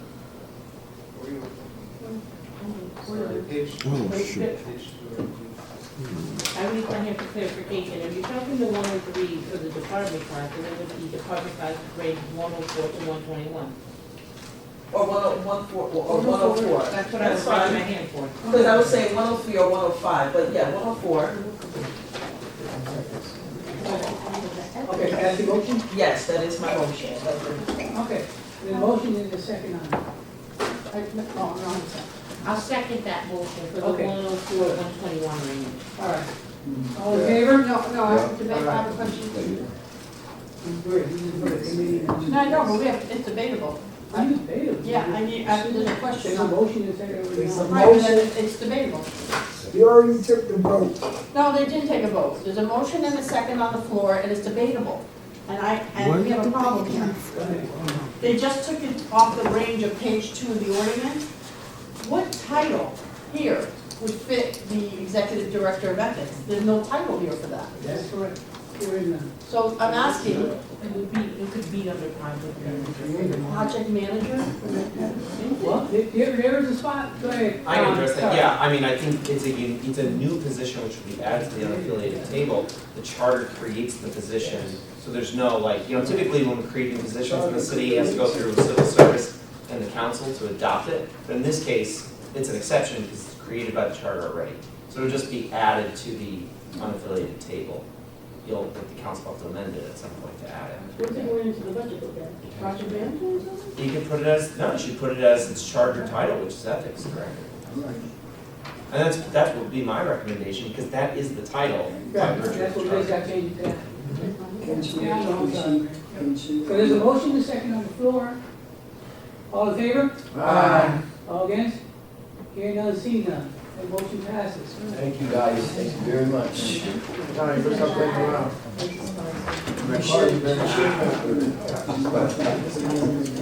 heard, John? You heard?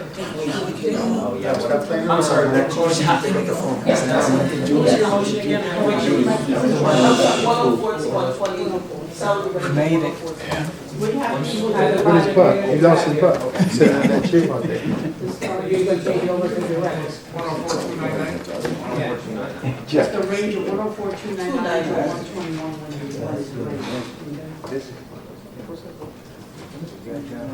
I know, I told him about the bathroom. But anyway, that's another day, but it's good that he's So, I'm just gonna do a little bit of interpretation here. 104,299 times 1.03, so as of July 1, you really want a budget of 107,427.97. Yeah. That's just for the cold cost. Yeah, you gotta count that. Because the position, because that's the low end of the range plus 3%. Don't forget that. All right. You have to change? You ready? Yeah, I think you guys are good. All right, what's that saying? And honestly, we're ready to vote, but, the chair's asked, and I don't have anything else. Anybody else on? Can I ask a question, Ken? Hey, Ken, the ethics thing, right, has been changed, salary is changed here. But the health and welfare fund. You created an ethics department. But there's nothing in there. I got it, salary. I ain't no rush, man, you ain't voting on nothing now. That was. In the bathroom, that's it. Don't go smoking now, you're gonna vote. Like, listen, mind your business. Come on, yeah, come on, close the door. Turn off the lights.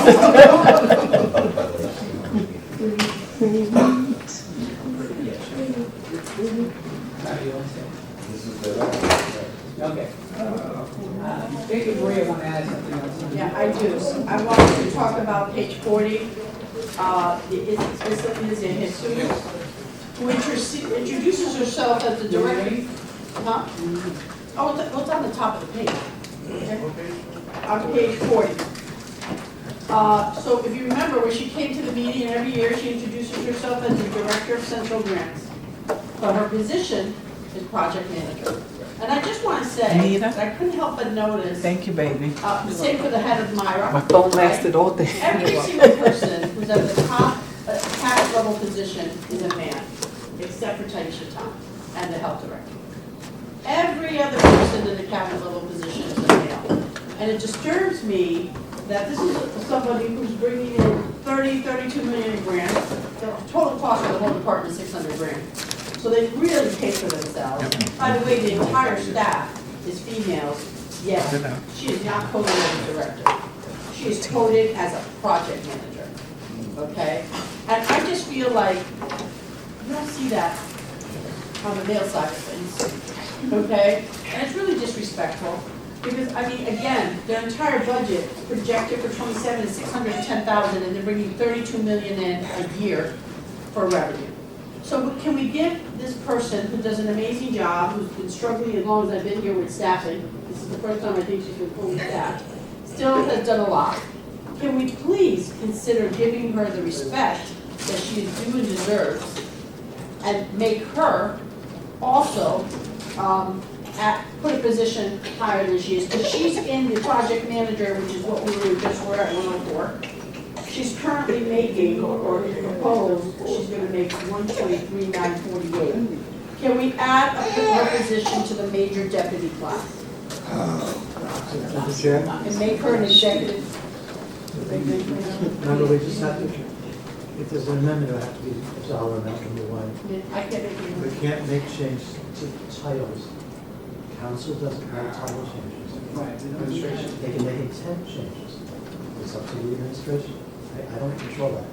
So, you know, but so. Mr. Baudet. It's just. I'm happy to address this. So, first of all, I actually don't oppose that at all. I agree. I'll just tell you though, this kind of happened awkwardly over time. So there was a previous director of Central Grants, which was laid off from the city.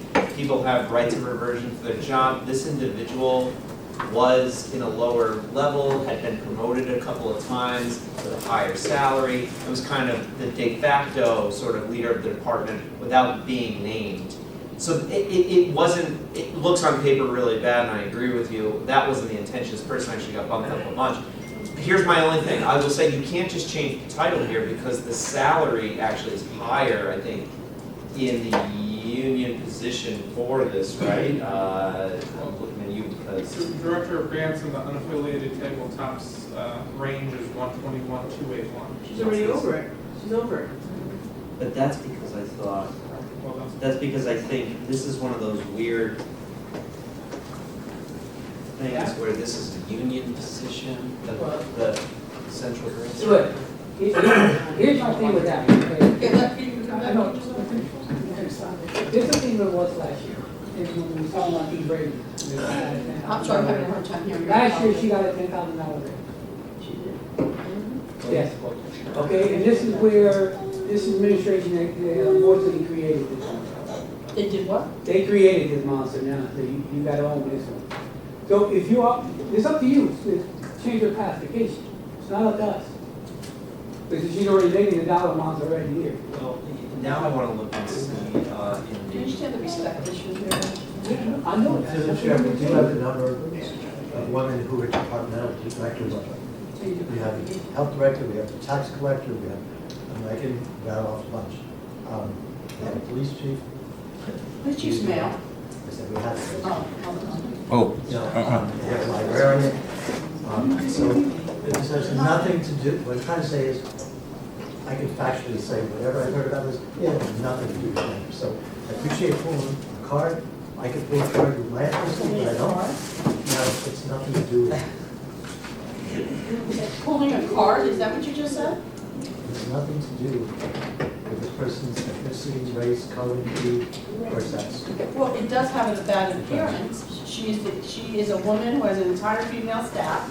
She comes to every year and introduces herself as the executive director of grants. Correct. But she's listed as a project manager. And Maria, you she's done amazing work. I gave it you one. Well, you know what, here's what's awkward is, but this is next year's one. Wait, what's that? This is, you printed this today, Caleb? That's, Yeah. oh wait, add, like, what's the bottom? Have the respect she I know, but that's not. We can't bring her any position we want. We have the power. Okay, so. Okay. All right, Tom. All right, I was just trying to make sure that we weren't in a weird place with the unaffiliated table and all this kind of stuff. Also, I just checked the charter because we did make the director of central grants an unclassified appointee of the mayor, just like other department heads. So in order for her to become the director of central grants officially, which she is, right, for all intents and purposes, the mayor would actually have to make an appointment. It's interesting that that's never happened. He probably isn't even aware of it, to be honest. So I would just say, do what you want in the budget book. You can't make an appointment by virtue of the budget book. If you'd like to do it and urge it, sure, but that's up to you guys. No, the dollar amount stays the same. The dollar amount would stay the same, it would just be a title thing. It's I'll up to you correct guys. that one on the RNA. But the dollar amount stays the same. Okay, so can that be changed or no? The committee wishes through the chair, I'm sorry. I'm sorry, are we talking to him? I guess what I'm saying is you can ask that your council book change, the budget book change to say director or not, but it doesn't make it so. That's my point. The mayor has to make an appointment. That's all. Okay, but he can't make an appointment if we don't change it. Yes, you can. Because as Ken has tried to point out to you, you're not voting on the individual positions. You never have and never will. Your authority is all of the salary lines together. So you vote on like line 5100 that says salaries and an amount. Now, how we get there, we show you through transparency in the budget book how we got there, what's proposed, and we pretty much use it like it's gospel. But it's technically not. So if, We added positions. but really what the council's vote is a line item authority vote. And so when you look at your final changes, it will say the mayor's proposed number in a budget for salaries was $1 million.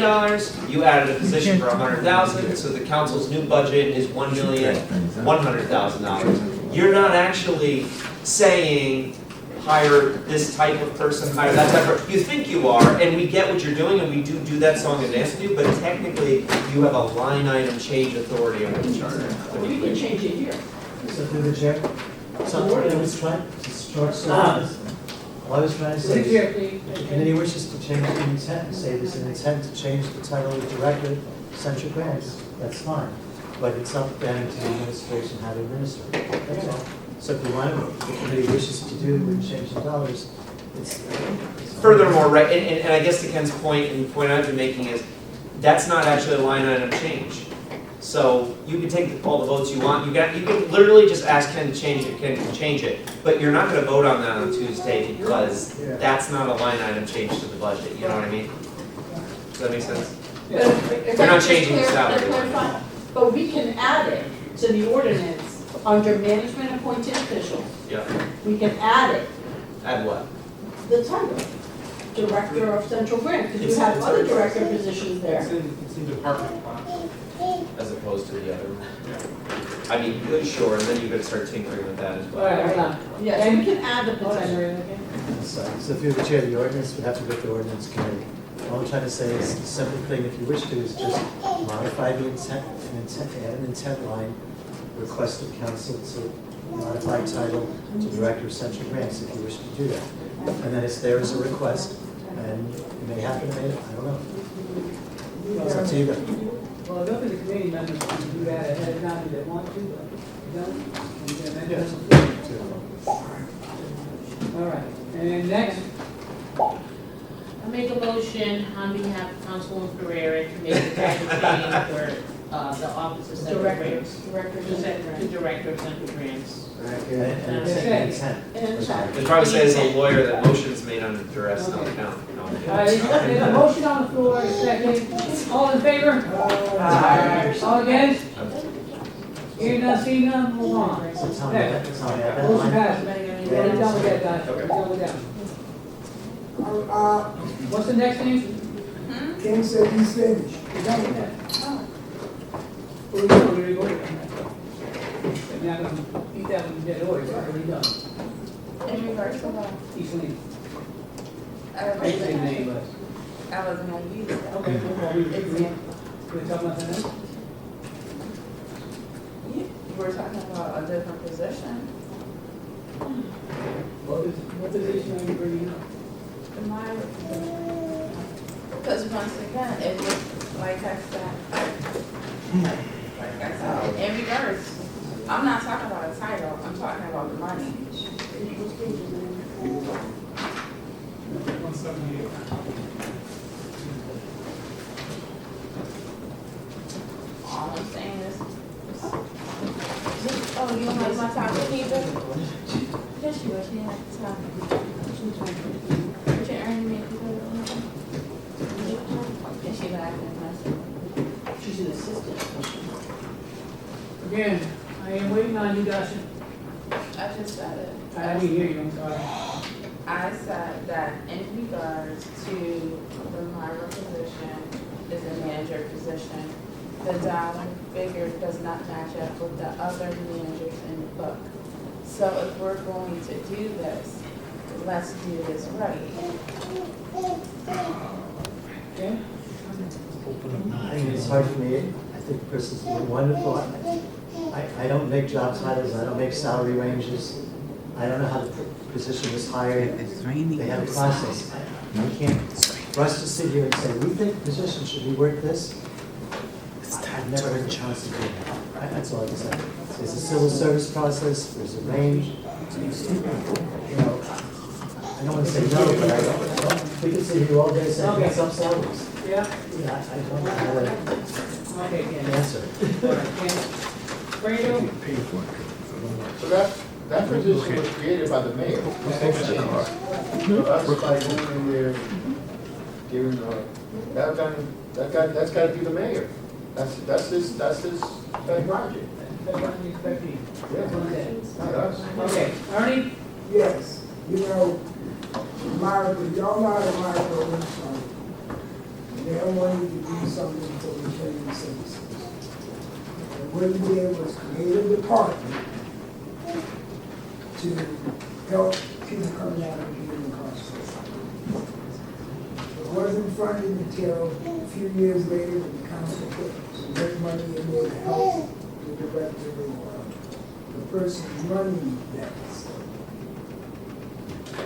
If the mayor leaves tomorrow and a new mayor comes in, he said, we don't need my programs no more.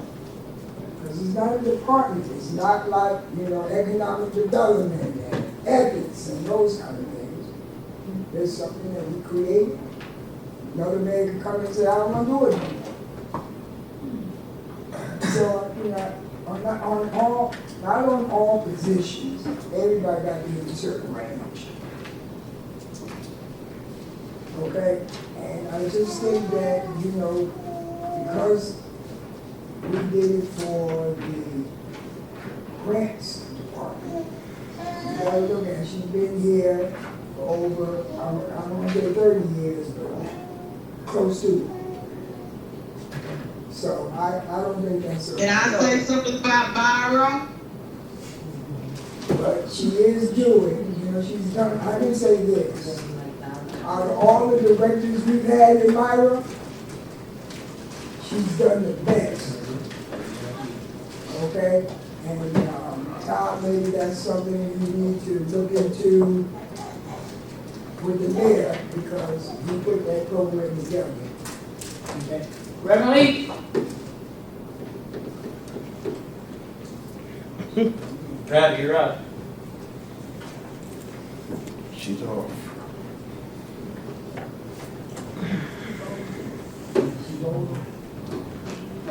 Okay. Keep that away. Maria?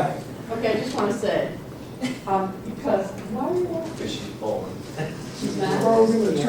Okay, I just want to say, to our finance director / OPM, you just said that the salaries are the salaries and whatever, but I just want to remind you, several years ago, you and Nestor were at your salary cap, because you follow the union's raise, and you got a special agreement when Scott Burns was chair for you and Nestor to get an extra $6,000. $3,000. Okay, 3,000. So I'm just saying, you just said we can't go outside of this and everything, but I'd like to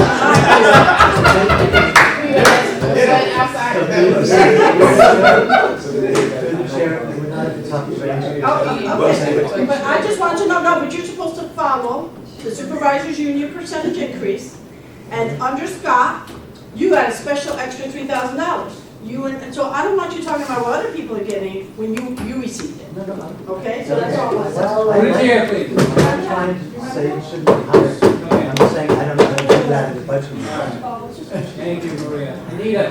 So I'm gonna be another elephant in the room. If we're talking about increasing budgeting funds to match positions, we just increased the town clerk to $124,000 and the assistant city clerk to $111,000. So they're both on the same capacity, they're both assistant. Let's match them. If we want to match and we're talking about women and we're talking about having the same director positions, then let's increase. That's the same thing. So the town clerk is at 124 and the city clerk is at 111. Mr. Chair, hopefully that's not. That's reasonable. I just looked at it. Supposed to be the same, so let me go with that.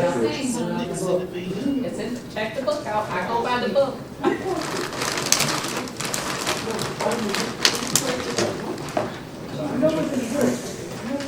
Am I right? I just read it. It's 93.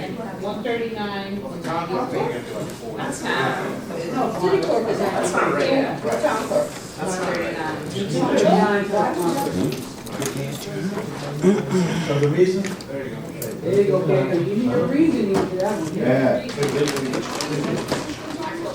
City Slicker Town Clerk. That is true. Oh my God. You only giving her 93. One So is she's supposed to getting go to 111. 24,000, one is getting 15,000. So she should go to 111. Oh, excuse me.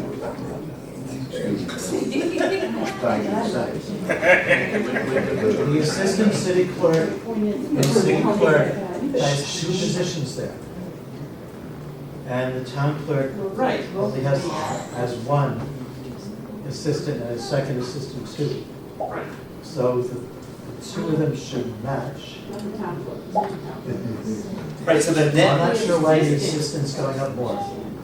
Oh, I know why, because the typist is decreasing. So if you take Typist is increasing. the typist 3 in city clerk, is being transferred to, they're trying to create 2 assistant city clerks. Yes. A senior city clerk and a deputy and a secondary assistant city clerk. But those are different positions, Ken. Chair, please. I thought I still had the floor. I mean, maybe we could create assistant clerk 1 and clerk 2, I don't know. No, But the total, confused. Because all I know is each one is going to be exactly All the right, same. Ken, Ken, the issue here is that we don't have the deputy position from the charter in the book yet. So right now, they're both budgeted under assistants, so you can't All tell right. the salary break between the two. But yes, both the town clerk, new deputy town clerk and deputy assistant clerk will be making the 124 number. They are in Munis, I don't know how this added up, they are that way. You just can't see it because in Christina's budget, she's broken out separately with her title, whereas here, she's not. Because she's lumped in, because we haven't created these deputy positions yet in the book. If we had, you would have seen it. So, Malala, before you go, you all set? No, I didn't get to my second question. So through the chair, legally, we are voting on a book that is supposed to be our Bible, that we are reviewing, that is not accurate. I That's could go down to not, my office and look at the That's actual not the detail part- person by person. I know that the 2 clerks, excuse me, through the chair, the 2 deputies are at the same level. I think the issue may be how the typist moved to the assistant deputy. I could just go and double check it. Well, if I can address that by saying, I actually agree that the budget book should break them out. Of course, we were all trying to figure this out at the time the mayor's proposal came out. We could break it out, but once again, that's not a line item change that the council is making, so it's just details in the book. So I agree that the details should be broken out between the 2 positions, but it doesn't change the number. The number is there, it's accounted for. Salaries 5,100 in the city clerk's office and town clerk's office are correct. Hold on, son. No, Chair, if you want to play it safe, since I don't know, I mean, Yeah. I can either go down. The total, try to make this easy for the chair. So the total of the town clerk increases for the 2 clerks is $40,000. So the total for assistant clerks minus the typist should be approximately 40,000, but it's only 23,000. So there appears to be a possible $17,000 error. Again, this came out of Munis, and the titles were given, so I had to look at the detail, name by name. I think before we go ahead and vote on it. If you want to play it safe, say Yeah. so. With error in which budget, Ken? So In the town? So the personnel stuff populates this from Munis by name. And then they put in, hey, this is going up 15, this is going up, because of the charter. So they were supposed to match. So to play it safe, I would say add 17,000 to the personnel line in city clerk, and say intent on the assistant clerks, to match town clerks, whatever you want to call it. And if it is that way in the system, then we won't change. Go do that. They should. All right, there's no recess while you go fix the number. Let him fix the number. Yeah, you gotta fix the number. I just want to say, Yeah, go fix the number. I just want to say, as a person who went to all these charter meetings with a registrar came and presented, because you guys were busy over here, when they were telling people to change their title from assistant, town clerk, deputy, nobody told the charter commission that by changing the title, even though they're doing the exact same work, they were gonna get 20-something grand more. And I don't have an issue with that because the charter commission, I was there when they were testifying, well, I think just we deserve to be deputies and have that official status. Nobody testified that by changing from an assistant to deputy, because the workload's not changing, okay? There's no additional responsibility. And now people are getting $20-something Right, increases. nobody said that to us. And the average taxpayer would not support that. I didn't even, yeah, good You got job. something to say? Yeah, that's right. I didn't notice the 35 positions. Okay, That so- typist thinks it's. So there may be a math error in there, so I think you play it safe. We're at Thank you, recess. Anita. We're at Do you have to make a recess. motion for him to fix it? We're at recess. Oh, he's not gonna go He to ain't gonna fix it. He's gonna fix it. Well, if you don't touch me on time sheet, you should go. You should vote for him to fix it. Oh, wait, Ken. He did. The other thing is, You did? remember, I don't know if Sure. you're gonna refresh. Before you bring it back on the table. So when we vote on it, You will vote on it, you're right. I got Cambridge. Oh, if you did. oh, we got them good that time, Maria. I'll give you that. What is it? Big prices? Huh? You got it. We're at recess right now. Term. Not beforehand, when you decide, whenever you decide, Okay, boss. okay? So let Ashley speak, so we can get this cleared up. Through the chair. I know your motion's still on the floor. Can you come closer? Can you come closer, Ashley, please? She's shy, so don't beat her up. Through the chair, it may not be fair to the clerk's office to discuss this position change without having the clerk's office here to discuss that. Additionally, the position would essentially do more I can't in-depth hear her research. at all. Yeah, I can't hear you. please speak louder. So the position would be to do more in-depth research and data analysis for the council, such as Councilwoman Pereira's, what was the other day? Affordable housing. Affordable housing for average median incomes. Additionally, the position would be to attend committee meetings in the evenings to assist with the legislative, administrative, and technical support. So that's all. We care. Thank you. I mean, that's all said. I'm okay with it, leaving where he's at. But do changes whatever he's not part of the legislature. If we're gonna hire somebody, that person's gonna be out at the legislature, he's gonna be part of the clerk's office, period. That's how they just get changed. Yes, sir. If we leave him where he's at, give him that pay raise. Can he, leave where he's at, and you say you want to change his title, why you breaking? Well, you know, he's not gonna be responsible You for us. need He's not gonna be to, you won't responsible. be responsible for us. Can't, I don't know who for the personnel or whoever. Can't they decide whether or not he deserves a pay raise or not? Well, we can come down to that road eventually. Right now, that's. Okay, can he, So can't get the answer to that question for you. but I was listening at what you said and it made a little sense. You know, you said that leave him where he's at and do his title change from assistant to whatever he is? To the chair, nobody was asking for a pay raise for the legislative liaison. That person's in his clerk's office. The councilor's motion was to leave that position in the clerk's office, which means we just take it out of the decreases. But we'll leave the increase as it is, because that funds the position for $58,000. And then you can decide later what the title is, is it still liaison, you can change that at will. So you don't have to worry about that today. But no, but they weren't, it was, George, was just making, Brian was just making a comment. But it wasn't about the person in the clerk, it was about the person in legislature. So we talk about two different things. Yeah. I'm talking about the person that's in the city clerk's That he office was now. talking about the legislature. We already passed about her. Like I said, I agree with my niece. One thing about it, Bridgeport can do whatever they want to do and sometimes they do things that do not benefit the people that work in Bridgeport, unless they like them or don't like them or don't have anything to do with it. But I agree with you, but I thought that the other night, I thought that the other night when I was here, that we decided to give Ashley help. You know, nothing else about anything else. Now all of a sudden we talking about the whole city thing, the whole thing. That don't make, we all agree, but I agree that Ashley should have some help in that department. Now, where they get it from, you know, and I think that somebody should be hired in that department. And if the president want to,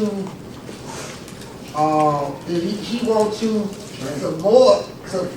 promote somebody in her office, then you know, then that's it. That's the only thing that she asked for in this thing right here. Now, if she promotes somebody in that office, or ask somebody to be promoted in that office, naturally they promote it, then they're gonna get a raise, I would think. I don't see what the fuss is all about, you know. But it all boils down, and I'm gonna finish, Mr. Chair. It all boils down to, and I'll say this and I'll say it again, who it is and what it is. If it didn't benefit somebody, like Fred said, if it don't benefit somebody, we wouldn't even be having this conversation. Okay, I'm gonna say something. If y'all are in Relax, agreement, things going on, all right? all right? If y'all in agreement, we just leave the individual where the individual sits. Right? We get out, see, I don't give a problem. What I said is just what the book said. We supposed to be doing, that's all we brought it up to. But I don't have a problem. You wanna leave it, we change it back. See what that's it. So through the chair, if I could offer. Don't confuse any more than that. The motion has to be modified. I understand that.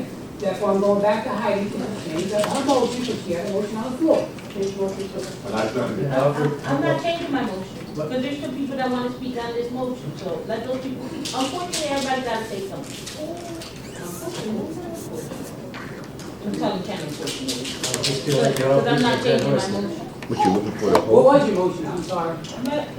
My motion was to remove this position change in the legislative intent, to keep the legislative, the person in the city clerk's office, and to reinstate the position that has been removed of legislative liaison back into the legislative office. Which we are agreeing on. That's what I'm agreeing to. That's what I'm saying.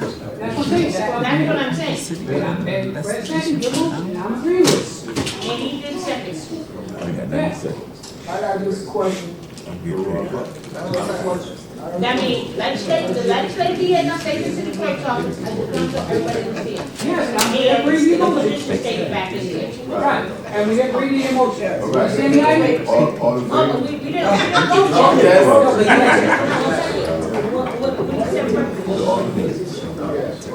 because in here I see that, but also,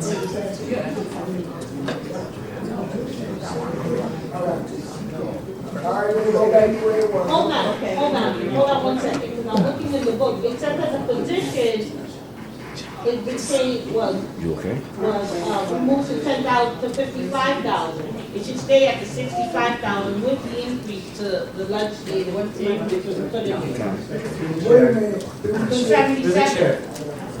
Through the chair. I thought that The was. position for the director is the same with the colors. That's what's in there. Come on. Whatever Like everybody is else. 67. Folks, that's what you've had for 5 years. I can't, if you want to just start making numbers up from there, that's what the position is at, okay? The The position liaison, at 67. right.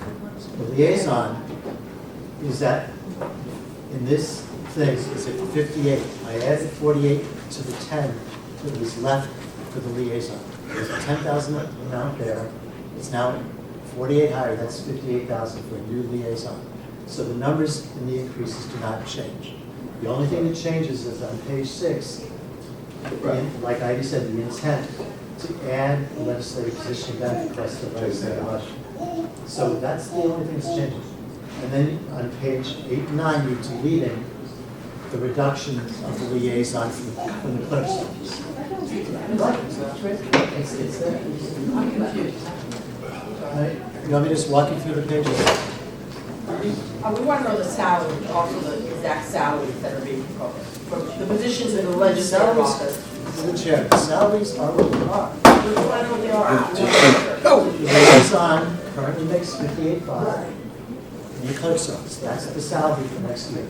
In this The office. direct, no, in this clerk's office. Okay, so what about here? You won't mention names, Visitors. Right, but what about here? And the director here makes 67, whatever. But the request was for 65. And the person beneath. The person beneath, last year was funded at 40. No, Y'all gotta go no, to the chair. Three chairs. You gotta go Y'all to just the keep chair. going around. No, I'm sorry. no, I'm sorry, the book. But she's talking. Oh, She's no, but talking we're about talking about the the book. same thing. So, no, remember we talked about this, the liaison office, that it was crazy that the legislative director would be making 67 and the person who reports to her would be making 65?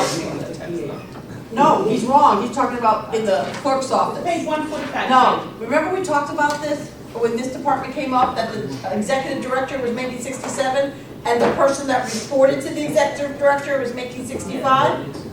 And so we talked about this, and you're confusing it with the office and the position in the city clerk's What I was office. trying to do is to make the positions, since the title is the same, the salary has to be the same. That's the way the civil service works. Okay, so based on these changes here, could you just have legislative office? Is that, you didn't put like the positions here, not on the page Has 4. to be some position. Okay, so tell us what the salary increase is for the legislative director. The director gets 3% like everybody else. So she's gonna make 3% more than the person who reports to And her? the liaison would make what the existing liaison makes, or the second liaison. Yeah, which is at 65 in the book. No, the liaison salary is 58,550. I don't know, the 65 is the made-up number. Right. It's in the book. What there was in the Made up. titles to it. Right, we don't gotta do that. Well, I don't know, but it's not the Yeah, same as what, anyway, I'm trying to, you guys are doing about an hour, about $3,000. I don't, it's an important position to the I council. understand. Well, because the other person will be, actually, if he doesn't get hired within that July period, right? They're not gonna be hired. I'm starting July 1st anyway. I know that. But let's find the budget section, because 145. if anybody wants to turn there, because that was something we talked about, and It's already been allocated in this year's book. Do whatever you want. I'm just no, so you're saying that we're incorrect, but I want you to No, I'm know. saying you asked for a liaison, I'm giving you the liaison salary. Right. Okay, so let me just say If you want what's to in the change to budget, another please. title, then you can't make up a number. That's what That's happened right. last Make year. up a number. There Okay. was no Okay, discussion about the title last year. There should have been. okay, so you're saying, can I just tell you what's in the book? No. I want to tell you what's in the book. In the book, proposed by the mayor, is 67,749 for the legislative director. And legislative liaison went to 10,000, because it was never filled, the position was never filled. So now you're making an amendment here, that just doesn't give us the position, it just says legislative office. So what is gonna be the, where does it say that? On the other page, not page 4? Legislative area. Page I'm 5? sorry, it's on page 6. Page 6. The legislative intent is to add a liaison position. For how much? Well, I thought you wanted what the person now is making. Okay, so what is that? It's 58,550. Right. Okay, and I'm just gonna say, I still don't think, I don't think it's right that, the new position in 2027 for legislative director, that's with the increase, is 67,749, and the person that whatever would be hired to fill it is at 58,500. The director is making 7,000 more than the person they supervise. Actually, her percent more. No, it's in here, the 3%'s already in here. 3% in there already? Yes. Okay. It's in here, so it's at 67,749, and he's creating the position back into the budget that reports to the legislature for 58,550. And so what we're saying is that the director is gonna make 7,000 more than the person that reports to them, who's already been here for a couple of years. So I don't think that's fair, and I would think that we should bump that by 10 grand. And I never fight for stuff like this, but I didn't. It's already in there. It's already. No, No. you have to. Hold on. Gary. Yeah, I just wanted to say simply that the motion on the table is is what was requested by our departments, right? That there was a request from legislative services to fill this role. What's in the budget book, the legislative intent, is different, right? It's been changed, and I agree we should reject that. I think what we need clarity on here is two things when we vote for legislative services. Are we voting on the $65,000 requested by the Office of Legislative Services, or the 55 and change that 58 Ken is? And are we voting to increase the director's salary from the 67,749 to something, to the 77? I'm more agreeing with you say, to give you a bigger gap, I mean, 75, we add another one 58. That would be more where you should be. Madam, would you amend your proposal for 75 for the director and 58 for the liaison? That's the range that they're normally in. Yeah, That's the range. I will amend my motion to state that. That's the range they're in.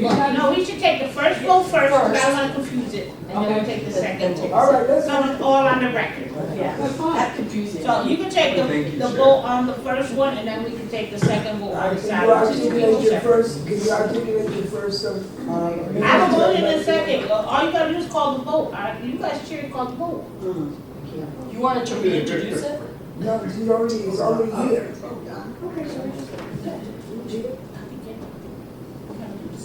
The motion on the floor, yeah, right. Our motion. The motion is on the floor and seconded by Fred. All we gotta do is, if we withdraw the debate, is take the vote now. Okay. That's a Madam committee. Chair, can I ask you the number? Does he need the number to vote? What's the number? No, we're not you doing the number. Not doing that. Right, Second. yeah, Second motion. It's been moved and probably second. All those in All favor? in favor? Aye.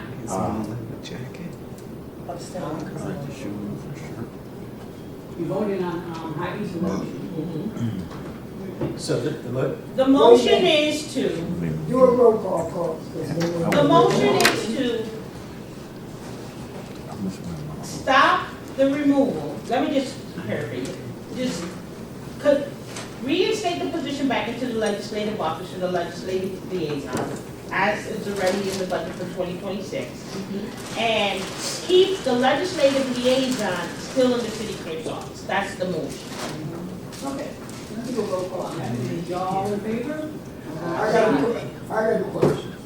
a question. Right now, have we taken them out and put them in? This sheet, sorry, through the chair. This sheet assumes the person will be chosen. So my motion changes the intent language to add the position in legislative for the 58,550 plus benefits, which is in those numbers.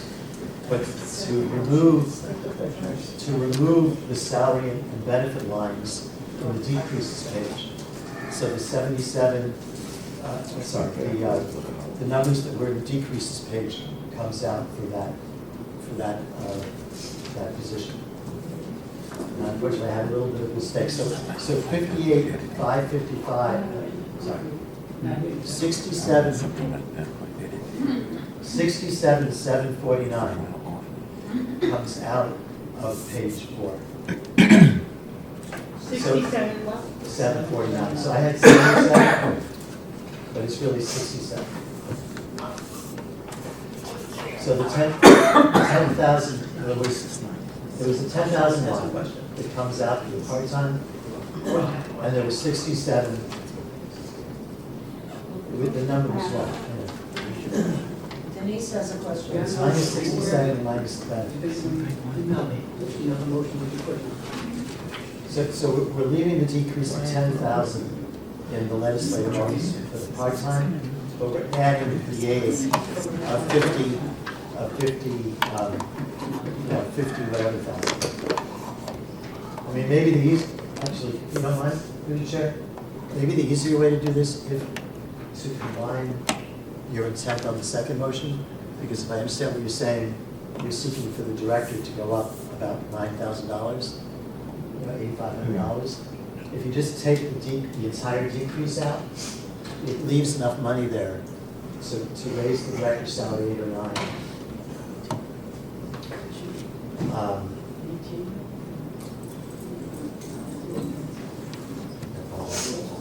getting my numbers mixed up.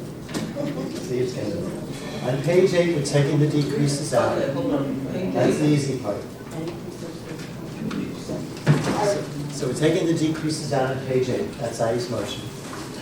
So we're not eliminating the liaison in the clerk's office. So the decreases come out because the clerk stays. And then on page 4, the numbers stay the same because that gives you the money for $58,550 for the new liaison. And then potentially you make a second motion if you want to increase the director's salary. Mr. Chair, when the vote's taken, take it by roll call, please. Okay. Did everybody clarify in the first one? Well, I'll clarify in the first one. Hold on. Oh, hold on, Denise had a question. If you keep the liaison in the clerk's office, and you're gonna bring a new one into the liaison office here at 4th Street, that means it's gonna be two doing the same job, or is the one in the clerk's office just gonna be doing the clerk's job? Can I just answer that? Denise, the person over here. Let me say this first of all. Uh-huh. I believe that person can use it. I'm in support of her getting that extra help. But I'm not in support of keeping one in the clerk's office and then bringing a new one in. So I need to know. It's two, I was gonna explain that, it's two different jobs description. What the legislative office at Margaret Morton, the role is supposed to be more like a data analyst for the county.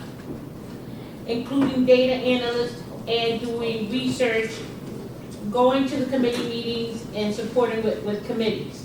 Which currently one person is doing all of those things. Now, the legislative person over there in the clerk's office does a totally different role. Okay.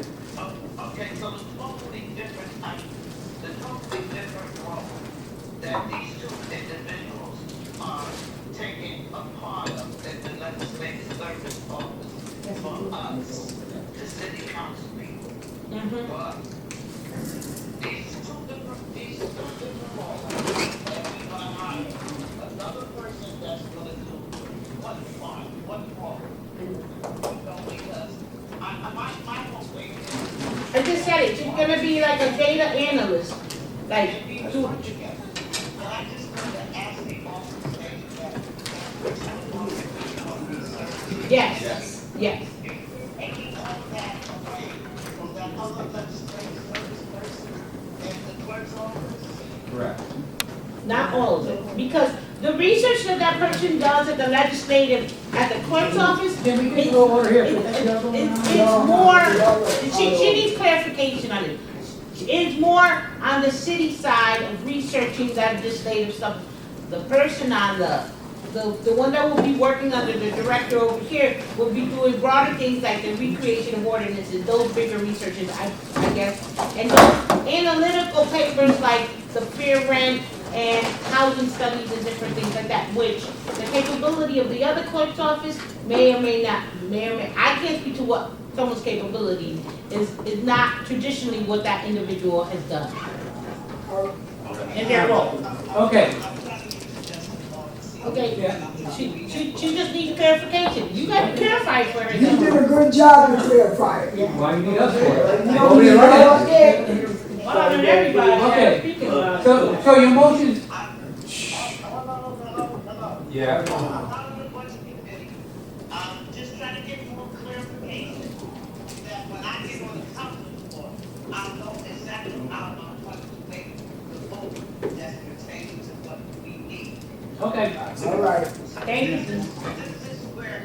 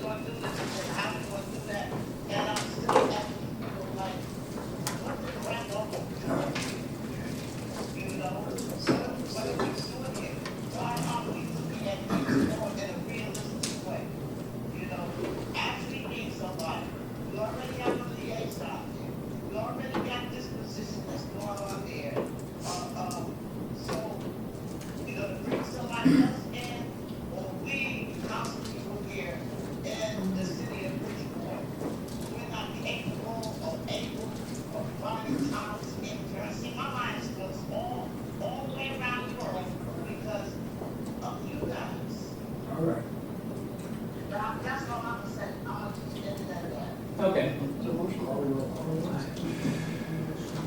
So your motion, you're going with Kim's suggestion? Okay, It's not his motion. I mean, it really was her motion. I just tried to give you the numbers. It's not financial yet, it's just position. The position.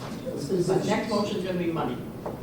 This is, did we But do you the can roll only vote call? on money. You can't vote on positions. Where they The stay. council has no Where they authority stay. to vote on positions. We Please can understand. vote on a You can position vote staying on in the the city dollar clerk's amount. office. The law is the council votes on dollar amounts for That's budget it. lines That's within right, intent. that's right. That's Within what we're intent. supposed to do. So You y'all want to can't go outside decide, there? the intent is X, but then it becomes the administration That's right, to you're not deliver, supposed to do that. and your council president. That's the way it works. That's So, the way it No, works. this is the LoSiP money, how do you? so the money is, you're taking out. The motion's already on the floor. Well, Hold on, let me, You gotta do go it ahead, right. finish clarification. So So everybody understands. right, you can do financial budget votes. Financial budget vote is, the page 4 stays the same, because it includes money for liaison. But the intent language on page 6, as Ivy said, changes to, it's a new legislative liaison add to the legislative budget, not coming from the city clerk. That was what the motion was. And then on page 8, the motion is to delete the lines salary, health, American Medicare under city clerk, to take those lines out of the decreases, which increases the budget because you're restoring this position and leaving it in the city clerk, whereas this was going to take it out. So it puts it back in the city clerk, and the intent language on page 9, that first sentence, legislative intent, transfer legislative liaison to legislative office, that line comes out. Yep. All right. So that really is the motion, because you have to do the hours. You can decide what position to go in office. Oh, yes, you can. All right, come on. Committee members in, vote. Is everybody clear on the vote now? Yes. Now I'll take the roll call. I'll take the roll call. Thank you. All right. We're gonna go in order, please. Heidi, Yes. Nicole, Abstain. Fred, Yes. Ernie, No. Beverly. Yes. So, there's 1, 2, 3. She's staying.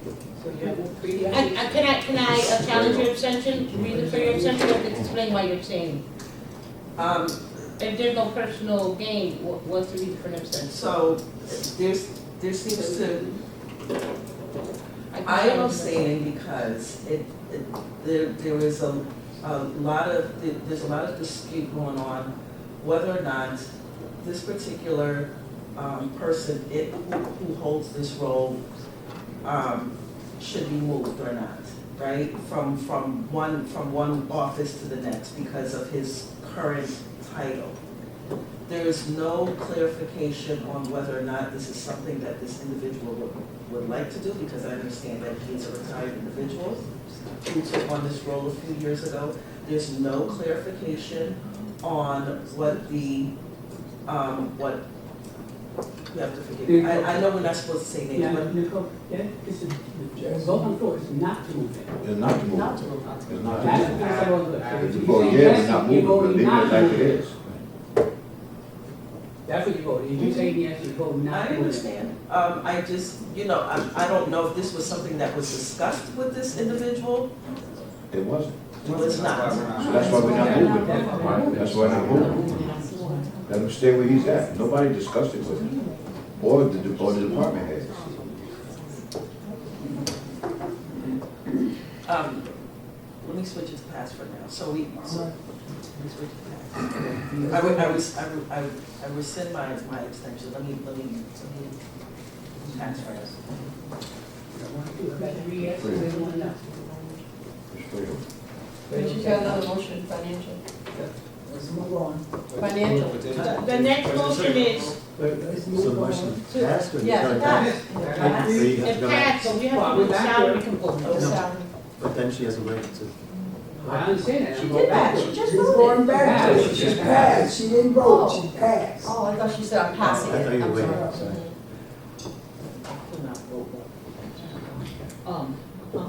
So The vote is yes, it's yes to not move him. Correct. Correct. And to add to Ashley's office, one position. To keep the position. And then eventually get Ashley paid. I understand, I understand. It's not there. So then my vote would be yes. Okay, so it passes. All right. All right? Okay, now I'm gonna get your second one. The second motion is to increase the legislative director's position to 77,749. No, 75. 75. 10,000. 75. 75. 75 to 58. That's what it is. Well, she can make a motion. Well, I'm gonna say that in the book reflectively. And this is what I understood when the rumors came to my ears, and I'm gonna speak frankly, was that it was not to put the position to give the legislative director $10,000 increase for the, and then bring that other person over. That's what I heard. That's what I was told by other council colleagues. So if this is incorrect, and now we're only saying 5,000, when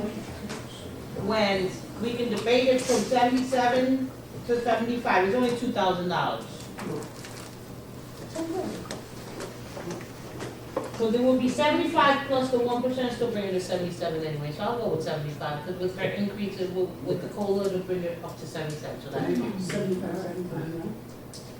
so 75. 75 to 58. 75, 58.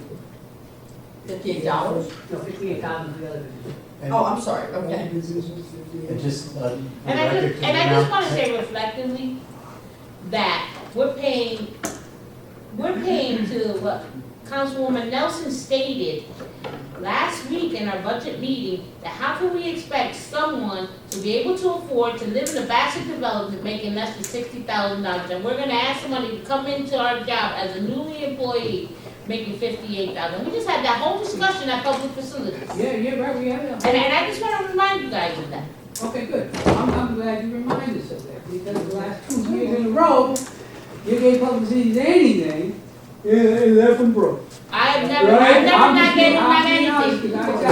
You are the committee, you voted for that. So, I have the floor. You interrupt me when I have the floor, you don't have to, I interrupt you. So my point to that is, and I take your point very well, I have always lobbied for public facilities to get what they wanted.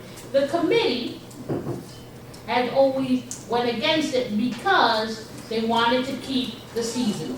And until I fought with my budget co-chairs to remove the seasonal money and the administration, did we not begin to start to hire? Because for many years, the administration always believed that under Nestor's guidance that we should keep the seasonal because it was, and the affordability wasn't there. So I just want to remind you of that. This is your second term, I understand, Councilman Richards, there's no reflection on you, but for many years I have always said to remove the seasonals and start hiring permanent hires. Okay. Okay, so I just want that to reflect. You can always look at that every single year. At this day, on these times, I have said it. Right. But, and that's being said, in the book, People gotta go. In the book. this is the day we're supposed to be staying here to The present. person wants to speak. I stayed here on Mother's Day till 2 o'clock in the morning, and my daughter was leaving the next day at 5 in the morning to the Marine Corps. So I have no problem breaking that. This is our job. This is the one job we really gotta do. The rest of it is just fluff sometimes.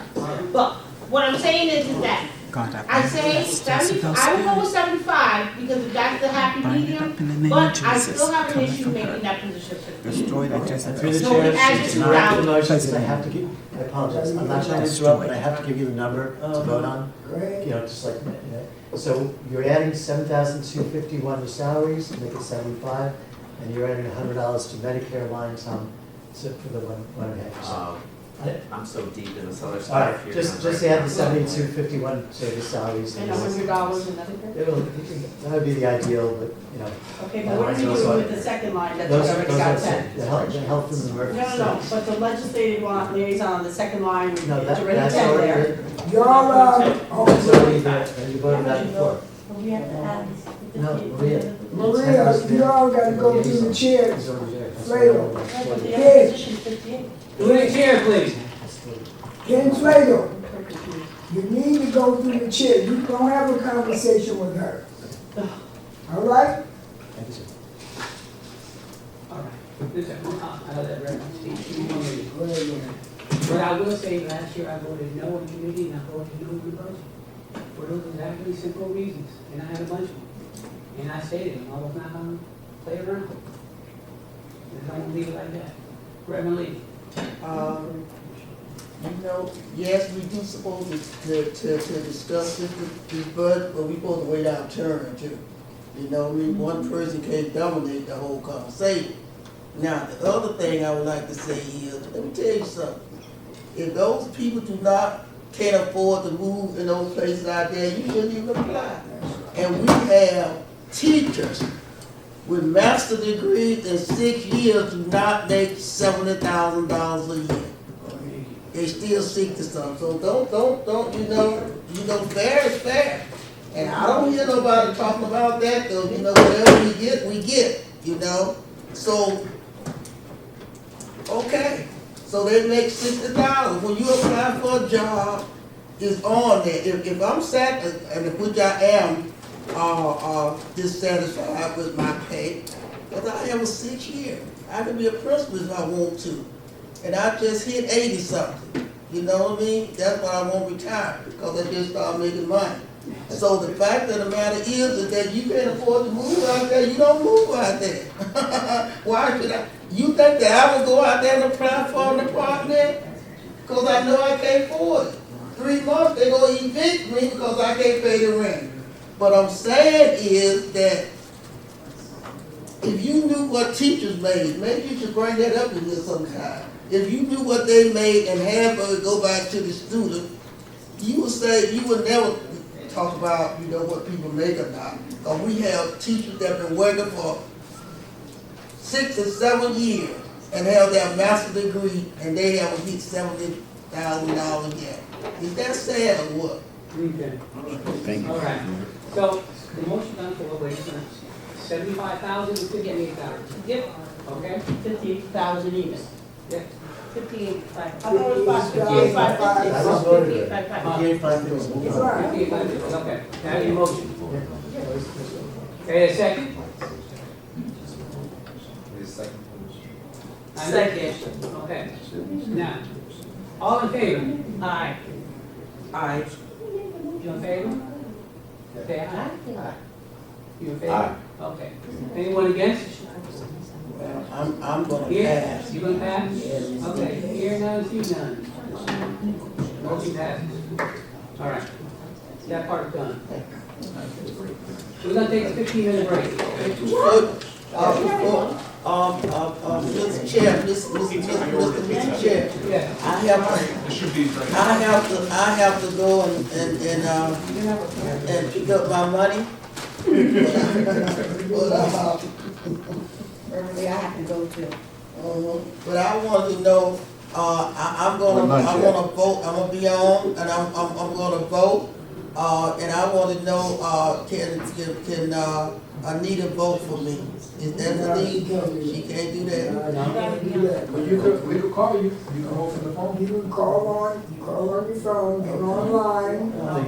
You gotta know. We can, I don't know. You can get on Teams, yeah. You get on Teams, right? Okay, put me on line, They though. change the rules, you can go on Teams. The law is that you have to be able to hear what's happening in the meeting and be heard. Right, As long that's as all. those things are true, then you can. So sign in, you can vote. My money is more important, okay? So through the chair, before you recess, just want to mention one thing that Tom and Anthony are working on. Some of the numbers in these sheets were done to reflect the real position change, the dollar change, and it's all okay. But I learned from Tom, the totals have to reflect the total in the budget line. So in other words, if there's 100 positions in the budget, it's $10 million. Even if this says go up 100,000 from 0 to 100,000, it has to say 10 million to 10 million 100,000.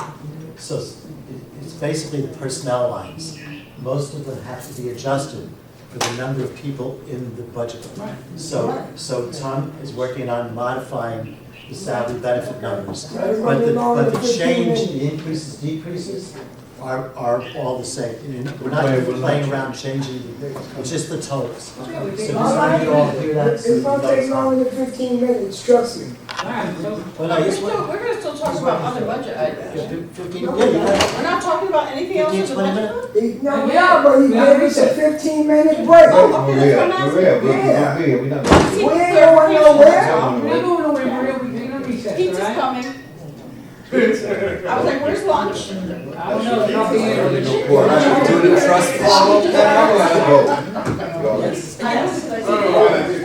Maria goes first. Smoke and then we'll pick up the pizzas. All right, let's get back to stage. Okay, through the chair, Again? if somebody would like, there is a $10,000 error in the, Hey, back in to the stage salaries here. for the city clerk. The assistant, the second assistant is listed at 10,000 too low in units. Give me that in order. 10,000 too low? There's 10,000 uses in the city clerk's personnel total. On So- 94. Listen, we cannot hear you speak when y'all speaking. So the city clerk's salaries total 379, should be 389.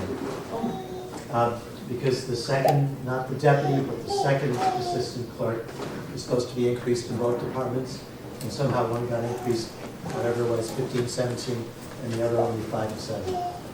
So, I understand that it's supposed to be equivalent. I don't know if they really are, but that's what I'm. I have to touch and agree with.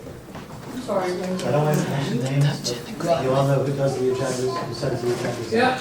Yeah. Okay. That person's listed as 10 lower than he's supposed to be. So, Madam Mr. Chair, Yes. I'd like to make a motion that we approve the budget. We know we got five votes to take. Am I correct? Five. Yes. So I would make a motion that we start with this first one. Well, hold on, you don't Sorry, have to the the updated chair. documents coming on. We don't have it yet? Through the chair, do you want to just make a motion on that 10,000 first? And vote on that? I make a motion on adding the $10,000 City to clerk, city clerk. salaries. Second. All in favor? Aye. All against? Hearing none, seeing none, motion passes. Okay, so while Tom and Anthony are printing them, right now, I can just, I guess I'll wait. Yeah, wait. It'll take about 5 minutes to print 25. All right, so we go back into recess for 5, 10 minutes. And it's coming, I wouldn't go anywhere. Oh, Anthony's It's coming doing out it. of It's the only about a few presses minutes. now. All right, as soon as he brings the documents, then we can. But the intent is listed is To change the title. But it's in the legislative intent section. I mean, legislative intent is not. Really? So through the chair, it's okay, while Anthony's passing them out. So in total, rough terms, the total increases and decreases ended up being about $200,000 higher on the increase side. So what I requested of the CO staff was the factor that's what I would call the kind of balancer in the budget is the attrition reserve. It's very hard to know how many vacancies will be citywide, and so that attrition reserve now kind of assumes that burden of 200,000. In general terms, for newer members, when there's a factor like that, if the mayor needs to during the year, we'll say to departments, hey, you can't spend X for 6 months, or you can't spend Y, and administratively takes action. My hope is we won't have to do that if the budget works out okay, but that's kind of where that factor is. About 10 years ago, council started putting the attrition factor in the budget, we estimated the savings for people that aren't hired. Every time somebody leaves, it takes 6 months to post, to interview, to hire, to get someone to start, and that builds up a vacancy reserve. The state budget has a similar vacancy reserve, so it's that concept. Okay. All right. Hold on one second. Make sure I got the right one.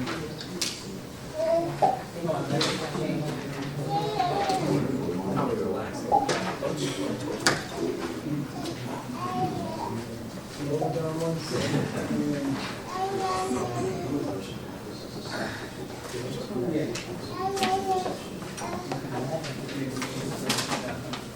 All right. I'd like to make a motion to accept the substitute motion to amend. Substitute document to replace, sorry, Mr. Chair. No. A motion to substitute the new budget adjustments as a replacement for the old budget adjustment sheets. All right. It was exhibited before. City council budget and appropriations for fiscal year 2027, annual budget adjustments. All right, there's a motion on there, can I get a second? Second. All in favor? Aye. All against? Hearing none, seeing none, motion passes. So now through the chair, you want to take one vote on each section. So revenue increases Right, and let's put revenue the document back decreases. in now it's by section. Okay, Arnie. Sections. Okay, I want to make sure I got the right section, so just tell me the page and I'll make the motion.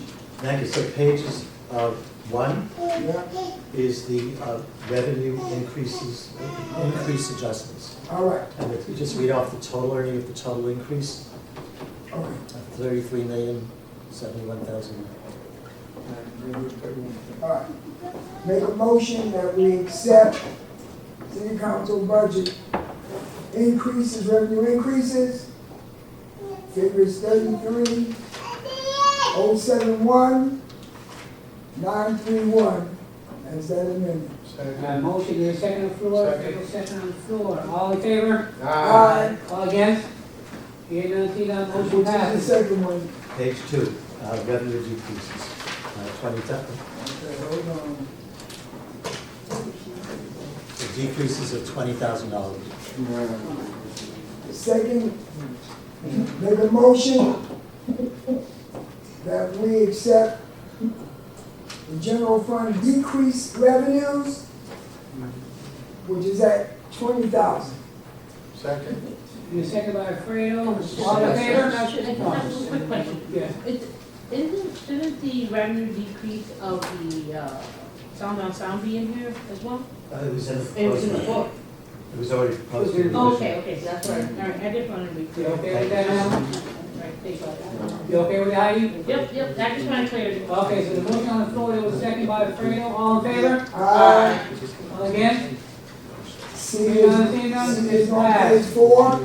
Yes. Sir. Sorry, through the Thank chair. you. The next item would be general fund appropriation increases, which are expense increases. Pages 3 and 4, the total is on page 4, 34,572,561 increases. What's that? Expense, sorry. Appropriation increases, Yeah. the total on page 4 changes, increasing the budget appropriation.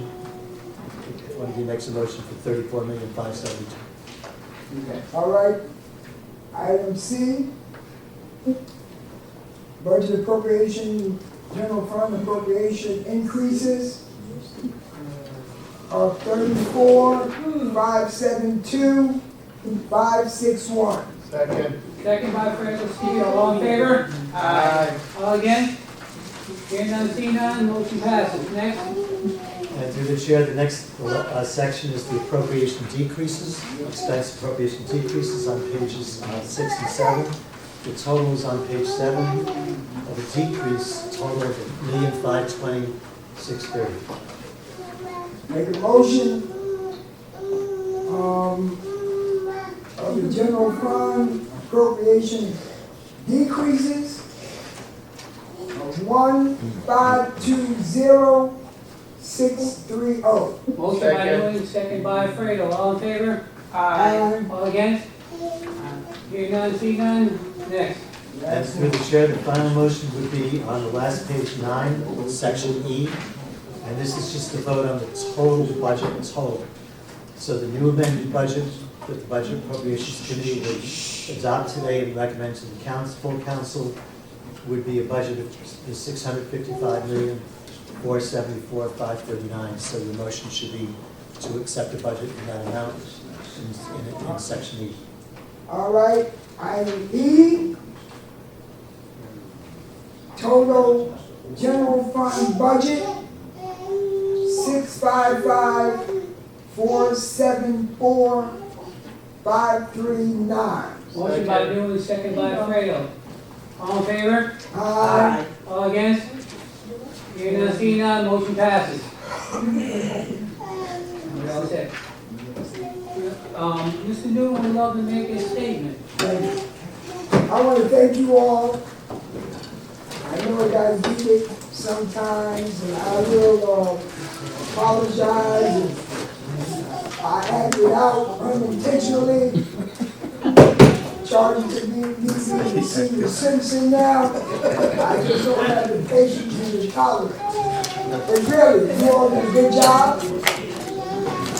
And I guess the voters would be proud because we did address education. We tried to fill positions to the best of our ability. So I think that this is a good budget. One that I can tell you, I haven't seen since I've been on the city council because we've had some really rough times with budget. And so, once again, the state helps, which is good. I want to thank my co-chair and this committee and members of the city council for your input. Because you did a good job and we've got something to be proud of to take back to our constituents. Thank you, Coach. Okay, someone say a few words. I had a question. I'm confused, because in the old one, in the increases, it says 34,818,37. In the new one, on the increases, it says 34,572. How is that an increase? That reflects a decrease. I could be wrong. On page 4, right? On total expenditure increases. Yeah. Right? Say that again, yeah. On the total expenditure increases. Yeah. On the old one, it was 34,818,37. On page 4 on the old one, right? It was 34,818,373. And then on the new one, the total expenditure increases says 34,572,561. That's a decrease. No? So It's off by 2,000. That's all. That's probably the net of all the changes we made. So there were things taken off the increased pages because, okay, I'll give you an example. The police had people in and out, but the amount ended up being out, so it was consolidated on the decrease page. So it was taken out of the increase page. So when Tom was doing this, because you have to do it, you could only vote one line, one department line for police salaries as an example. I had it, hey, this police salary was transferred in, this police salary came out. So it was consolidated and moved to the decrease. The decrease went down, but the increase went down. So they both went down. They match? So it does match. I mean, everything balances, but it's because of those netting out effects. So it wasn't that you cut things of the increases, it's just that they flipped to the other page and netted out against some of the decreases before. Okay. All right. It's Matt, you gotta trust the process. Yeah, it's confusing. Process. Yeah, so just to give you an example, the decreases before, Fred, the decreases before were $1,780,000 or something like that. Now the decreases are only $1,500,000. So they both went down. All right. Okay. So it's It's like- it's because of the netting. I try to wonder, if you make an increase in a department and then make a decrease in the department, the way Ken had it is, in section C, he showed it in increases, and he showed it in section C in the decreases. Well, you can't do that. Okay. The council's line item change is one change to the mayor's budget, up or down, one time. The only And reason so what we I, needed to do is, I needed to take his two Okay. changes where you had increases and decreases, and merge them and figure out which side it belonged to. Okay, okay. All right, before we dismiss the adjournment, I do want to thank everybody for coming out and participating in the budget process. I know we can be tough on people, sometimes we get our disagreements. But I don't have no hatred towards no one. Oh, I can do that.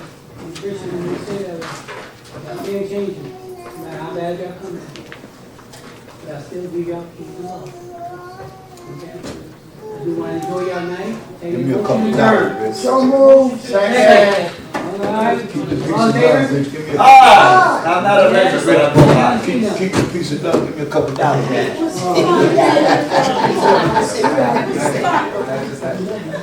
Keep